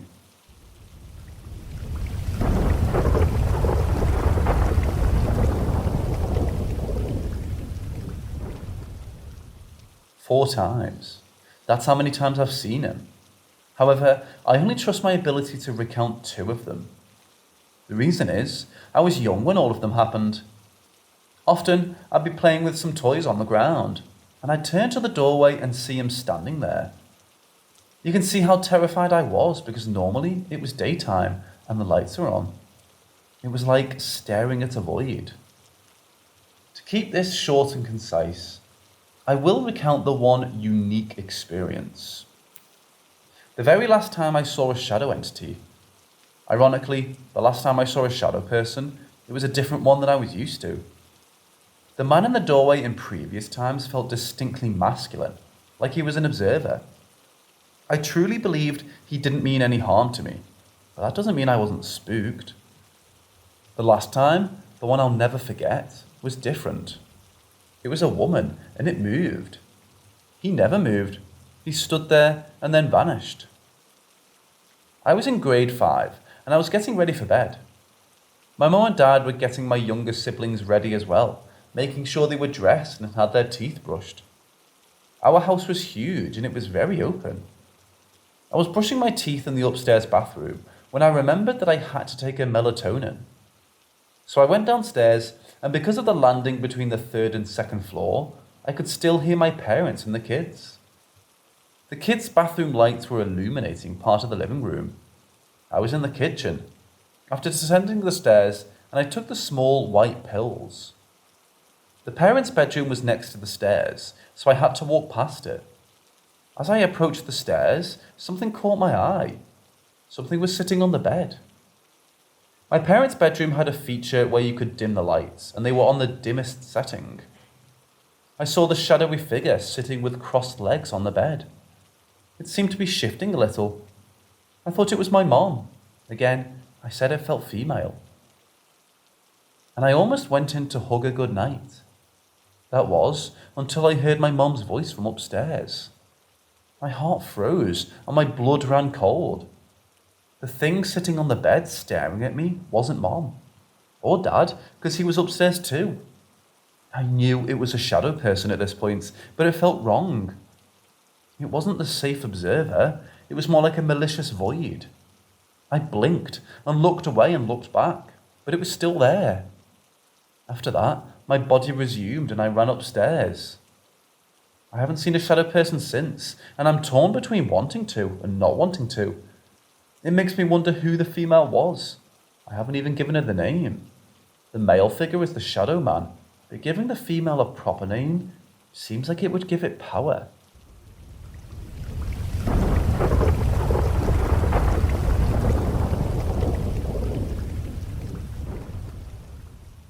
It was the summer of 2019 and I was playing Fortnite with some friends of mine. We talked till 2 a.m. and later went to sleep as we were tired. My room is furthest away from all my family members' room. It's at the beginning of the corridor. The next room from mine is the bathroom. My room has 2 doors. Obviously, there's the entry door, and then there's the door at my left from my bed, which is the door which leads to our roof, where we store stuff and hang clothes to dry out. When I first lived in my house, I was 4 and slept on a separate bed next to my brother. When I went to live in my newer room, I always felt that I was cold, dense, and gave me an off feeling. Long story short, it was a summer night at 2 a.m. and I went to sleep. My brother and parents were asleep. At around 4 in the morning, I woke up to the sound of someone pushing huge rocks at night. This was strange, because no one lived close to us. I woke up the next day and opened up to my dad about what occurred. He later told me that he had heard the same sound as I described. My parents slept close to a small balcony we had. They would hear things like horses galloping at night, a person breathing next to them. My brother also reported hearing someone breathing and yelling at him at night. One night, my father went to investigate the sound of the moving rocks and he saw nothing. My brother set up his phone at night to maybe catch something, and he did. He caught footsteps across the corridor leading to my room. Some information to keep in mind as you read this. We live close to a cemetery. We got the house from a lady which offered us the house for a cheap price. The person who used to sleep in my brother's room died in this room. The person that died in the room was very rude and did not like children. A person hung himself in front of our house in a field. Our house used to be a hostel for cavaliers.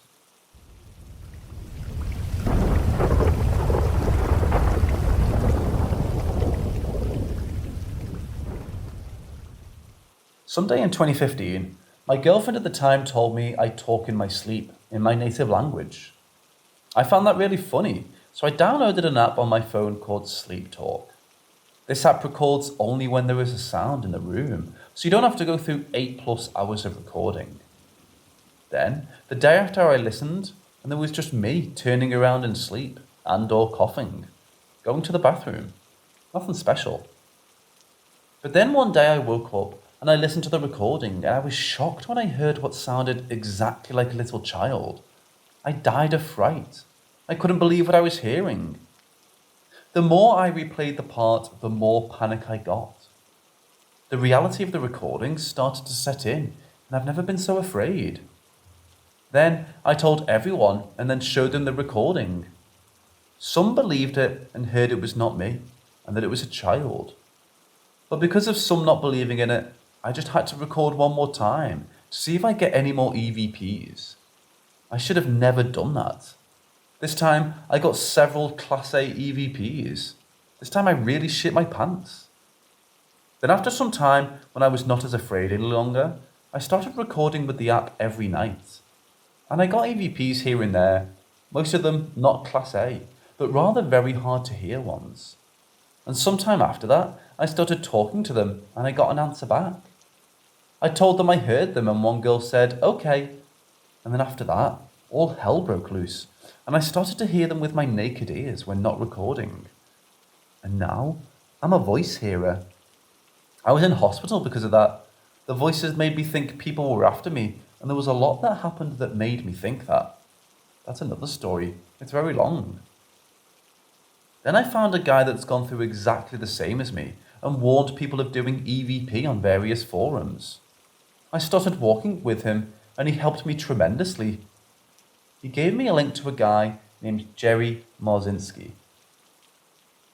Jerry Marzinski is a retired licensed psychotherapist with over 35 years of experience working with and studying the thought of processing of psychotic and criminally insane patients in some of the most volatile psychiatric institutions in the nation. He began his career at Central State Hospital, at the time the largest psychiatric hospital on the planet. He became convinced that there's a supernatural element to mental health conditions. I talked to Jerry. He's helped me tremendously. You guys should check him out. I even captured a shadow being on video. I think this is the demon that I'm hearing. They're the ones behind the voices. The thing had a smell of sulfur. It really freaked me out.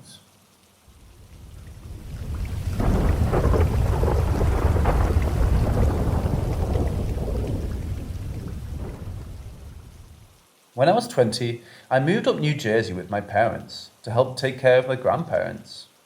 Grandma had brain cancer, so she was at the doctor a lot, along with my mom, brother, and grandpa. My dad was usually driving a truck. That meant I spent a lot of time alone at my grandparents' house. Their house was a freaking dream house. 6 bedrooms, 3 full bathrooms. The upstairs had its own TV room and living room and kitchen. Downstairs was even more massive with its own TV room, separate living room, dry bar area, and if that wasn't enough, it had a full basement. I had been in the house a lot in the past for holidays and stuff, but until we moved up there, I hadn't actually spent any time alone in the house. One day, I had just gotten off work and made it to the house. Grandma always brought me White Castle frozen burgers and Hungry Man dinners. She kept them in the deep freeze in the basement. I showered off from work and got in chill, comfy clothes and decided it was time to eat. I went downstairs to grab some food. As soon as my feet landed on the bottom step, the door closed behind me. I quickly turned around to get the fuck out of the basement, but as soon as I reached for the doorknob, the door creaked open. That was the first experience there. It's important to note that upstairs had a long hallway that all the rooms broke off from. It had the original hardwood from when the house was made in the late 50s. Every footstep could be heard throughout the house with loud creaks and pops as the old bowed boards were pushed back down into place as he walked. Another time, while alone, I was downstairs digging through movies to watch in the first TV room. The TV room was warm and cozy. One side was a complete row of windows that let the sun in. It lit up the nicotine-stained walls and piles of VHS I was riffling through. As I dug through the tapes, I heard the sound of someone casually walking upstairs. It was kind of a comforting sound because I figured Mom was home or maybe my aunt came over. I didn't really pay it much mind. I continued digging in the tapes until I found Major Pain, one of my all-time favourites. I decided to watch it upstairs in the TV room I usually hang out in. As I was walking back through the house to get to the stairwell, I heard the walking upstairs again. It was walking lightly and casually in my direction. I topped the stairs expecting to see Mom, but no one was there. I looked in every room and bathroom upstairs trying to find anyone, but no one was there. There's only one stair set upstairs, and it lands right outside the upstairs TV room, so it's impossible not to see or hear anyone who comes up while in the TV room. I've been watching the movie now for about an hour without any disturbance. A little spooked out by the unexplained footsteps, but I chalked it up to the old house settling.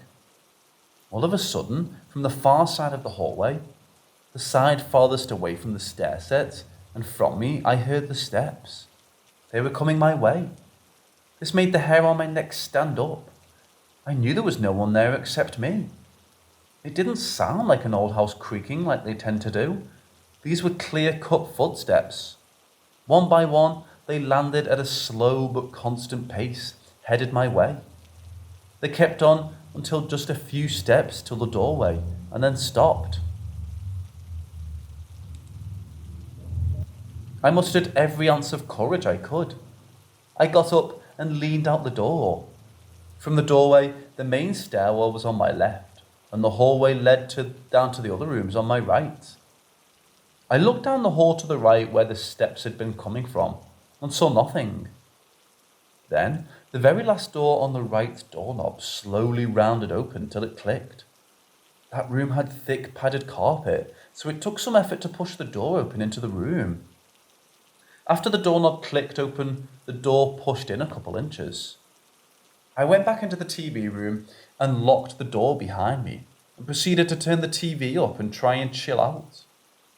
On another day after work, I had come home and ate way too much, and decided to take a nap in the upstairs TV room. That was the comfiest couch in the house.